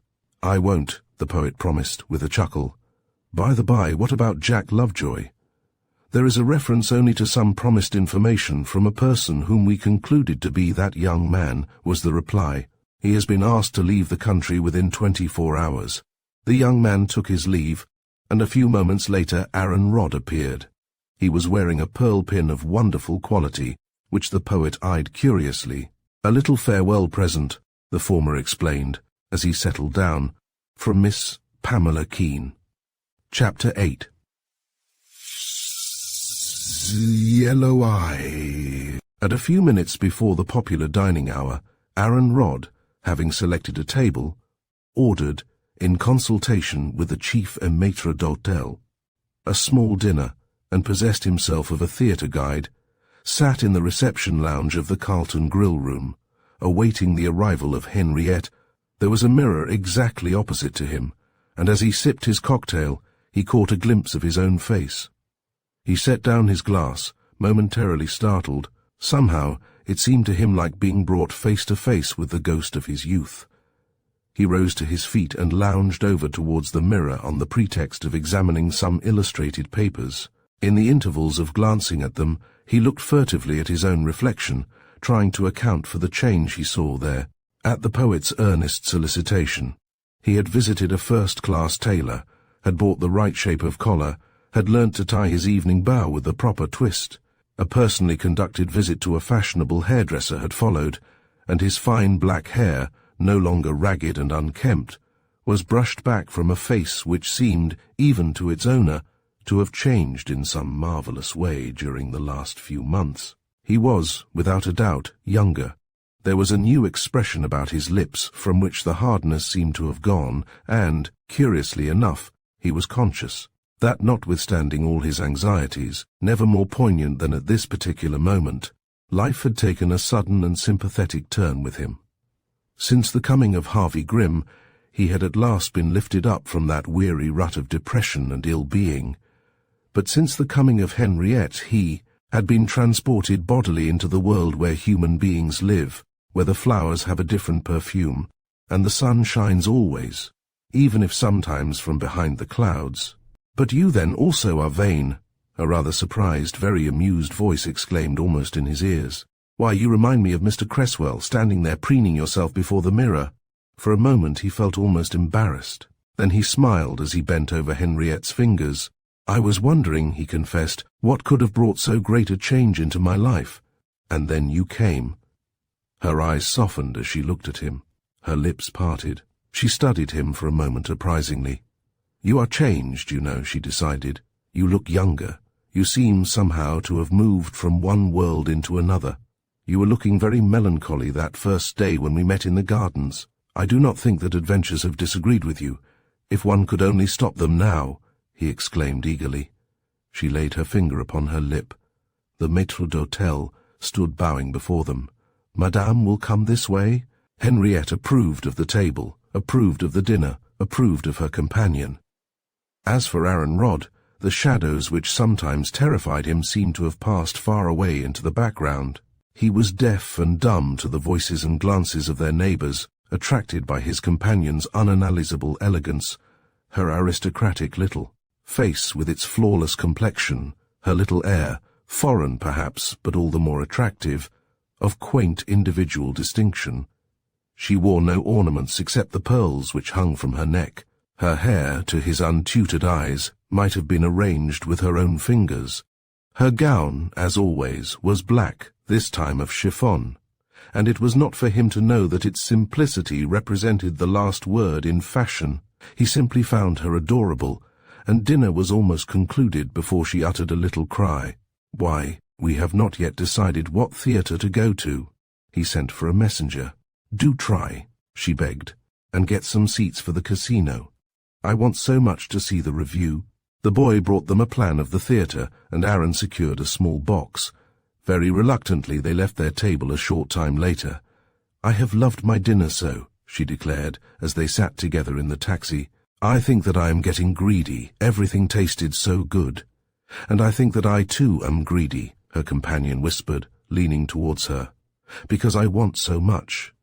Even the greatest thing in the world could have to offer." She suddenly clutched his arm with her white fingers, drew it tightly to her. "Hold my fingers, please," she begged. "Sit just like this. Don't let us spoil anything. Will you be content, please?" He leaned a little towards her. Her eyes were half pleading with his, half doubtful. "I will be content," he promised, "if—" She drew away from him a moment later. "I did not mean to let you kiss me," she declared naively. "I meant to if I could," he confessed. She laughed a little hysterically, but not unhappily. "Let us pretend that we have behaved like a couple of bad children," she said, "because we must not just now talk of these things. That was just a slip." "A slip," he repeated. "A very wonderful, delightful slip," she murmured. "And here we are." They found themselves soon in a little box, small even for two people. Henriette settled down, almost from the first, to enjoy the performance. She laughed at the whimsical Frenchman, applauded the versatile leading lady, entered with wonderful facility into the spirit of the place. And then, some half-hour after their entrance, Aaron Rodd felt the fingers which he was holding under cover of a program suddenly twitch. He glanced up. To his amazement, all the joy and light-heartedness had passed from her face. Her features seemed as though they might have been carved out of a piece of ivory. Her lips were a little parted, her eyes filled with fear. She was gazing with strange intensity upon the figure of a girl who, heralded by much applause, had suddenly bounded onto the stage. He leaned towards her. "Is anything wrong, Henriette?" he asked softly. She roused herself a little. "Yes," she whispered.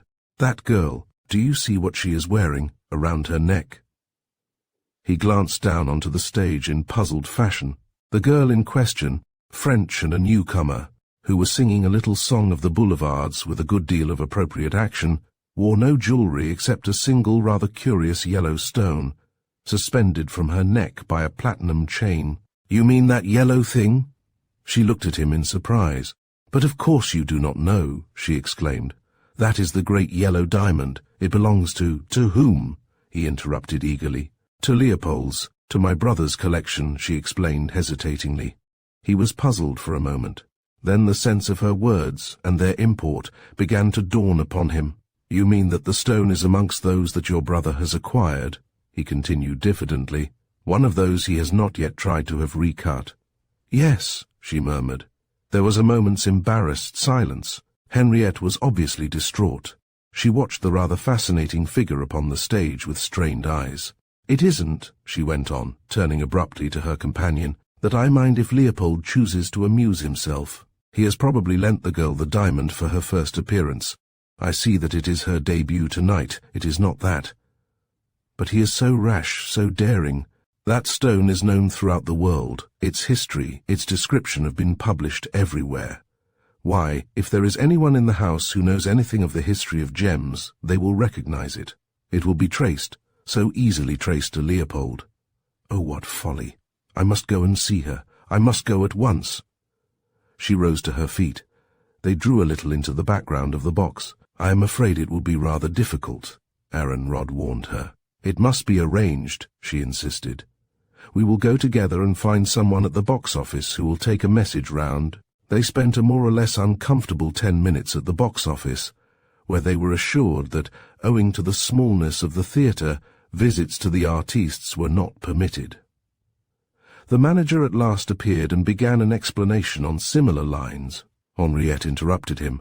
"Monsieur," she begged, "it is a great exception. There is something which mademoiselle should know, something which it is very important for her to know, and I am the only person who can tell her. You will make an exception, please, this once." The manager was quite human and a person of discrimination. He made no further difficulty. "If you will both please follow me," he invited.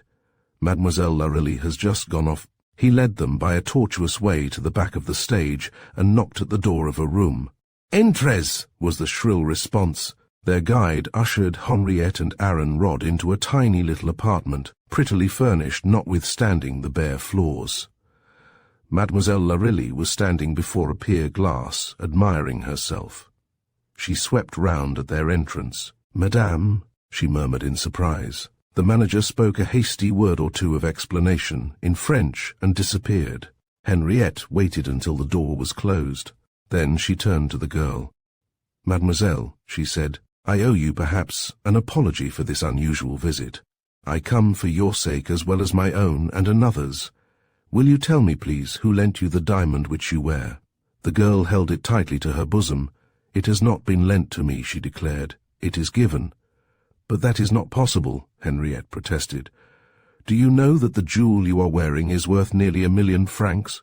The girl started, but she simply shrugged her shoulders. "Oh, la, she exclaimed. "What do I care? It was given me by a gentleman, not an Englishman, and no one has any right to ask me questions about it. I do not receive here, mademoiselle. I have but a few minutes to rest. If you would please go." Henriette made efforts to modify the haughtiness of her tone, the air of aloofness with which she seemed shrouded. "Mademoiselle Larilly," she said, "I will not believe that you wish evil things to the gentleman who lent or gave you that jewel, yet, believe me, you will bring harm upon him if you wear it in public. You will bring the greatest of all misfortunes." The girl opened her hands a little and gazed at the gem. She shook her head. "That I cannot help," she decided. "It is his affair. He must know better than you. I promised him to wear it. He may even be here tonight. I shall keep my word." "Mademoiselle," Henriette began. Then the words died away on her lips.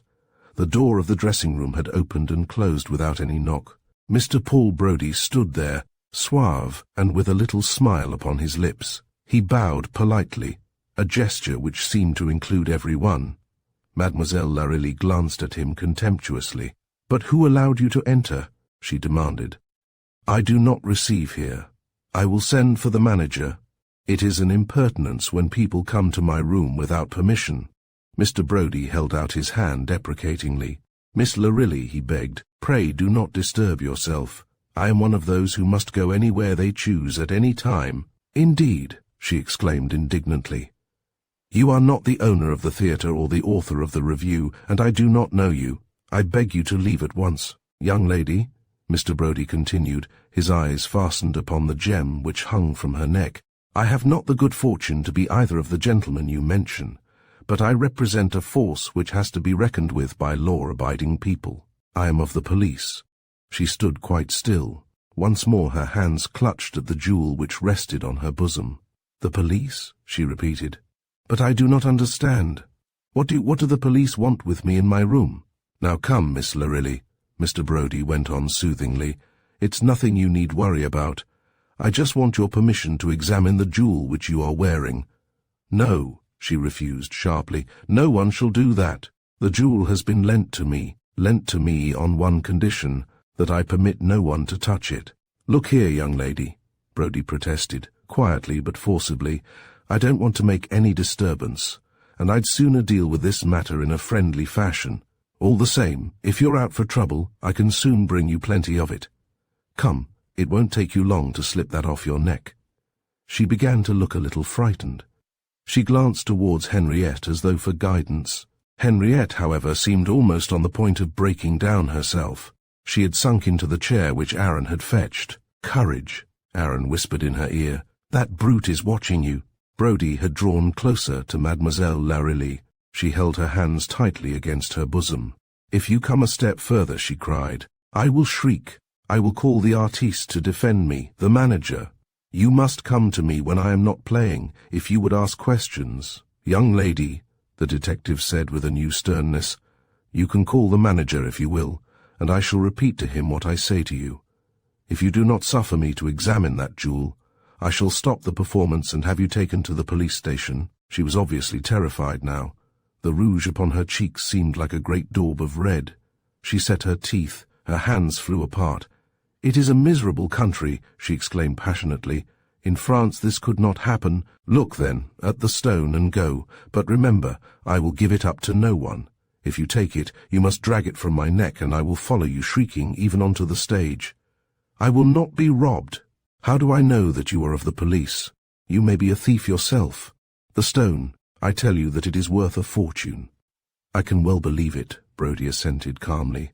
One moment, if you please. He held the stone in the palm of his hand and fitted a magnifying glass into his eye. There was a moment's silence. Henriette suddenly gripped her companion's hand. Mademoiselle Larreley stood there, panting, her bosom rising and falling quickly. There was murder in her eyes. Presently Brodie let the stone fall, replaced the magnifying glass in his pocket. He stood for a moment, as though thinking, then he turned towards the door. Miss Larreley, he said, looking back at her, my apologies. The bauble which you are wearing is a worthless piece of yellow crystal, worth perhaps £20. I was deceived, as was perhaps the young lady over yonder, he added with a little ironical bow, by a wonderful resemblance. He closed the door quietly behind him. There was a queer silence in the room. Henriette was deathly pale. Relief and bewilderment were struggling in her face. The French girl's expression had become electrically transformed. With a sudden little gesture she leaned towards the closed door. Her hand flashed in front of her face. Her gesture was significant if vulgar. It is worth £20, my bauble, is it? She mocked. And he thinks, that big ugly man, that I would come on to the stage with a bauble round my neck worth £20. But he is not a gentleman of France, that— An inner door suddenly opened. Leopold Brinnan appeared, and behind him the tall, slender figure of Monsieur Larkson, the leading French actor in the revue. With your permission, Brinnan began, bowing to Mademoiselle Larreley. Henriette! He stopped short in amazement. Henriette rose to her feet and came towards him.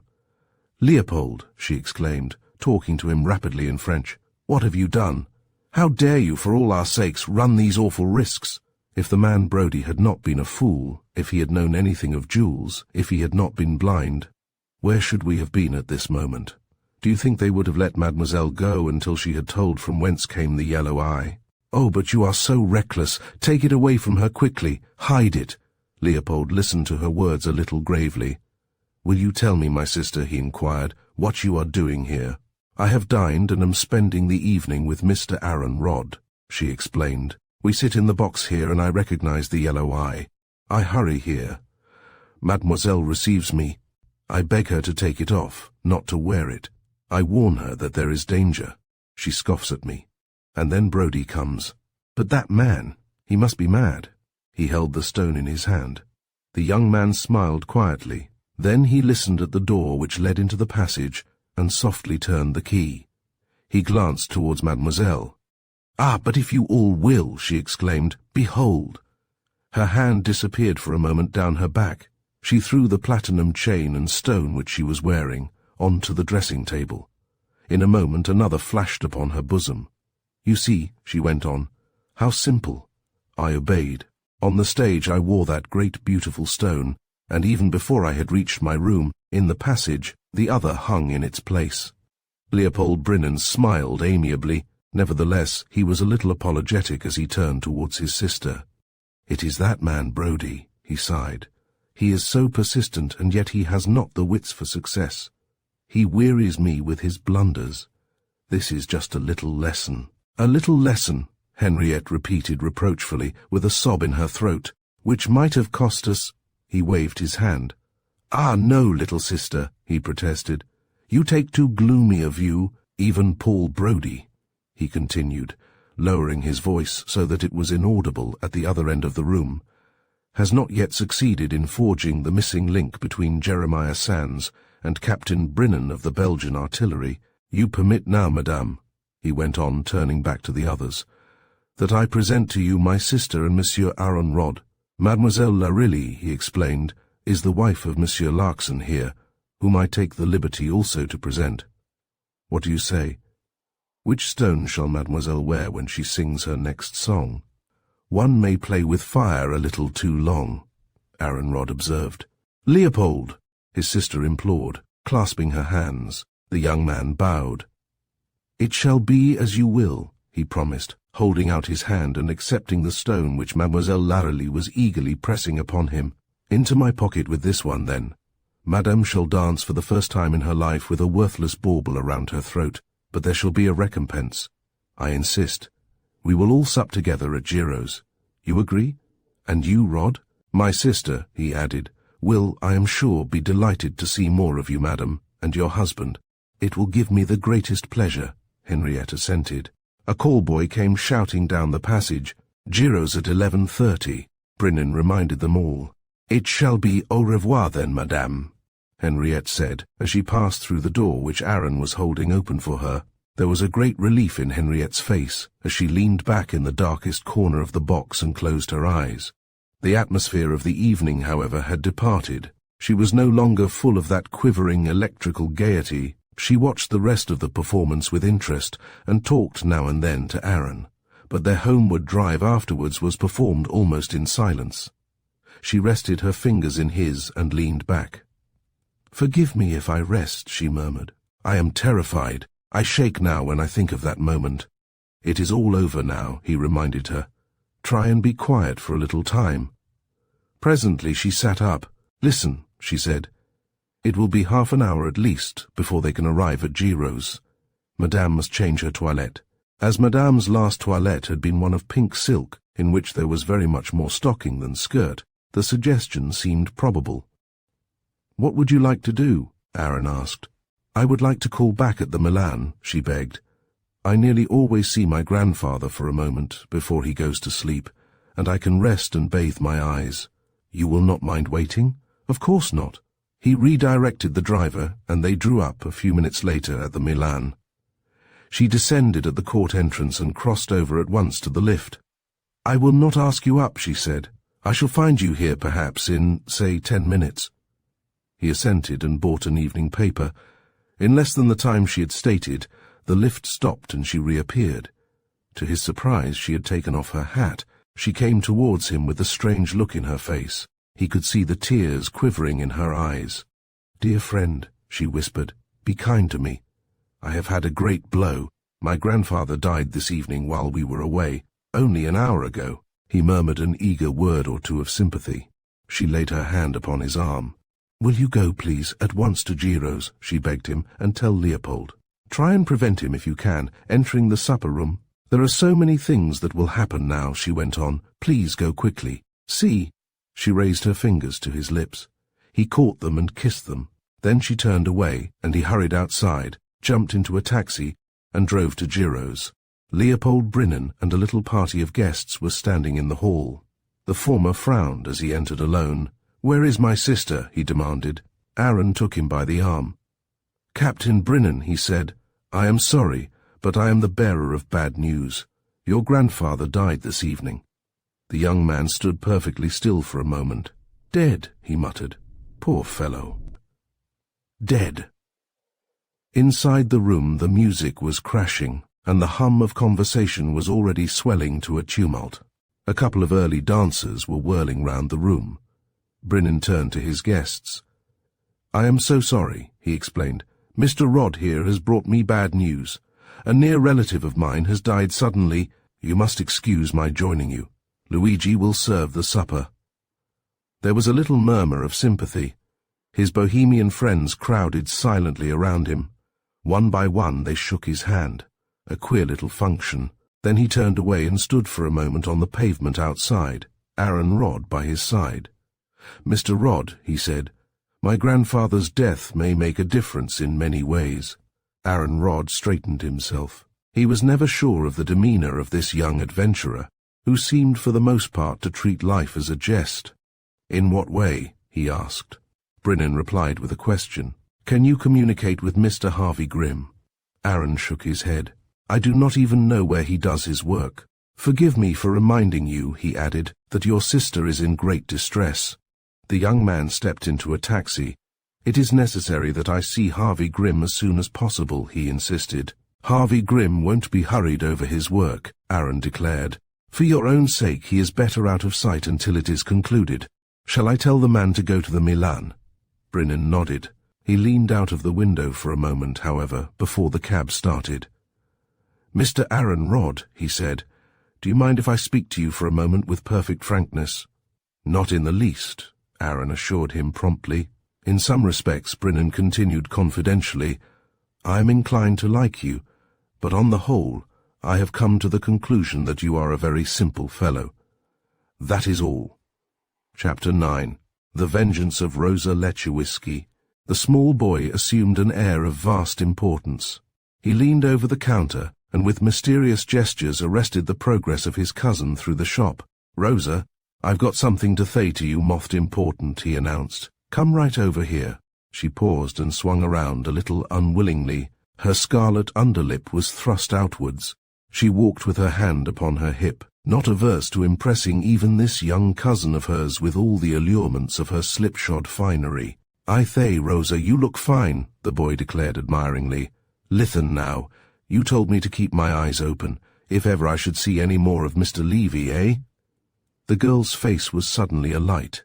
She moved close to the counter. "You've heard of him?" she exclaimed eagerly. "You know where he is?" The boy nodded many times. He placed a finger upon his lips. In his eyes was the glint of avarice. "You promised me a shilling," he reminded her. "I worked hard. I know now just where he ith. You can see him for yourself." "It's worth a shilling, Rosa, eh?" The girl's hand dived into the recesses of her half-fastened skirt. She produced a cheap purse of imitation Russia leather and solemnly counted out a 6 and 6 coppers. "You tell me the truth," she adjured him, parting with the coins reluctantly. "Honest and sure," the boy promised, sweeping them into his pocket. "He came back again Tuesday night. He's at work now in the repairing room." "You little shark!" his cousin cried indignantly. "Why, I should have found out myself if I'd gone straight in to grandfather." "Maybe and maybe not," he answered, with his finger upon his nose and his hand guarding the pocket where the shilling reposed. The girl was breathing quickly with excitement. The loss of the shilling, after all, was a slight thing to a girl earning man's wages. "Listen," she enjoined, "don't you say I've been. I'm off back to tidy up. I shall be here in half an hour. He won't be gone by then." "Sure not," was the confident assent. He brought his valise. He'd come to stop. Rosa almost tiptoed her way out of the shop, dived into the stream of people and disappeared. It was rather more than half an hour before her small cousin, with palms outstretched upon the counter, struggling to sell a 1 and 6 brooch to a girl who had a shilling to spend, glanced up and recognized her. His look of admiration was a genuine tribute. For a moment the glamour of the transaction upon which he was engaged faded. "My, Rosa, you do look fine," he exclaimed. "Them clothes must have cost something." She nodded haughtily. A vision of cheap furs, with a black hat from which flared one great scarlet flower. She carried a bag of some jingling metal in her hand.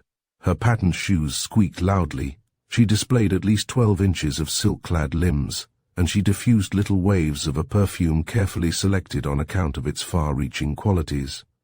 The customer, who knew her by sight, gazed after her admiringly. "That's your cousin Rosa, isn't it?" she asked. The small boy nodded, withdrawing his eyes from the disappearing figure with reluctance. "It must be wonderful to earn enough money to dress like that," he observed enviously. "My, did you see those furs? The first ornament Rosa ever bought from me wath one of these brooches," he went on, reverting to the subject in hand. 2 shillings she paid, my dear, and 18 I'm asking you, just because I like to do business when the old man ain't here. Maybe you could pay the extra 6 next Saturday." Rosa swept through the door and descended the 2 steps into the dingy sitting-room. In a high-backed chair drawn up to the scanty fire, his head a little on one side, sat her grandfather, asleep. She passed on tiptoe through the room, down the narrow passage, and softly turned the handle of the workshop door. The air was vibrating slightly with the monotonous hum of a concealed dynamo. Bending low over the board, with huge magnifying glasses in his eyes, Mr. Levy, with a small, bright instrument in his hand, was absorbed in some delicate process of refashioning a little glittering mass carefully held between the thumb and forefinger of his left hand. Some instinct told the girl to keep silence. She watched him breathlessly until the consciousness of her presence reached him through his finer senses. He raised his knife from its task and turned swiftly around, touched a knob with his foot, and the dynamo gradually slackened speed and died away. "You!" he exclaimed, removing the glasses from his eyes. She saw the stone upon which he had been working, transferred swiftly to his pocket. She was immensely curious. Nevertheless, the personal element came first. "You're a nice man, aren't you, eh?" she demanded, coming slowly towards him. "What about that little dinner we were going to have, eh, and a theatre? You just leave your place without a word of warning.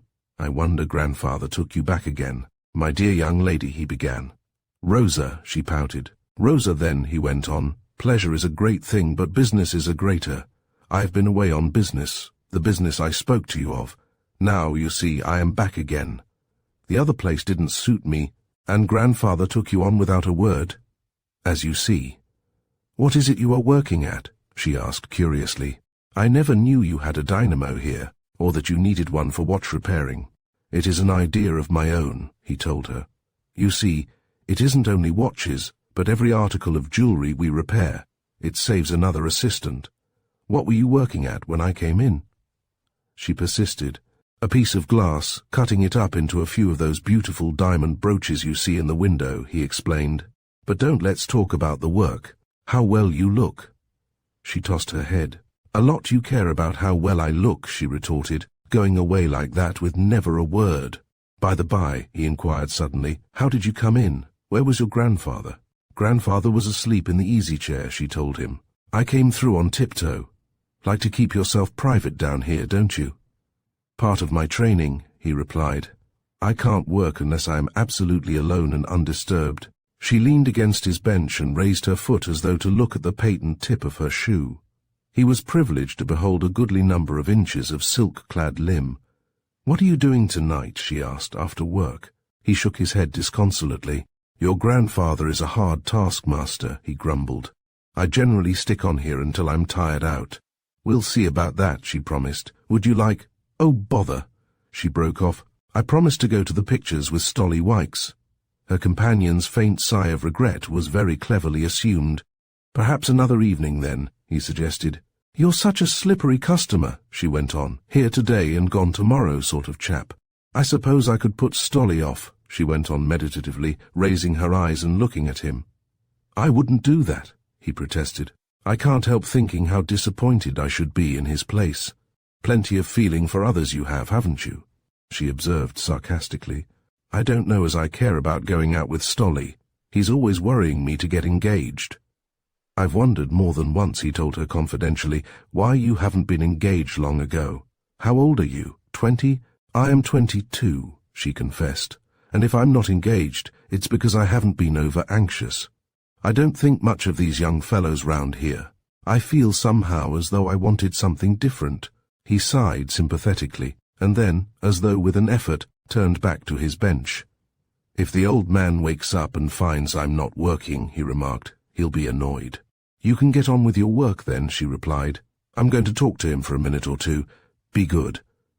She gave him a little backward nod, enigmatically encouraging, and left him, closing the door softly behind her. She made her way into the stuffy little parlour and shook her grandfather by the shoulder. "Wake up, old man," she exhorted. "Nice thing going to sleep over the fire in the middle of the afternoon." "Eh, what, my dear?" he exclaimed, sitting up. "It's Rosa, is it? Ah, how beautiful you look, Rosa. But those furs, were they very expensive, my dear?" "They were rather," the girl admitted complacently. "But I'm earning good money, and I want to get married." "To get married, my dear," the old man repeated, a little vaguely. "Well, well, you find some young man with good prospects, and money in his hand, mind." "I've found the young man I'd like to marry," Rosa interrupted. "He's your assistant down there."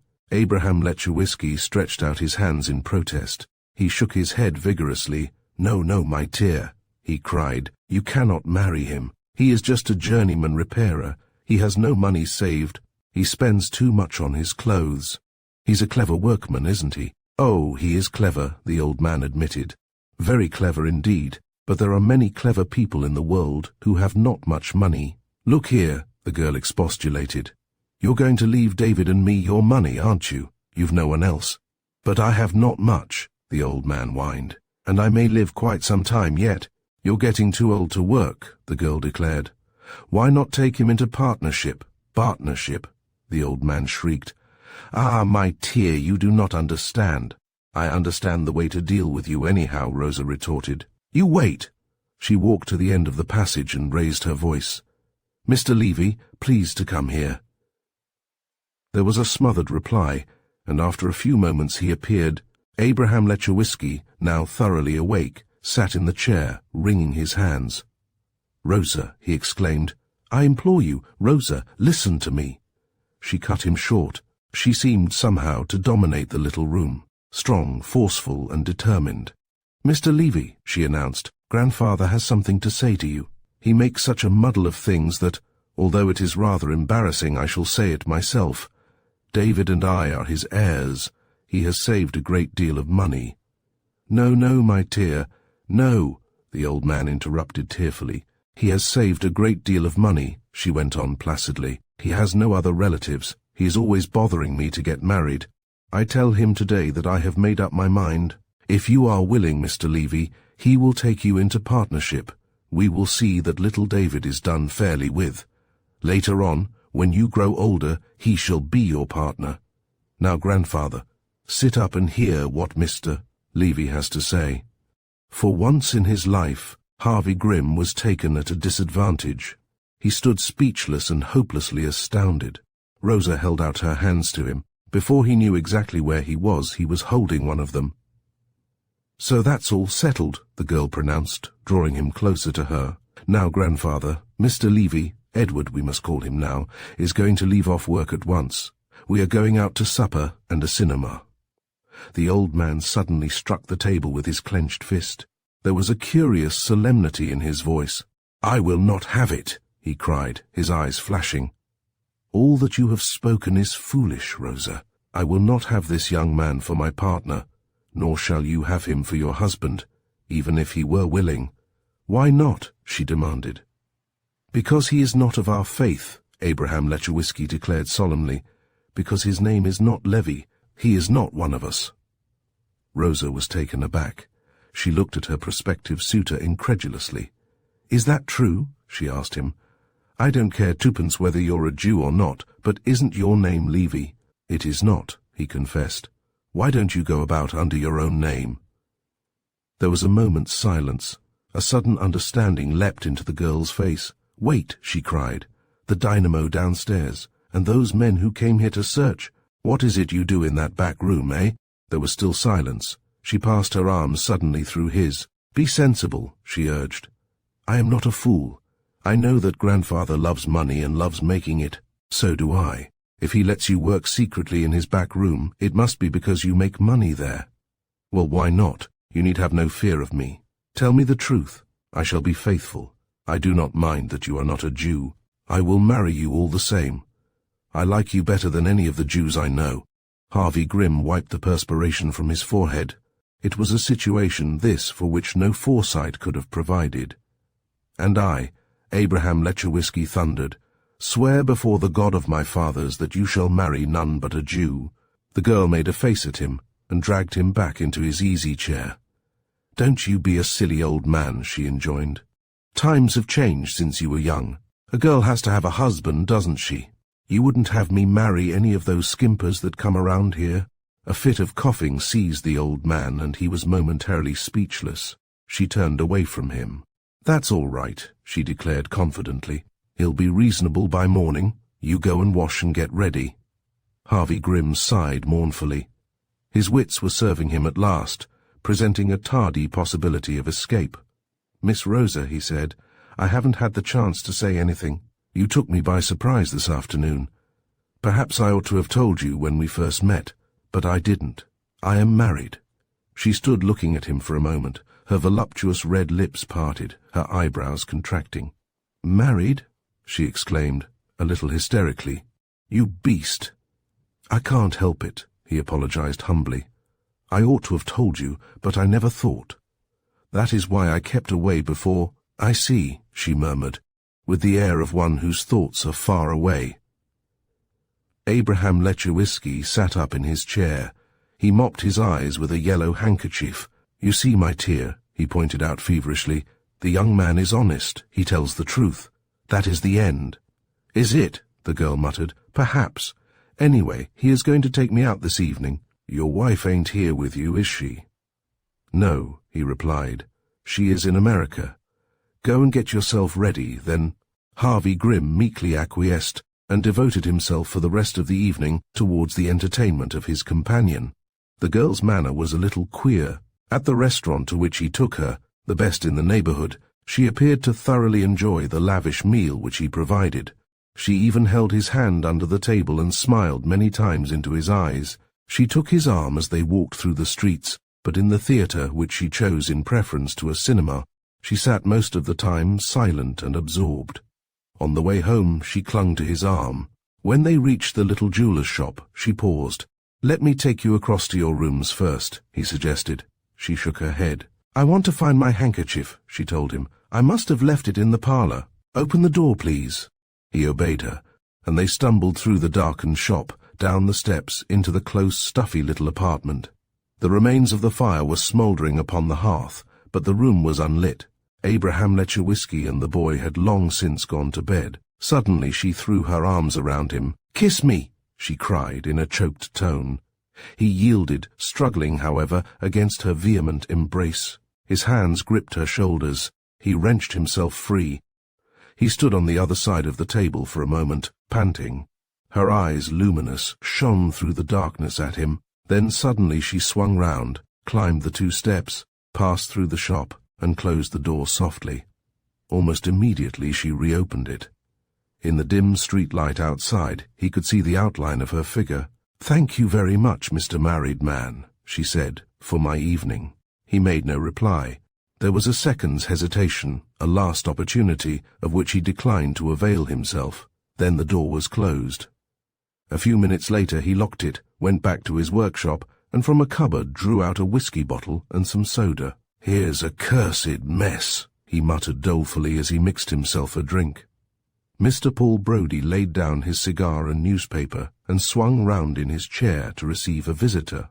Already in his mind, a prospective new client. A small boy had opened the door. The lady, sir, he announced. Mr. Brodie recognized his visitor with a thrill of expectancy. Say, this is Miss Lechowiski, isn't it? He exclaimed, holding out his hand. Glad to see you, young lady. Please take a seat. Rosa ignored the invitation. She came up to his desk and leaned over it.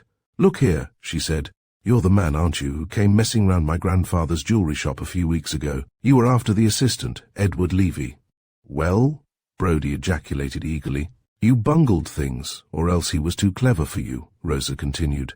I've come to tell you that he's back again there now, carrying on the same game. Got an electrical dynamo in the workshop, and no end of tools. His name ain't Levy at all, and he isn't a Jew. What do you suppose he is doing there? Brodie inquired. Look here, the girl went on. If I tell you, will you swear that you won't get my grandfather into this? I think I can promise that, was the cautious reply. Breaking up diamonds, then?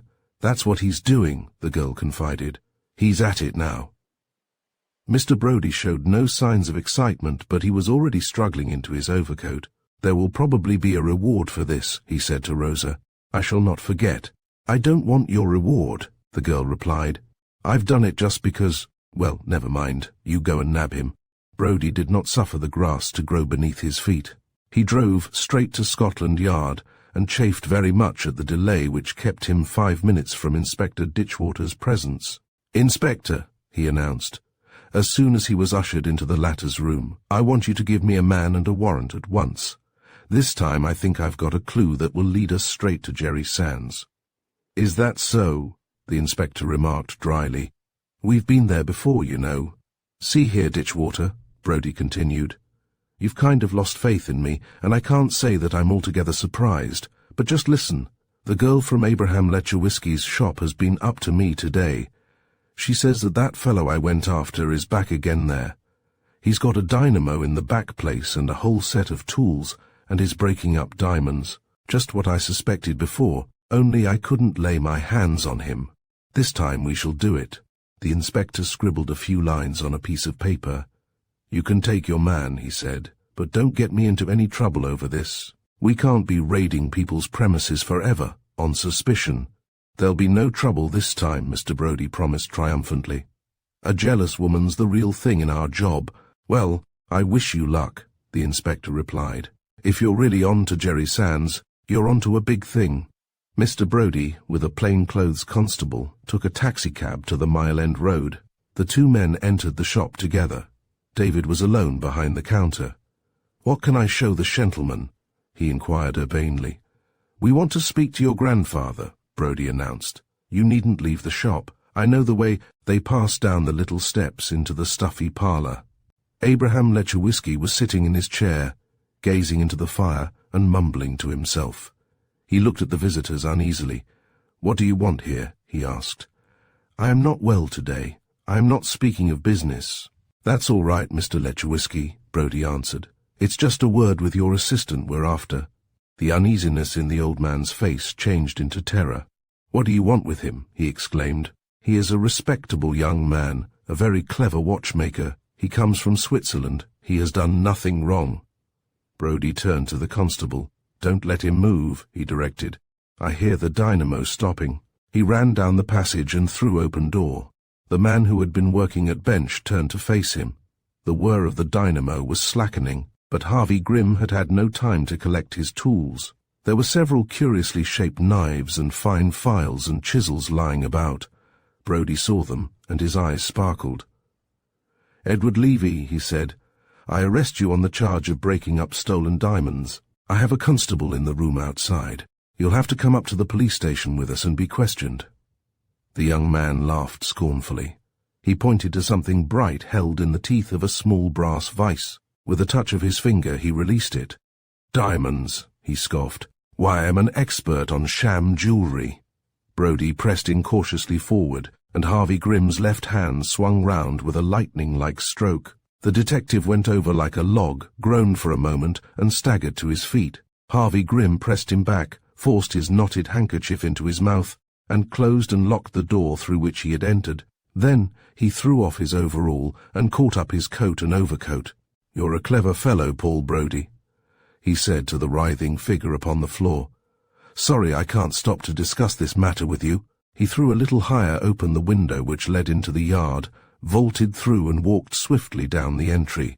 He strolled into the broad thoroughfare, wiping the moisture from his forehead and looking everywhere for a taxi. "My God," he muttered to himself. "We're coming near the end of things." Listening all the while for footsteps behind which never came, he at last hailed a taxicab and was driven to Aldgate. At the mansion house he alighted, and, in another taxicab, made his way to one of the streets on the north side of the Strand. Here he entered a passageway, climbed the stairs past a second-hand clothes shop, and on the second flight opened the door of a room with a latchkey which hung from his chain. He gave a little murmur of relief as he discovered a young man in a dressing gown, seated in an armchair with his feet up on the mantelpiece, reading a paper-backed novel. The young man bore a remarkable resemblance to Mr. Harvey Grimm. "Thank heaven you are in," the newcomer exclaimed, commencing like lightning to throw off his clothes. "Turn on the bath, Jim, quick as you can, and take these clothes down to the shop. Shove 'em away anywhere." The young man was already busying himself about the place. "Anything wrong, sir?" he asked. "I've just had the devil of a squeak," Harvey Grimm declared. "It'll be touch and go this time. How did I spend the morning?" "We made a point of calling at your tailor, sir," the young man replied. "Also your hosier. We looked in at Bendlebury's in Cork Street, and we had a cocktail, too, I think, at Fitz's bar." "Capital," Harvey Grimm muttered. "What did I do last night?" "Last night we wore dinner clothes, sir," the young man went on. "We dined at Romano's." "Alone, I trust," Harvey Grimm snapped. "Quite alone, sir," the young man assented. "We conversed for a time with two ladies at an adjoining table. Luigi spoke to us twice." Harvey Grimm bolted through the door, and a few moments afterwards there was a sound of splashing. When he reappeared, a short time later, His complexion seemed to have undergone a marvelous change, and the most wonderful wig in the world had disappeared. The young man helped him into a blue serge suit. In 5 minutes he was dressed. "My George, this is quick work," Harvey Grimm murmured, his eyes sparkling. "There's £10 on the table, Jim. Put it in your pocket. I'll drop in tomorrow or the next day. Clean gloves and my Malacca cane. Don't wait 2 moments after I've gone. Get rid of all the clothes I have been wearing. In the darkest corner of the store. There goes the wig," he added, throwing it on the fire. "There won't be any more Mile End for a little time. Get to work like blazes, Jim, and goodbye." The young man handed him a sheet of paper.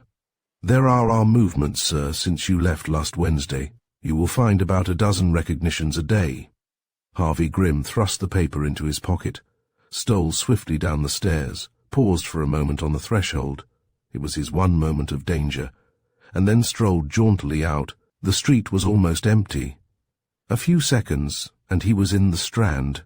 He plunged into a tobacconist's shop, bought 6 cigarettes, one of which he lit, and a few minutes later he climbed the stairs leading to Aaron Rod's office. There was no immediate answer to his knock, so he opened the door and stepped inside. A tall figure in khaki was standing in front of the looking-glass, going through sundry mysterious evolutions. Harvey Grimm stared at him in blank amazement. "Good heavens," he gasped. "It's Cresswell." The poet turned round and saluted Harvey Grimm in jaunty fashion. "Cheero, Harvey," he exclaimed. "You see, I've taken the plunge." "Fine fellow," Harvey Grimm murmured. "Tell us about it." "I came in to tell Aaron," the poet went on, "but he is, for some unaccountable reason, absent. The fact is, at first I didn't feel the call of this sort of thing at all. In my soul I hate war today. That is, in its external and material aspects, the ugliness, the bloodshed, the mangled bodies and all the rest of it. But a few days ago old Harris asked me to write them a patriotic poem. I tell you, I no sooner got into the swim of it than I felt the fever burning in my own veins. I will read you the poem shortly. It will create a great sensation. The first person whom it brought into khaki was myself." "You seem to have done the job pretty quickly," Harvey Grimm observed. "I joined an officers' training corps only a few days ago," Cresswell explained. "I went to my tailor's for a uniform and found that he had one made for a man exactly my height who was down with pneumonia. So I just stepped into it and here I am. I came round to tell Aaron, to take a fond farewell and all that sort of thing. I'm afraid my adventures will be of a different sort for a time. We've had some fun, though," he added, with a reminiscent gleam in his eyes. "We shall miss you," Harvey Grimm sighed, "but I am beginning to fancy that our own number's about up. I've had the narrowest shave of my life this morning, and I don't feel that I am out of the wood yet. Where is Aaron, I wonder?" "He was out when I arrived," the poet replied. "I've been waiting here for an hour." Harvey Grimm consulted his watch. "It is time," he decided, "for number 1. It is several days since I tasted a cocktail. After that we might lunch together."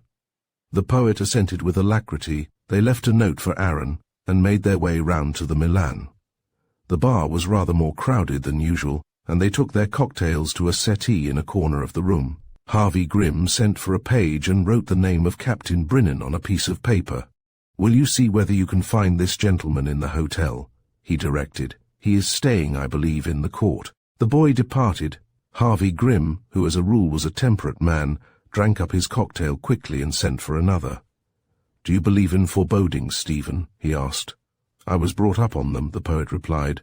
"There is Irish blood in my veins. I am most superstitious."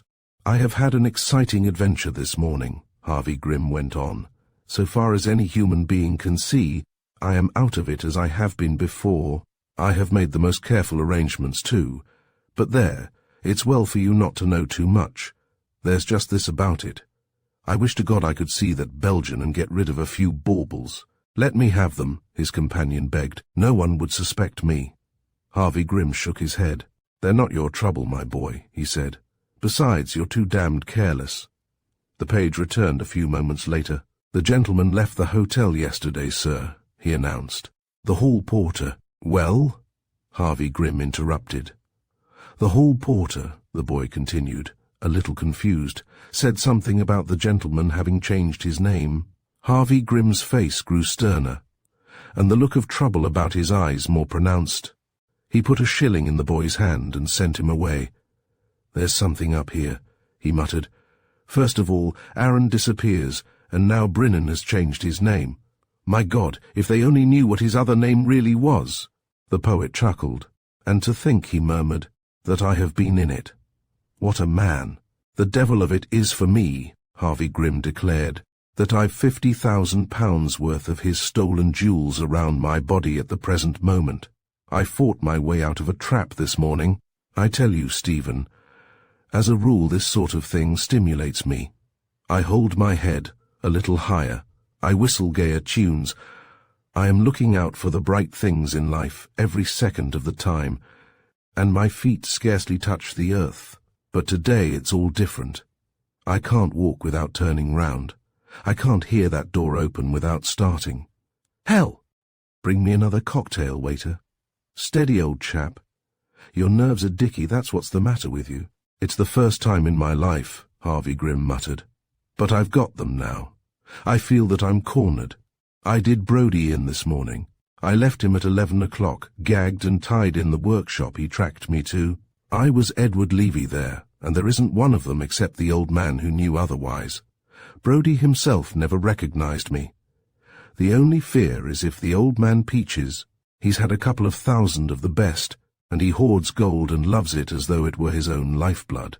Thank God, here are the cocktails. I shall write an epic about you this afternoon," the poet declared. "You're tense, Harvey, that's what you are. You're strung up. There's a different sense in the words you speak, a sort of quivering significance in everything you say. You're feeling life, man." "I'm feeling afraid, if that's anything," Harvey Grimm confessed, raising his glass. "There was a woman in it, of course, and God knows I was careful, a fierce, strong young Jewess. If she gets her grandfather by the throat, she'll wring the truth out of him." Cresswell rose to his feet. "It will do you good to eat, my friend," he suggested. "I find you exciting, vibrating, stimulating, but you are wearing yourself out." Harvey Grimm sat with tightly clenched fists. "I'm afraid to go in the restaurant," he said. "Do you notice how that man at the bar is staring, Cresswell?"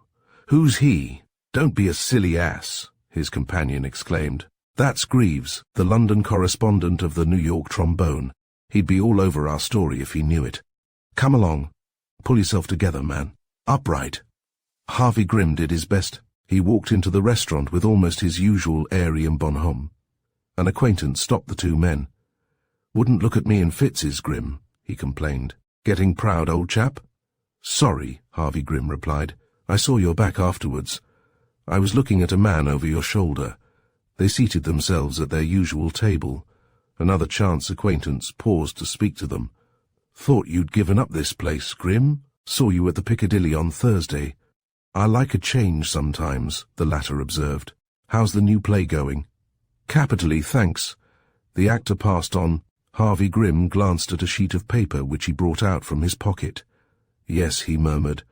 "I was at the Piccadilly on Thursday. Nothing like being thorough in these things, Stephen. My alibi was pretty successful, eh? Mean to say you get a chap to go about when you're in hiding, and establish alibis for you?" the poet asked wonderingly. "That's exactly the idea," Harvey Grimm agreed. "And to tell you the truth, if I hadn't a fit of nerves on me, I should say that my alibis would take a little upsetting. They ordered luncheon and a bottle of wine, but for some reason or other the old spirit was lacking. They missed Aaron Rodd and speculated as to the cause of his absence. Cresswell, too, seemed to have inherited a new seriousness with his unaccustomed attire. It was their mutual recognition of the drawing to an end of one little cycle of their life, and try though he might, Harvey Grimm could never escape from the queer sense of foreboding which had haunted him for the last few hours. And then, towards the end of the meal, a page boy came into the room, gazed around for a moment, and approached their table. "Two gentlemen would like to speak to you, Mr. Grimm," he announced.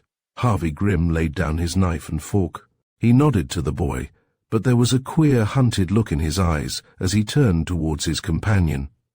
"Stephen, old fellow," he muttered, "it's come."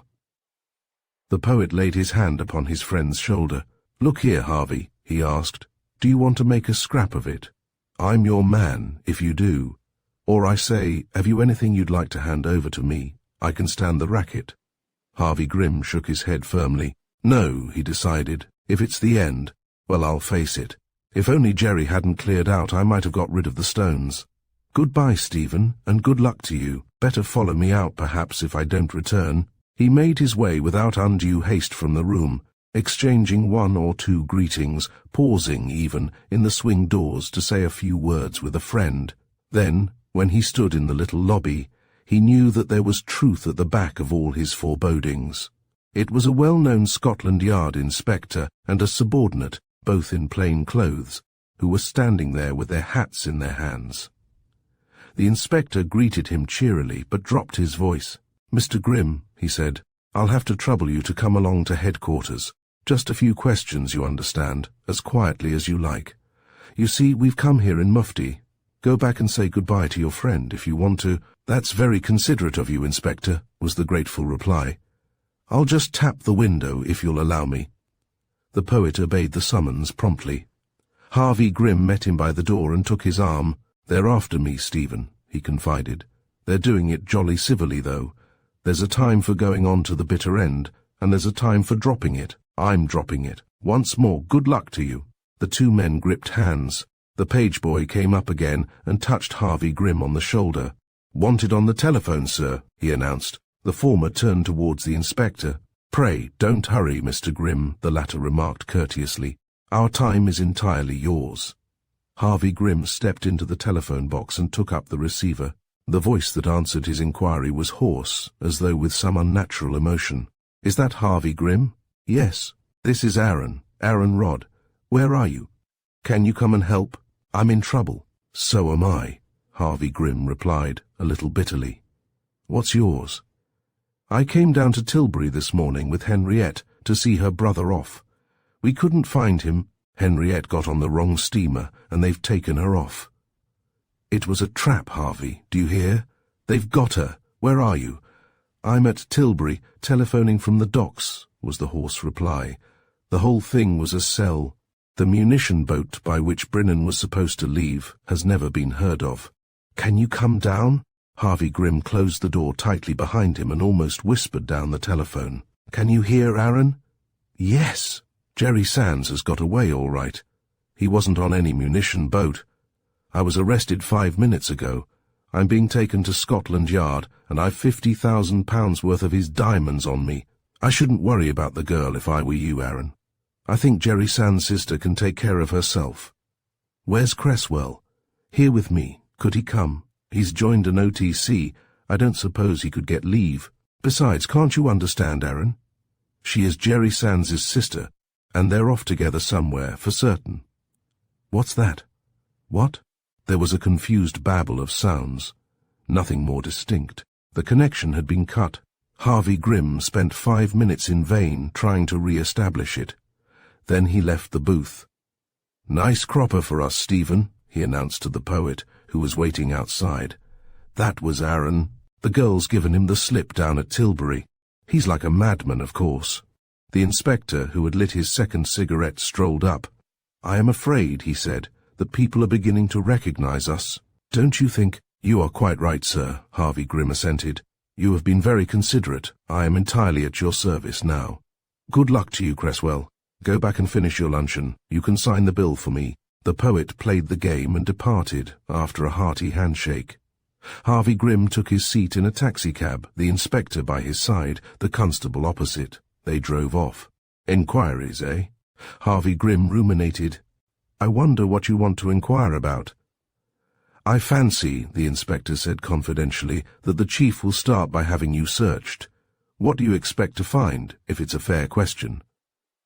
The inspector smiled. He had thrust his arm in friendly fashion through his companion's. "We've an idea," he replied, "that this time we shall find a few of Jerry Sands' diamonds." Chapter 10. The End of Jeremiah Sands. Aaron Rodd clasped his arms a little further around the barrel against which he was leaning, trod water with his feet, and thought about death. The curtain of a slight mist had fallen around him. There was nothing visible but the cold grey sea, sometimes high above his head, sometimes like a water-slide tumbling away many feet below him. All around him he could hear the hooting of the steamers, sounding their weird notes of warning from seen, unimaginable world. A few feet away, also clinging to a barrel, was a bronzed and hairy man in nautical attire, who was using the most awful language. "No good wasting your breath," Aaron gasped. "Try another shout." The man did as he was advised, without eliciting any reply from the other side of the grey walls, whereupon he proceeded once more, in lurid language, to express his opinion of murdering foreigners and mysterious gents who tempted honest tugmasters into doubtful enterprises. Suddenly he broke off. "Crikey, here's something on the top of us," he exclaimed. "Shout, governor, quick!" Once more, Aaron Rodd drew a long breath and shouted. His voice sounded like a child's falsetto, lost in the stentorian roar of his companion's demand for immediate help and rescue. Then the grey fog was suddenly pierced. A huge, dark mass seemed to be gliding almost on the top of them. From somewhere up in the clouds came an answering shout. Aaron Rodd's companion was moved to one supreme and successful effort. A clear, loud voice shouted directions to them. "We're lowering ropes. Catch hold, if you can, before the wash. We'll lower boats in a minute." Half a dozen ropes came down like curving snakes. One of them hit the water scarcely a foot from Aaron. He gripped it tightly. "Twist it round your body, mate," his companion spluttered. "Twist it 2 or 3 times round and hold on for dear life." The next few minutes were barely realizable. Aaron felt himself tossed like a cork onto the top of a seething mass of churned-up sea, flung down again with the roar of it in his ears, left for a moment in peace, and then dragged through the water at such a pace that he found himself wondering whether his arms were going to be torn from his body. Then he was shot forward with a new impetus. His body and arms ached with the strain. He was only half conscious. "That's done it, matey," he heard his companion shout. "Hold on. There's the boat coming." Aaron Rodd never wholly lost consciousness. He heard the measured beat of the oars, the sharp, clear voice of the officer standing up in the stern. He saw the boat emerge from the gloom, heard the quick orders, felt himself lifted up by the shoulders, felt the luxury of something solid beneath his feet. The officer in charge of the boat looked at the 2 men curiously. "What's this?" he asked.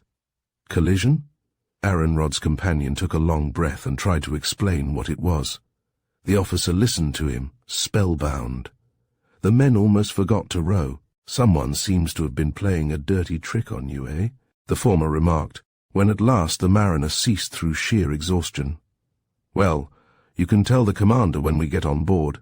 Gradually, a fuller consciousness returned to Aaron Rodd. He was able to walk along the deck of the ship they boarded, to grope his way, unaided, down the narrow stairs into the small cabin below, where a man was seated at a table with a chart before him. He pushed it away as the 2 men were ushered in. "Hullo, what's this?" he exclaimed. The officer who had brought them made a brief report. The commander nodded. "Fetch them some hot whiskey, quick," he directed. "Now, tell us your story." The tugmaster got in first, but after a few sentences the commander stopped him. "I think I'll get at the truth quicker from you," he decided, nodding to Aaron. "Quick, please." Aaron pulled himself together and took a long gulp of the hot whiskey, which was at that moment brought in. "May I inquire if this is an English man of war?" he asked, as he set the glass down. "His Majesty's destroyer, Flying Fox," was the brief reply. "Now tell me what you 2 men are doing on barrels in the North Sea." Aaron Rodd found a few terse and explicit words. "Early this morning," he said, "I escorted a young lady to Tilbury. We went there on the strength of a bogus telegram, which informed us that her brother, who's a Belgian officer, was leaving there at midday on a munition ship bound for Havre. We found a ship's boat waiting for us at the dock mentioned in the telegram, but they refused to take me on board with her. I thought this reasonable, as it was supposed to be a government vessel, and I stayed behind to wait for her. She was no sooner safely on board than the steamer hoisted the Norwegian flag and steamed off. The commander stared for a moment, then he looked away. "Sounds a queer story," he observed. "It's a true one," Aaron assured him. "Of course, there's a reason for this abduction. The young lady some months ago—" "I don't want the whole story," the commander interrupted. "I want to know how you got into the North Sea." "I was coming to that," Aaron Rodd proceeded. "My companion can bear me out as to the rest. I hired his tug, meaning to follow the steamer into whatever port it might go if they refused to take me on board. We caught her up and signaled her to stop. She maneuvered a little, disclosed a gun, and blew us to pieces. The captain here and I are the only two who ever came up again. The commander glanced at the lieutenant, who had remained in the room. Not a word passed between them. "Who are you?" he inquired. "My name is Aaron Rodd," was the prompt reply. "I am an American, but I have practiced law in England for a good many years. I know my story sounds fanciful, but there's no getting away from the sequel. The tugmaster here can confirm every word of it." The tugmaster proceeded to do so, and the two officers listened for a time as though fascinated. The commander interrupted him at last. "What's the name of this boat?" he asked. "She had SS Christiania painted across her stern," the tugmaster said, "and she was flying the Norwegian flag, but the ship's name's new painted. I passed close alongside yesterday, and a queer-looking lot they were on board." The two officers exchanged quick glances. "The Christiania," the commander murmured softly. He paused for a moment and bent over the chart. Then he looked up. "Take Mr. Rodd and the tugmaster to the wardroom," he directed.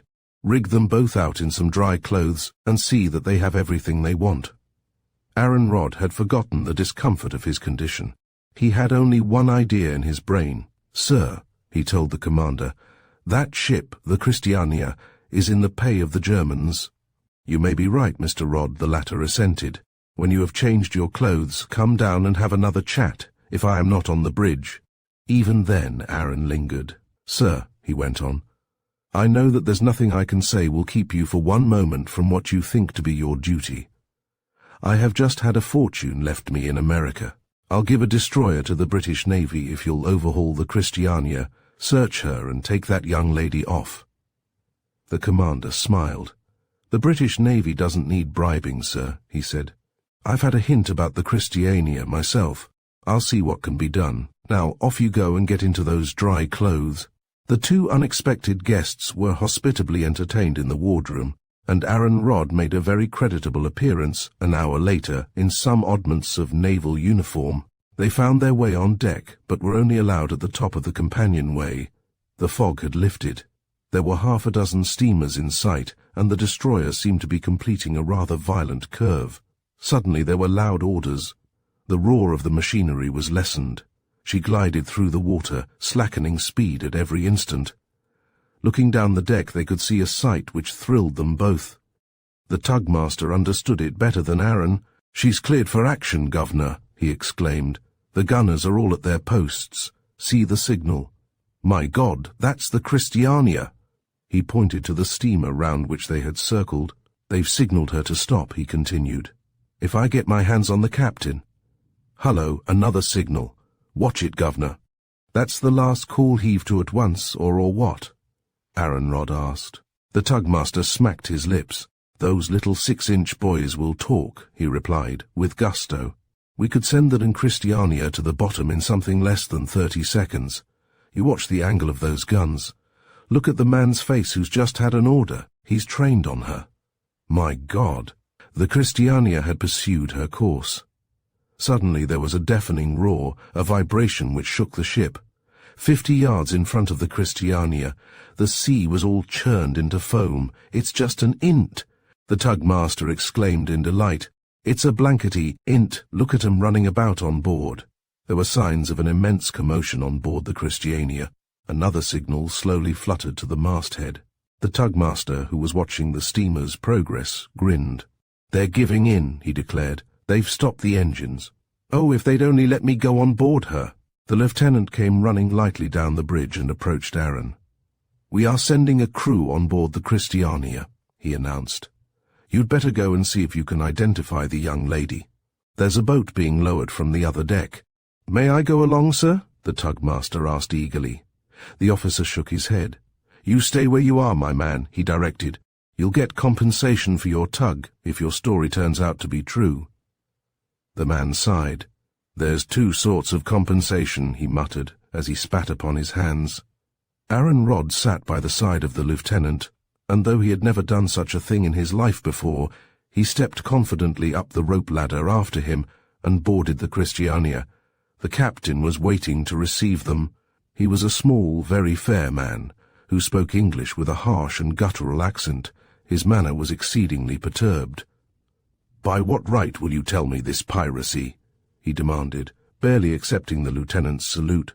"My papers were cleared in London. My cargo—" "A few words with you below, if you please, Captain," the lieutenant interrupted. "You had better stay on deck, Mr. Rod," he added, looking around.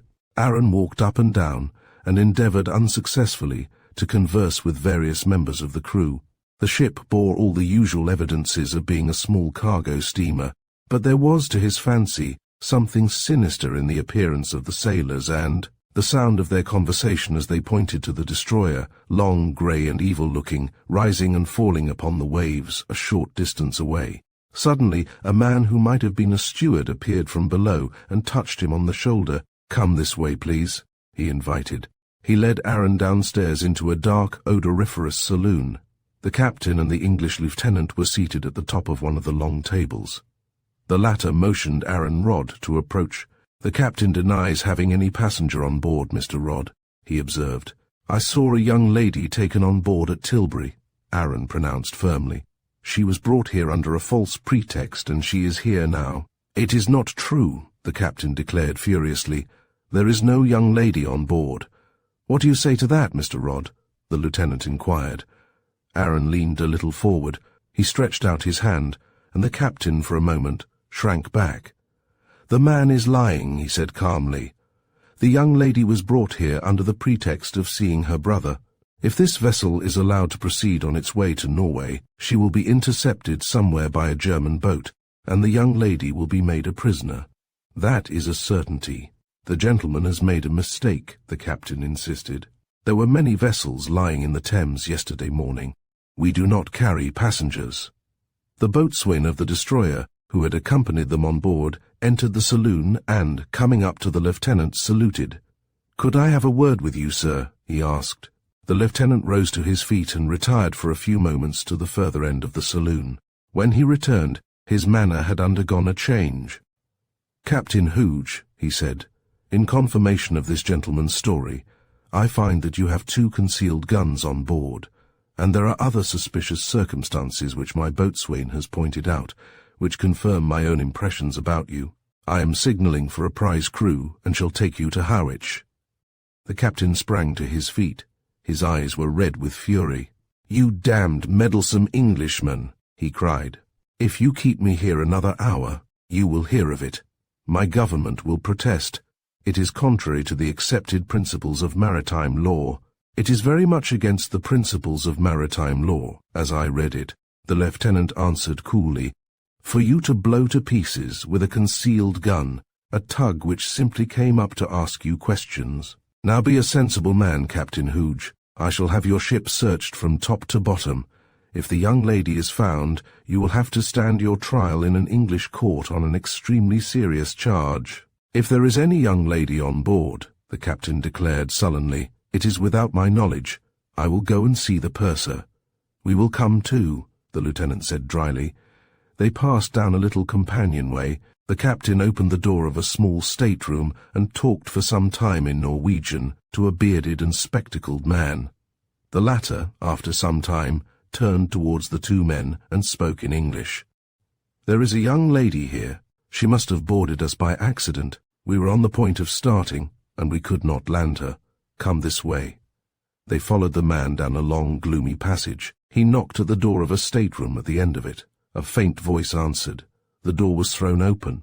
Henriette, white and eager, stood shrinking back against the wall. There was a rush of cold air into the place. "Aaron!" she exclaimed in blank astonishment. "Aaron Rod!" Words failed her altogether. It seemed too wonderful. She peered into his face, shook him by the shoulders, and finally almost collapsed in his arms. "It's all right, Henriette," he cried, his own voice shaking. "You're quite safe." "But where did you come from? How did you get here?" she gasped. "I followed in a tug," he told her. "These pleasant people blew us up." "I heard the gun," she cried. "I saw the tug. I saw it go down. I saw the men swimming in the water. It was horrible. I was one of them," Aaron continued. "The master and I were picked up by an English destroyer. This is one of the officers. I managed to make them believe my story, and we overhauled and boarded your steamer. We are going to take it into Harwich. You are safe, Henriette." She began to sob. The tears stood in Aaron's own eyes as he saw thrust through the open porthole the umbrella on which she had tied various fragments of clothing. "I have been waving this out of the porthole," she explained hysterically. "I thought they might see. I was locked in until a moment ago." "Better bring the young lady up on deck," the officer suggested. "We've no accommodation for you on board the Flying Fox, but I am going to signal the commander for a prize crew, and place the captain and officers of this ship under arrest, so you'll both feel quite safe here. You'll be in Harwich in 5 hours, and we shall be standing by all the time." "You won't leave me, Aaron?" she begged. "Not I," he answered heartily. "I expect I shall take the steamer in," the officer remarked. "You are quite safe now, young lady," he added reassuringly. "I should come on deck and get a little fresh air if I were you." She clung to Aaron as they passed out. They met the captain and the purser talking together in the companionway. The former saluted a little awkwardly. "Sorry to hear that there was a mistake, miss," he said. "We were expecting a young lady on board, the daughter of the owner, who had been giving her people some trouble." Henriette simply looked at the man. He turned away. "I want to go on deck," she whispered to Aaron. "I want to get away from this atmosphere. Come quickly, please." "Oh, look, look." 6 English sailors came down the companionway. They were in war trim, and they looked like ruddy Goliaths by the side of the pale, anemic-looking crew of the Christiania. Henriette gave a little sob. "I feel safe," she cried. "Safe, after all." "Aaron." "Yes, dear." Her little face, so white and pitiful, was strained up to his. The ghost of one of her old provocative smiles quivered at her lips. "Even Leopold," she murmured, "will not be able to say no any longer. Do you know that you are a wonderful person? You are like one of those heroes in romances. There never was such a rescue." He pressed her arm. "Our last adventure," he whispered, "is going to be the greatest of all." The magistrate's court was crowded almost to suffocation when for the 3rd time Harvey Grimm was charged with having aided and abetted in the theft of various jewels found in his possession. The solicitor for the Treasury rose at once when called upon, urbane, even apologetic, yet firm. "I trust that this time, Mr. Dyson," the magistrate remarked, "you are in a position to offer sufficient evidence to enable me either to discharge or to send the prisoner for trial." The solicitor for the Treasury proceeded to explain. He reminded their worships that the prisoner had been discovered last week, owing to the assiduous efforts of Mr. Brodie, actually engaged in secretly cutting up and disguising valuable diamonds. There was no question at all but that these diamonds were stolen. The trouble which the prosecution had to contend with was the fact that they were stolen in America, and that some of the stones had been mutilated in such a fashion as to render them almost unrecognizable. A commission from the police force of New York had already sailed, not only to identify the jewels, but with a strong hope of identifying the prisoner as a confederate of one of the most notorious jewel thieves of this generation. He was exceedingly sorry to have to ask for a 4th remand, but in this case there was no alternative. He sat down. A mild-mannered man arose from his side and addressed the magistrate. "Your worship," he said, "I am defending the prisoner. In the event of the prosecution having no further evidence to offer today, which I understand to be the case, may I be allowed to call a witness?" The magistrate coughed. "You would be within your rights, Mr. Ransom," he admitted, leaning forward and looking over his eyeglasses, "but I need scarcely remind you that, to a certain extent, by calling witnesses for the defense at this stage of the proceedings, you might possibly prejudice your client's case." The solicitor bowed. "My client, being a wholly innocent man, your worship," he said, "is only anxious to have the truth known as soon as possible." "You can do as you choose, Mr. Ransom," the magistrate consented. There was a moment's whispering. A name only partially heard was called outside, and a ripple of interest passed through the court when Captain Brinnan, still in his Belgian uniform, entered the witness box. The solicitor for the prosecution looked a little staggered. The solicitor for the defense stood up. "Will you tell the magistrate your name?" he asked. The witness bowed. "Leopold Francis Henri Brinnan de Floge." "And your titles?" "Comte de Malaison, Baron d'Ache, Chevalier di Scolo, Vicomte de Floge." There was a distinct sensation in court, a sense of impending events which left everyone pleasantly excited. Harvey Grimm leaned forward, gripping at the rail in front of him. "You are, I believe," the solicitor continued, "a godson of the late King of the Belgians." "That is so," the witness admitted. "Do you know anything of the prisoner?" The witness glanced at Harvey Grimm and, meeting his astounded stare, greeted him in friendly fashion. "Certainly," he replied. "Mr. Harvey Grimm is a valued acquaintance. I engaged him recently to recut and, if possible, to present to me in an altered form a variety of precious stones. May I ask your reason for this?" the solicitor inquired. "It is a matter of almost political history," the witness explained, turning towards the magistrate.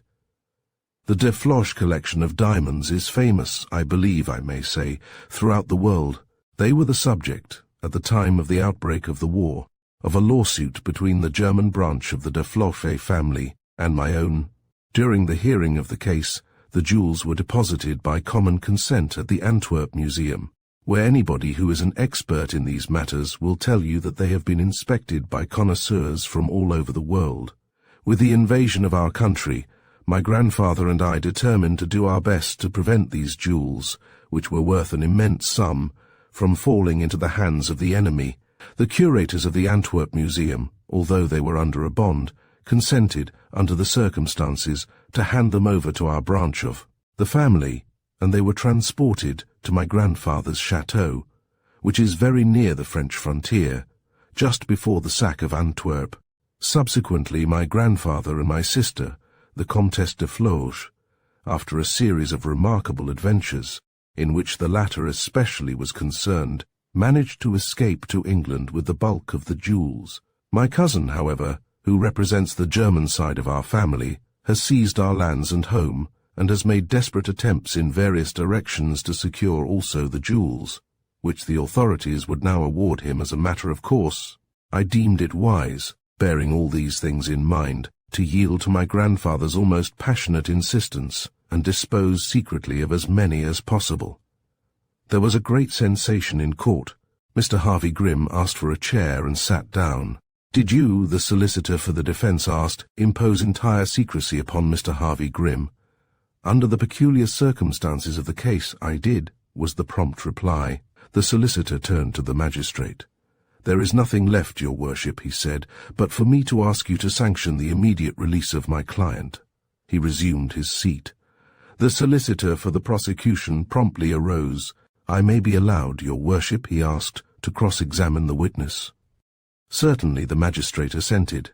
"May I ask you, sir, whether you have any evidence in support of these extraordinary statements of yours?" The young man bowed. "Certainly," he replied. "The Belgian minister, who was my father's greatest friend and relative, and the Princess Augusta, my godmother, are both, I believe, present." The solicitor for the prosecution turned to the magistrate. "If these witnesses may be called, and are found to support the story, your worship," he said, "the case for the prosecution is withdrawn." Leopold de Floche left the witness box, strolled along the back of the benches, and held out his hand to Harvey Grimm. "My profound regrets and apologies," he murmured. "I wait here, and we will lunch together." The court rocked itself with excitement. The Belgian minister was called, and promptly took his place in the witness box. Asked if he knew the last witness, his reply was comprehensive. "The Vicomte de Floche," he said, "is the first nobleman in Belgium. He is a godson of the late king, is himself connected with the royal family, and is a young man whose gallantry in the field has won special commendation from the king. Do you know anything about the de Floche diamonds?" "Certainly," the witness replied. "They are of historical and priceless value, and special efforts were made to seize them at Antwerp Museum. My friend, the Vicomte de Floche, was able to rescue them just in time. I may say that he consulted me, and under the difficult circumstances I advised him to dispose of as many as possible secretly. Very powerful influences have been brought to bear, through a neutral country, to effect their restoration." The magistrate bowed, and the witness stood down. There was a moment's whispered consultation between the two solicitors. Then one of them stood up. "The case for the prosecution is withdrawn, your worship," he announced. "Harvey Grimm and Leopold de Floche by the courtesy of the magistrate, left the court by the back entrance, arm in arm. The former was looking a little haggard from his 6 days' detention, and was scarcely his usual spick-and-span self. He was a little dazed, too. He leaned back in a luxurious motor-car and tried to realize what had happened. His first question was not an unnatural one. "Will you tell me," he asked earnestly, "why your grandfather, and you, and your sister, all practically confessed that you were Jeremiah Sands, the international jewel thief?" "I must admit that the idea was my own," Defloche explained. "You see, we were extremely anxious that no one should know whose jewels these really were. The one way to ensure absolute secrecy was to dispose of them as stolen property. That is what we did, and I must say that under the circumstances, Mr. Grimm, your silence was more than admirable. To a great extent, I must admit, we were humoring my grandfather, who was oppressed the whole of the time with a nervous fear of being ordered by the British government to restore them. His death makes all the difference. In fact, I have this morning entrusted the whole of the rest of my collection to Christie's, and they will offer them for sale as soon as the South American buyers can be duly advised. It is perhaps just as well that we have passed the crisis, for I see by this morning's papers that Jeremiah Sands was arrested at Chicago yesterday." Harvey Grimm cleared his throat. "You haven't such a thing as a cigarette, I suppose?" Defloche produced his case at once. "My profound apologies," he said. "I should have known the one thing you needed most after this regrettable detention." "To think," Harvey Grimm muttered to himself, "that I stole way down to Lecce Whiskies and lived in terror of my life, with that rat of a Brodie dogging my footsteps, and all the time I might have fitted up a laboratory and have done my work at home." "That would never have done," Defloche objected. "By the decision of the Belgian courts, German-inspired of course, but still according to the law of the land, the whole of the jewels are, in a way, stolen property. Still, it is not the sort of theft that counts." Harvey Grimm looked out of the windows. There was a queer sort of plaintive happiness dawning in his face. "It's London, all right," he murmured. "The Strand, too. I never thought to see them again. Not till I was an old man, at any rate. Where are we going?" "The Milan for luncheon," Defloche replied, "where you will meet some friends. I have more wonders to tell you. Will you hear them first, or wait till you have had a cocktail?" "More wonders," Harvey Grimm murmured. "And this is the city which lacks the spirit of adventure." "I think," he went on, as they stepped out of the car and walked towards the smoke-room, "you must leave this to me. There is just one concoction. I can't call it by a name. I must speak to Coley. What a cigarette," he went on. "For 6 days." "I know," Defloche interrupted. "I am sorry. We will try and make up for it." They drank a cocktail together, and the sense of unreality began to fall away. Once more the earth was firm beneath Harvey Grimm's feet. "The money I have wasted," he groaned. "Why, I had a young actor establishing alibis for me all the time I was away." "Where's Aaron?" "Just back from the North Sea with my sister," Defloche replied. "He will tell you a story that will make your hair stand on end." "And the poet?" "Down with an officers' training corps. He's coming up to lunch if he can get off." Harvey Grimm glanced at the clock. His companion interpreted his thoughts. "You have an hour," he said. "A shave and a bath," the other murmured ecstatically. "And the corner table as you come in. In the grill room," Defloche added. "We will all meet there at 1:30. Some time before the hour had elapsed, Harvey Grimm was entirely his usual self, shaved and bathed, clad in one of his favorite blue serge suits, patent shoes, and spotless gaiters, a bunch of violets in his buttonhole, a sense of stupefied but immeasurable satisfaction radiating. From him, he took his place at the round luncheon table, between Aaron Rodd and Henriette, and raised the glass of amber liquid which he found waiting there to his lips. Defloche, however, checked him. "My friends," he said, "but wait, here is Mr. Cresswell." The poet came to them with outstretched hands. "My heartiest congratulations," he exclaimed, pausing before Harvey Grimm. "You will be able to write a ballad of the Bow Street cells. Perhaps I will collaborate. It will mean immortality for you. Where do I sit?" A place was found for him. He too raised the wine-glass which he found in front of him to his lips, but was checked by Defloche. "We will, with your permission," the latter proposed, Drink to the happiness of my dear sister Henriette and your friend. And mine too, that is to be, he added with a bow. Mr. Aaron Rodd, they are to be married this month, and if you would care for a wonderful entertainment during the service of our luncheon, they shall recount their adventures of the last 6 days. I promise you, Mr. Harvey Grimm, that yours will seem to you monotonous. They listened to the story, told by one and supplemented by the other. It was all amazing. The poet was frankly envious. After all, he grumbled, it seems to me that I am the one who treads the dreary path of commonplace life. De Floche leaned across towards him. Sir, he said, that is not wholly true, for both you and I, along different paths, are pledged to the greatest and most wonderful adventure the world can offer. We have drunk to the happiness of my sister and Mr. Aaron Rodd. I drank to you a short while ago, Mr. Harvey Grimm, full of respect for that sporting spirit which kept you silent in captivity. We will drink now, all of us, to the common cause, to the great adventure of life and death, to the end which is written in letters of blood across the scarred face of Europe, to vengeance and victory. Thank you for joining us for another story at Storytime Haven. We hope you enjoyed Aaron Rodd, Diviner, and the twists that unfolded along the way. If you're curious to know what happens next, or want to revisit this tale, be sure to subscribe and stay tuned for more classic stories brought to life. Until next time, keep your love for literature alive, and remember, there's always more to discover right here at Storytime Haven.